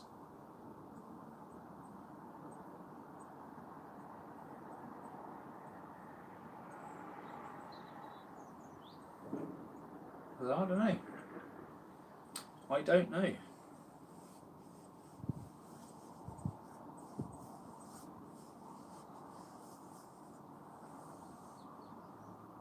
And like I say, when I say that might have been a bad move, it might have been a good move for humanity. You know? I don't know whether it was a bad move or a good move, whatever they decided to remove from this world, or wherever they put that plane, or whatever they did with it. I know people lost lives, and there's heartache for that, and that's never good. But the ultimate reason for them finding something like that and removing it might have been a bad reason, or it might have been a good one. You know, one of great importance. We just don't know. And there's no point pretending to know otherwise. And that's why I don't really pay attention to Ashton Forbes and all these theories. I can only look at it based on what I know, and I did a video on it. And yeah, that's it really. That's where I'm at. And I don't think until they come down and say, look, well, this is what we've been looking for, then that was us. It's just speculation, isn't it? It's just speculation. I can confirm that those objects are real, whether that video was faked or whether they were added to the video, or whether, you know, that's down to the video experts, I guess. I'm not trained to know whether video could be made and how it's made. I'm trained to analyse. I just train myself to analyse the footage that I'm seeing, and I can tell generally if something is fake or real nowadays, because I know what cameras look like nowadays and what to expect, and I know what UAP look like as well and what to expect. So if I see random footage and I can tell it is blatantly someone's phone camera and it hasn't been messed with and the audio's good, and then I see something similar to what we see in my skies, like, yeah, I can It's very easy for me to determine.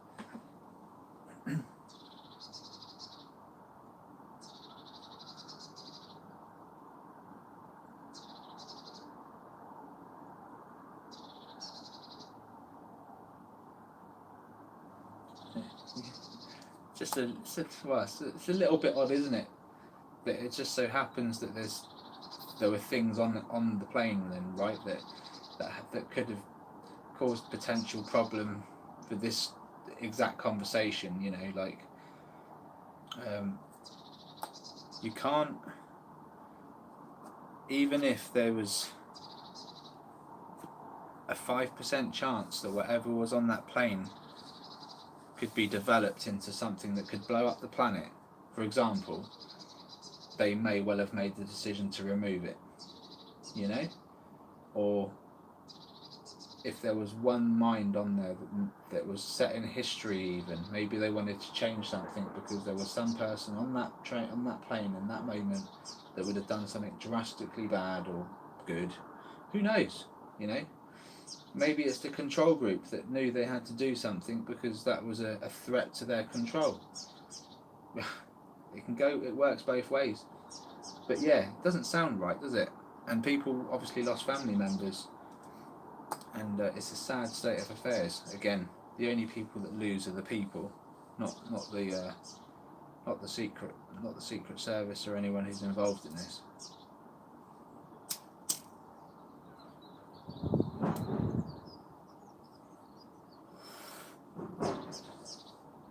Yeah, there's an argument to be had as well. So if what Courtney Brown is saying is correct, right, that these things are going to turn up, they're going to take their bodies and their technology back, and that's going to push disclosure because they're going to be seen all over the place. If that's the case, if he's right, surely we can ask for our bodies back as well.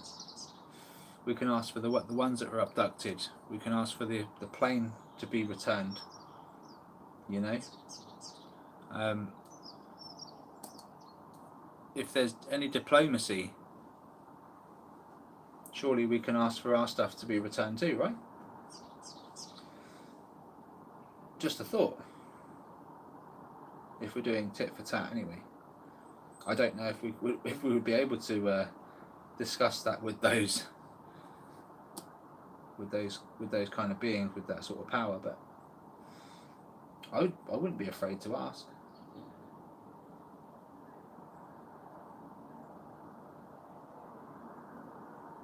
Just a question, isn't it? I guess.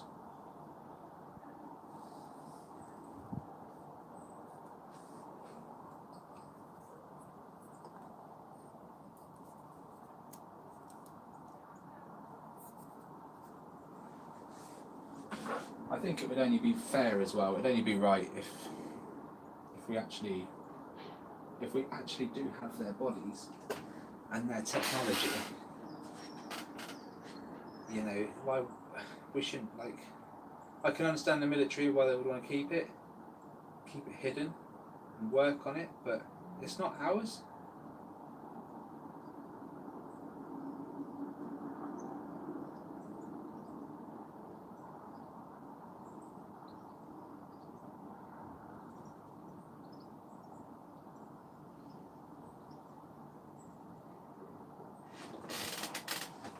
What was that?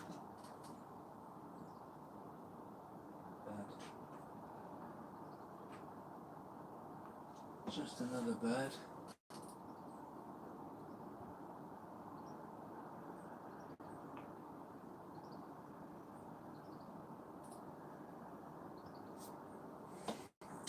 Well, this is what I'm saying, we do, but when we say we do, we, as humanity does possess the tech, okay?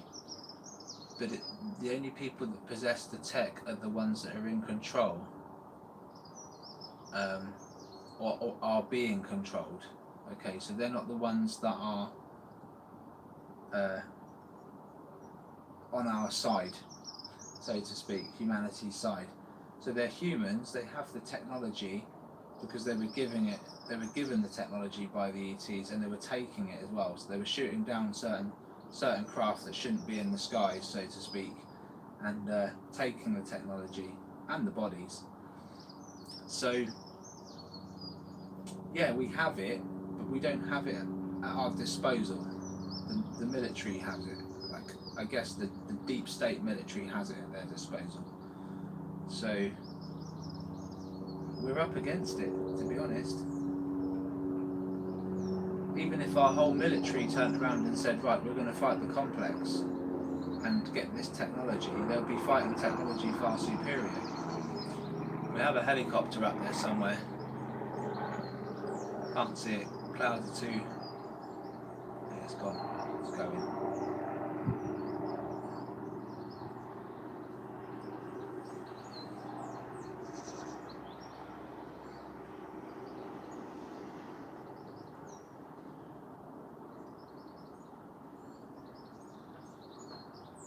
Yeah.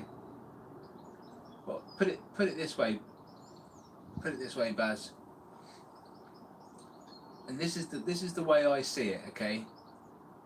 You know when Star Trek come out in the 90s? Star Trek Generation, Starship Enterprise, yeah, all that stuff. All the stuff you saw, so warp drive, teleportation, touchscreens, radio communication, you know when they touch their chest and they're able to just talk? All that stuff they had 20 years before they put it out on the TV. Right?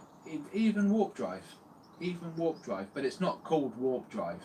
Yeah, they just portray it as warp drive, and that's what they use to make Star Trek. Yeah, and then they use different planets, different civilizations, interactions, species that can talk, can't talk with their mind. Yeah, all this stuff.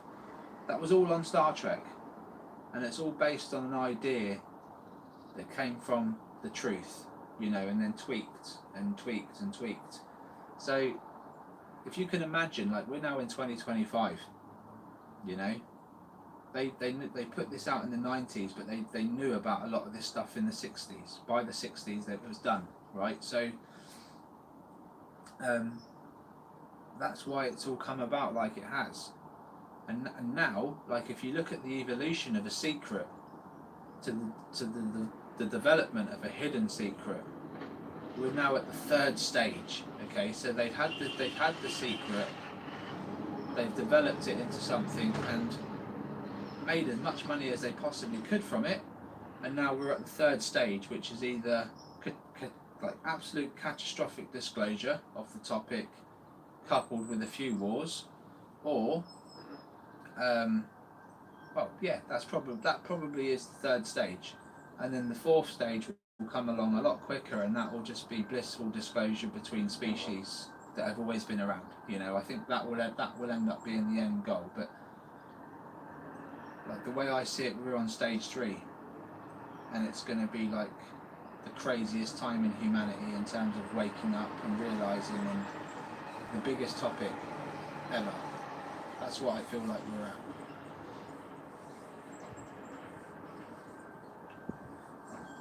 Well, yeah, there you go. Well, 1968 it first aired, yeah.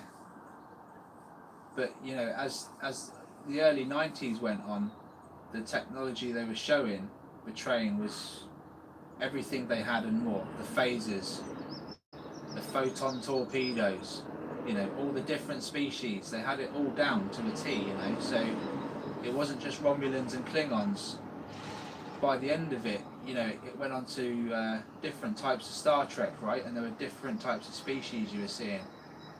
And yeah, they just evolved what they kind of already knew, you know. It's mad. The first Spielberg movie on the ETs, was it Close Encounters of the Third Kind or something, or the Fourth Kind? I can't remember the exact one. But that was, again, in this quite late into the that was like the mid 80s, I think, or 70s, I think. Could even been late 60s, and that was, you know, pretty close to the truth. And how we doing, Nathan?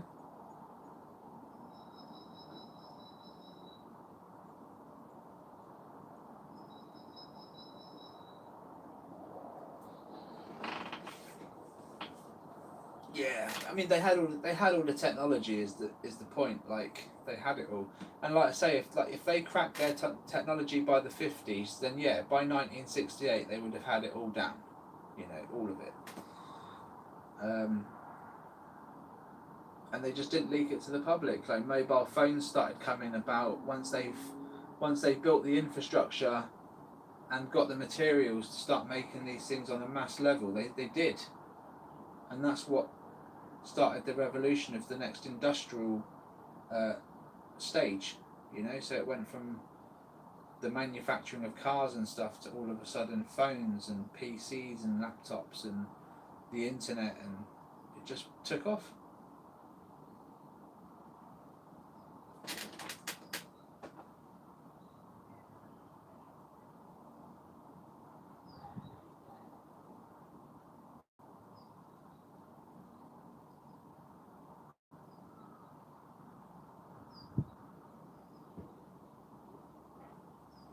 Yeah, man, they're made from Hollywood.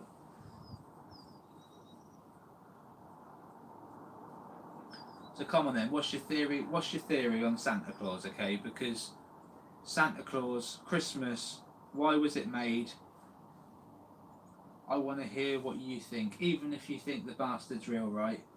I think it'd be a bit creepy that there's a fat guy that sneaks down your chimney and steals all your or at least places presents down for your kids. It's a very creepy idea of a strange man coming down into your house and doing that. But what's your theory behind Santa, and why would he be made up?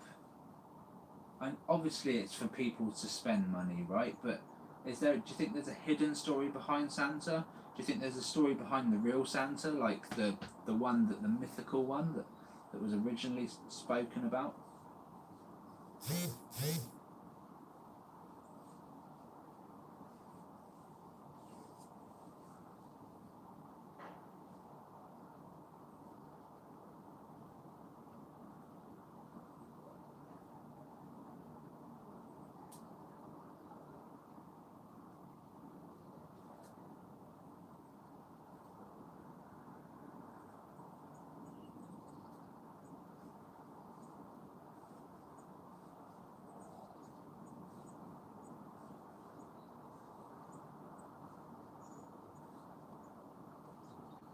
Satan, Santa, Satan, yeah,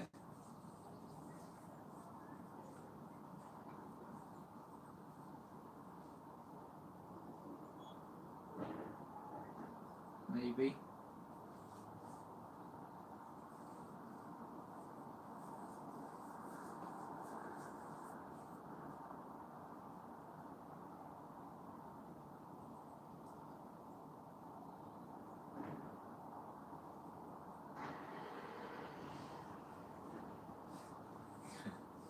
It's a funny old world we live in, isn't it? It's not just Wales that's the land of myth and legend, it's the whole bloody world, isn't it? Everything's fake. Everything's just fake. Except for UFOs, which is you'd think is the most fakest thing in the world, right?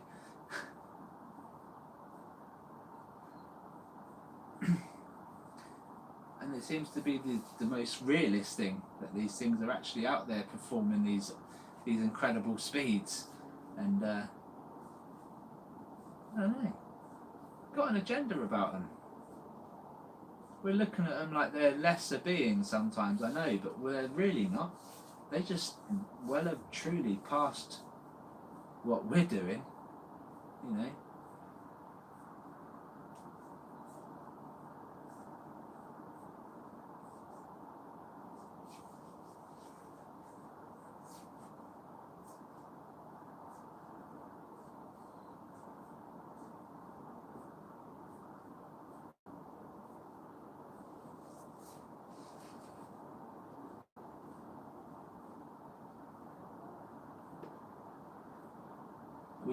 We definitely on for Wednesday then, Nathan, yeah?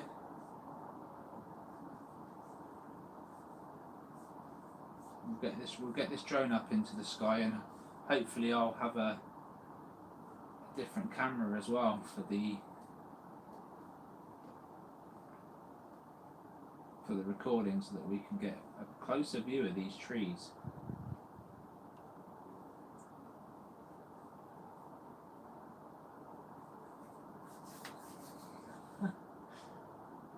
There you go, mate. 25k for the first laptop.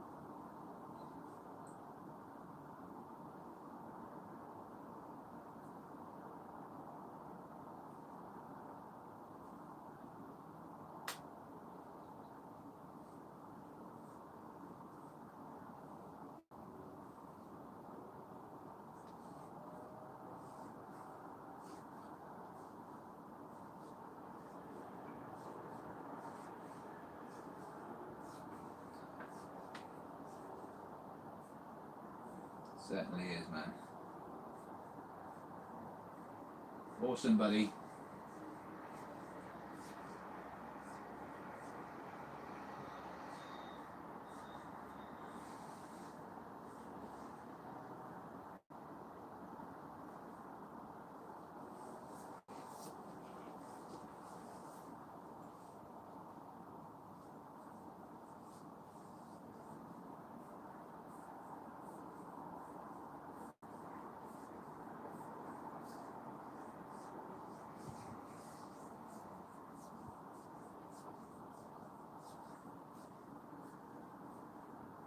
Yeah, I'm going to write that down. There's quite a few good watches on YT, you know. It's so much better, isn't it, than normal telly when you're on YT. You can just pick whatever you want.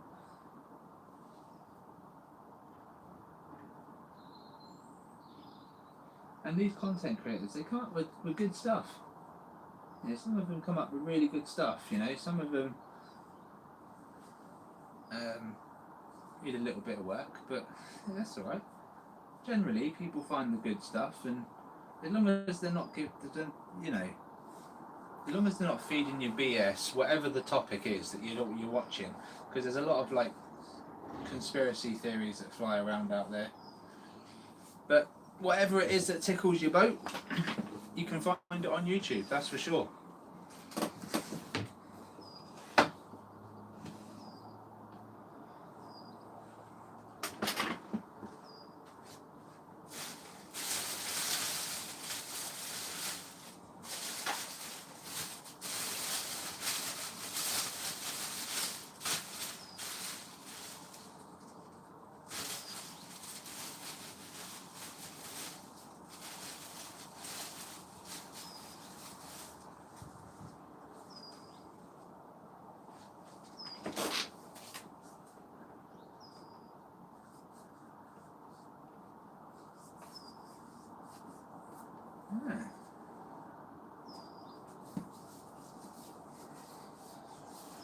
I will have to have a little look. There's so much that I've got to look at. So I've got a friend of mine who lives down in Dorset, and he was like, mate, check this video out, let me know what you think. I think it was on the Twin Towers, right? This was 3 months ago, or 2 or 3 months ago. And I was like, yeah, I'll look at this, mate, because this is interesting. And at the time I was trying to build the channel up and get my monetization done. So I was really busy, and I still haven't managed to look at it. And I've got the link there, it's sat there. Just something, it was just one after another, you know. So we had the drone footage happening at that time, and all the New York, the New Jersey stuff, and then the UK, US bases, all that stuff. So like, yeah, it just got busy, and then one thing led to another, and I still haven't done it. But I am going to look back at it, and it's never going to go anywhere, I guess, that footage. So I will look at it.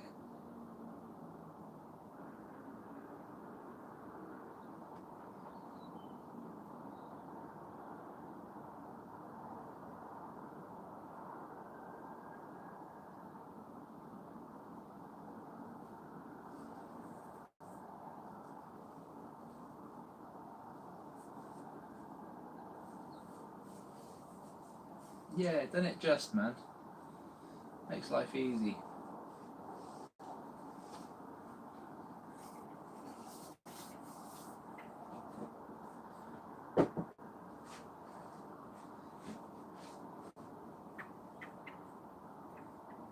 Yeah, don't blame you, Gordon, mate. I don't blame you, mate.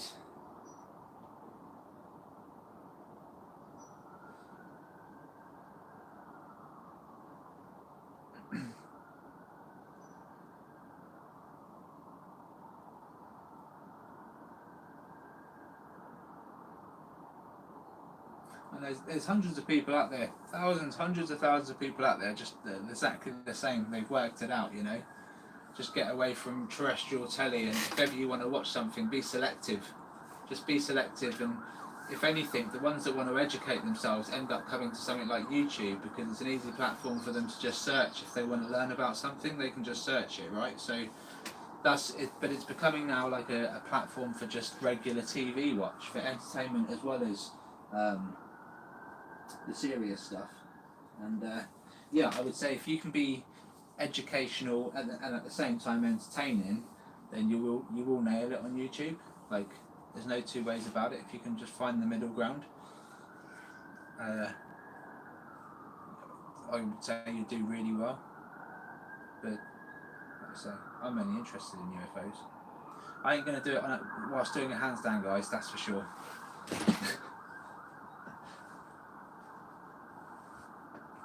Yes, programs. We're going to program you. I love that, Gordon. I'm glad someone's woken. I'm glad the people are awake, because it means that I'm not alone.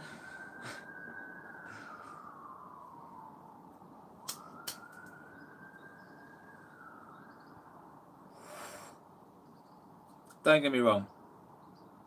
I do like an odd drama. I do like the odd film. It's nice. But I don't like the constant brainwashing from the news. You know, the doom and gloom, where they're basically running the countries into the ground publicly.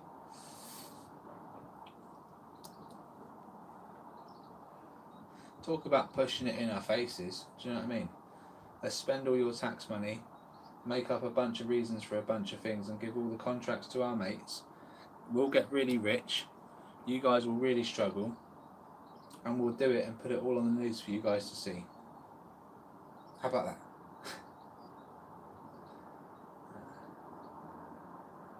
That's why I've got to turn it off.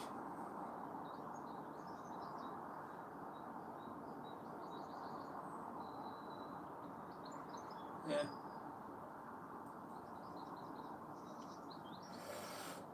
Oh, by the way, while you're there, donate £19 to save the camels, please.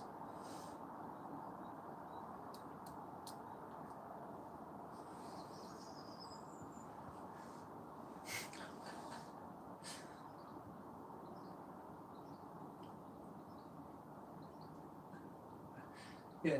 After we've programmed you to do all that stuff.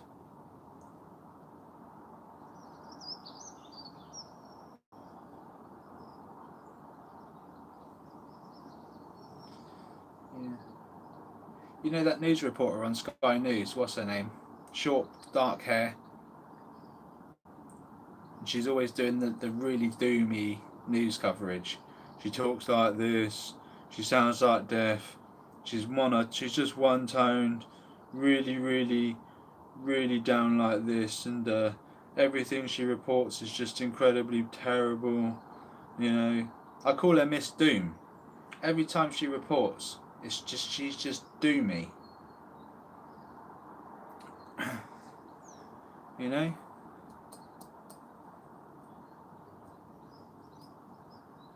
Now I've mentioned it, when you see her, you'll be like, oh yeah.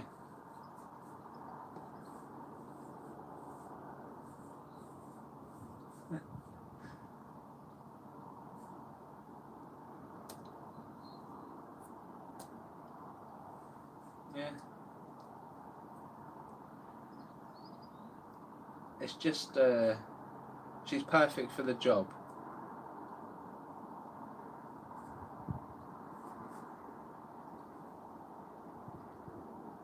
Yeah, exactly. Exactly, Susu.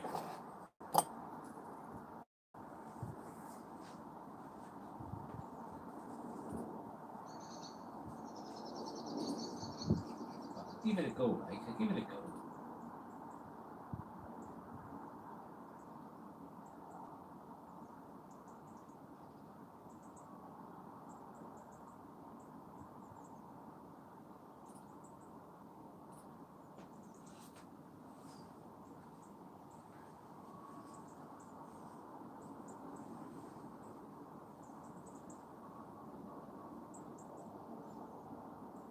Yeah, do you know what, mate? It's funny you say that about RT News. I haven't watched it for a long time, but I remember about 4 years ago, 5 years ago, all I said was, if ever I mentioned the news, all I'd ever say was I'd only ever watch RT News, and then I just stopped watching it altogether, like all of it. But RT pretty much do just say it as it is. They used to anyway. I don't know what they're like now. So yeah, it's just funny you say that. But even News Nation, I know we love hearing about the UAP, like it would never be on the news, and then they start reporting on it. But I do feel like even News Nation are under some sort of control to be showing that. It's not because they're the only news station showing it. It's not like it's being rolled out across the board, every country, all of a sudden. They barely scoped it in the UK. They did a few news reports, but not too many. You know, when the Grush stuff started coming out. Exactly, mate. Exactly why they banned it. Yeah.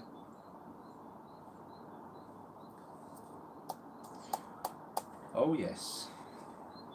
And it's mad, isn't it? They stand on the podium in Parliament like they really have your interest at heart, and yet behind closed doors they will just continue their message, their narrative, and continue their agenda without whatever. And at the end of the day, if someone contests it, right, or someone speaks up like me right now and says anything, it will be called a national security matter, and that they don't have to disclose why they do what they do. That's the end of it. That's what they always say.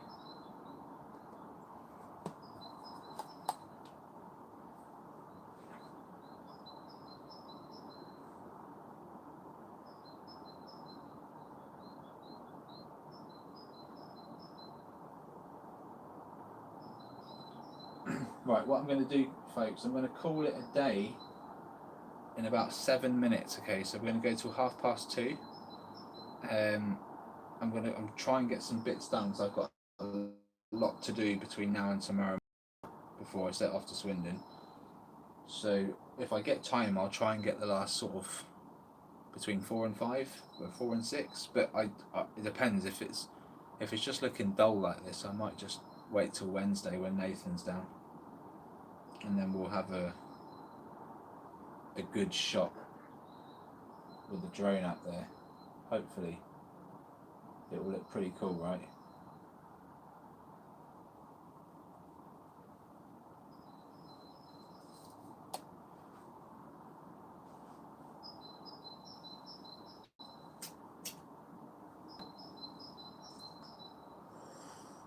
So yeah, make sure that you're on the live feed on Wednesday, and we'll have a drone out there. You may not hear me talking because I will be outside with the drone and Nathan.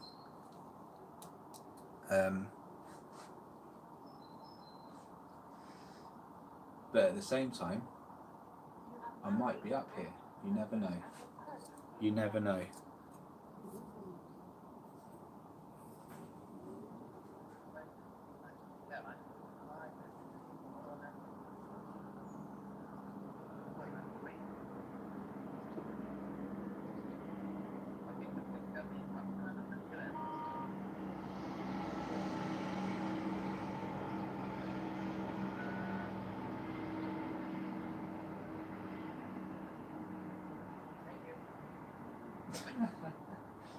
Sorry, mate.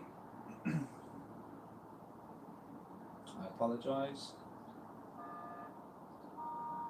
But yeah, the days are too short, aren't they? The days are too short and there's stuff to do. So yeah, 5 minutes and then I'm going to call it there. We've had a few fast movers, but nothing close up.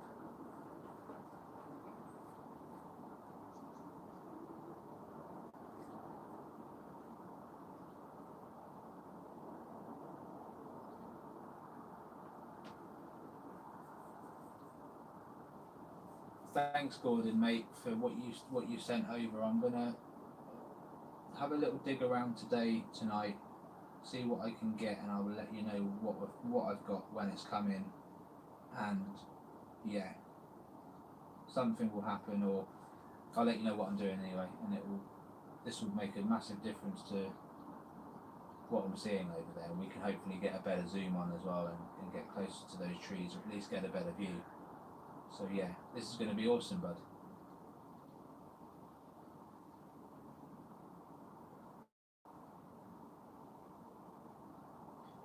Let's check that out as well. St. Lucifer's Cathedral, Italy. Okay, it's worth having a little look.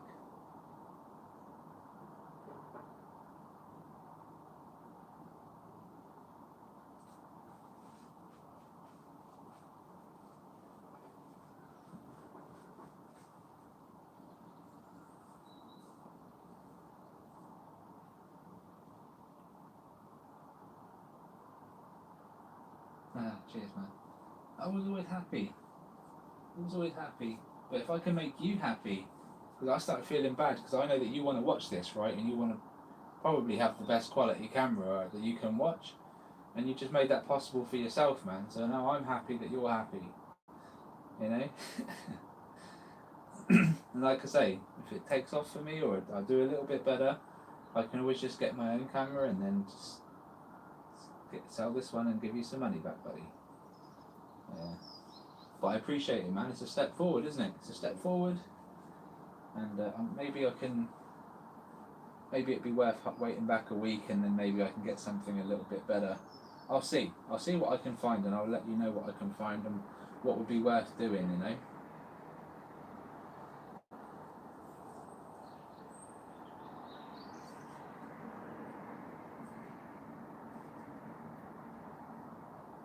For sure, I'm not going to stop doing this, and we are. It's research. So we've got to do it. We just got to do it on nicer days. We are getting zippies come past, but it's just not getting that clear detail from that far away using this camera. So all of that will change. We're going to change that.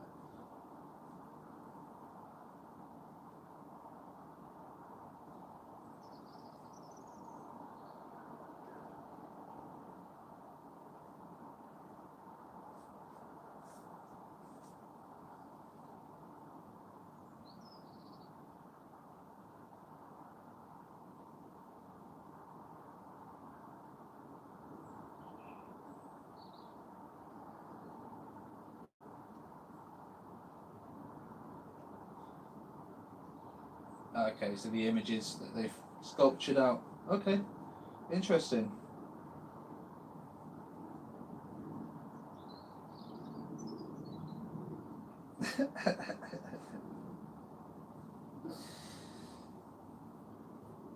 Susan's just gone all Harry Potter on us.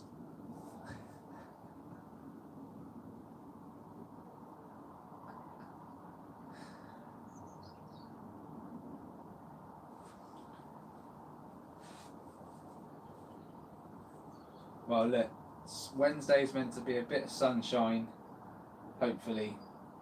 I don't know how much. We'll have the drone out.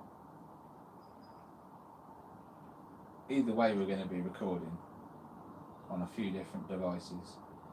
So it's going to be interesting, guys. It's going to be interesting. Who knows? Who knows how this is going to pan out?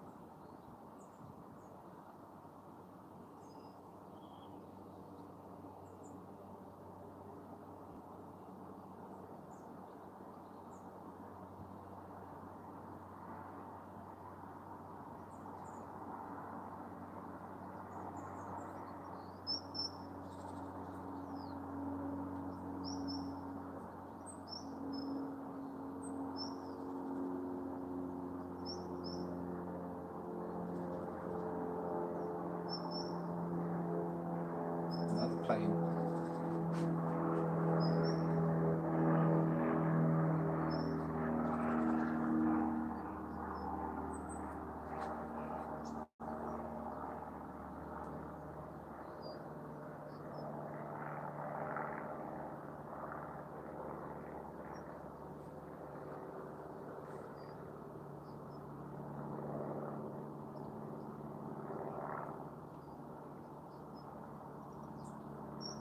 That's it, Nath, unfortunately. And you know what, like, it would have been almost acceptable if these things were just slipping through the sky so fast that we could barely see them, right?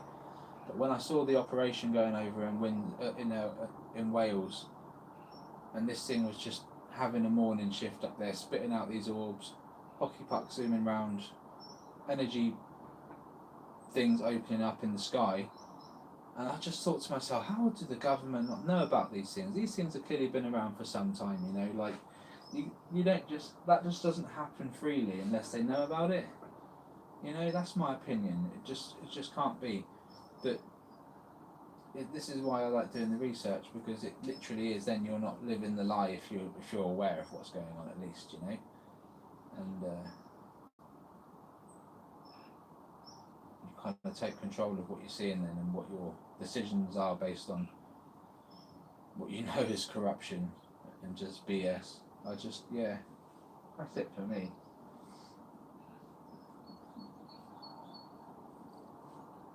They must know about it.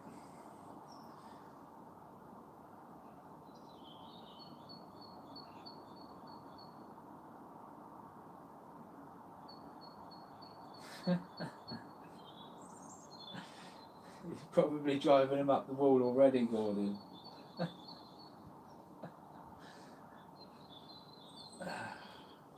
Do you know what? They probably wouldn't be surprised though. You know? And maybe one day you'll get one land in your garden, and that'll be it then. They'll be like, you do what you gotta do, man.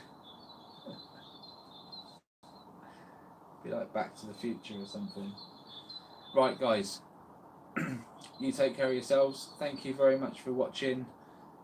Wednesday will be a definite live feed. If I can get back on this afternoon, if for some reason the sun shows itself at around 4 or 5 o'clock and we get a nice bit of clear sky, I will probably go live again. If not, I've just got so much to do, I'm just going to have to crack on. So yeah, take care, all the best, and I will catch you very soon on the next one. Bye bye for now. Cheers all.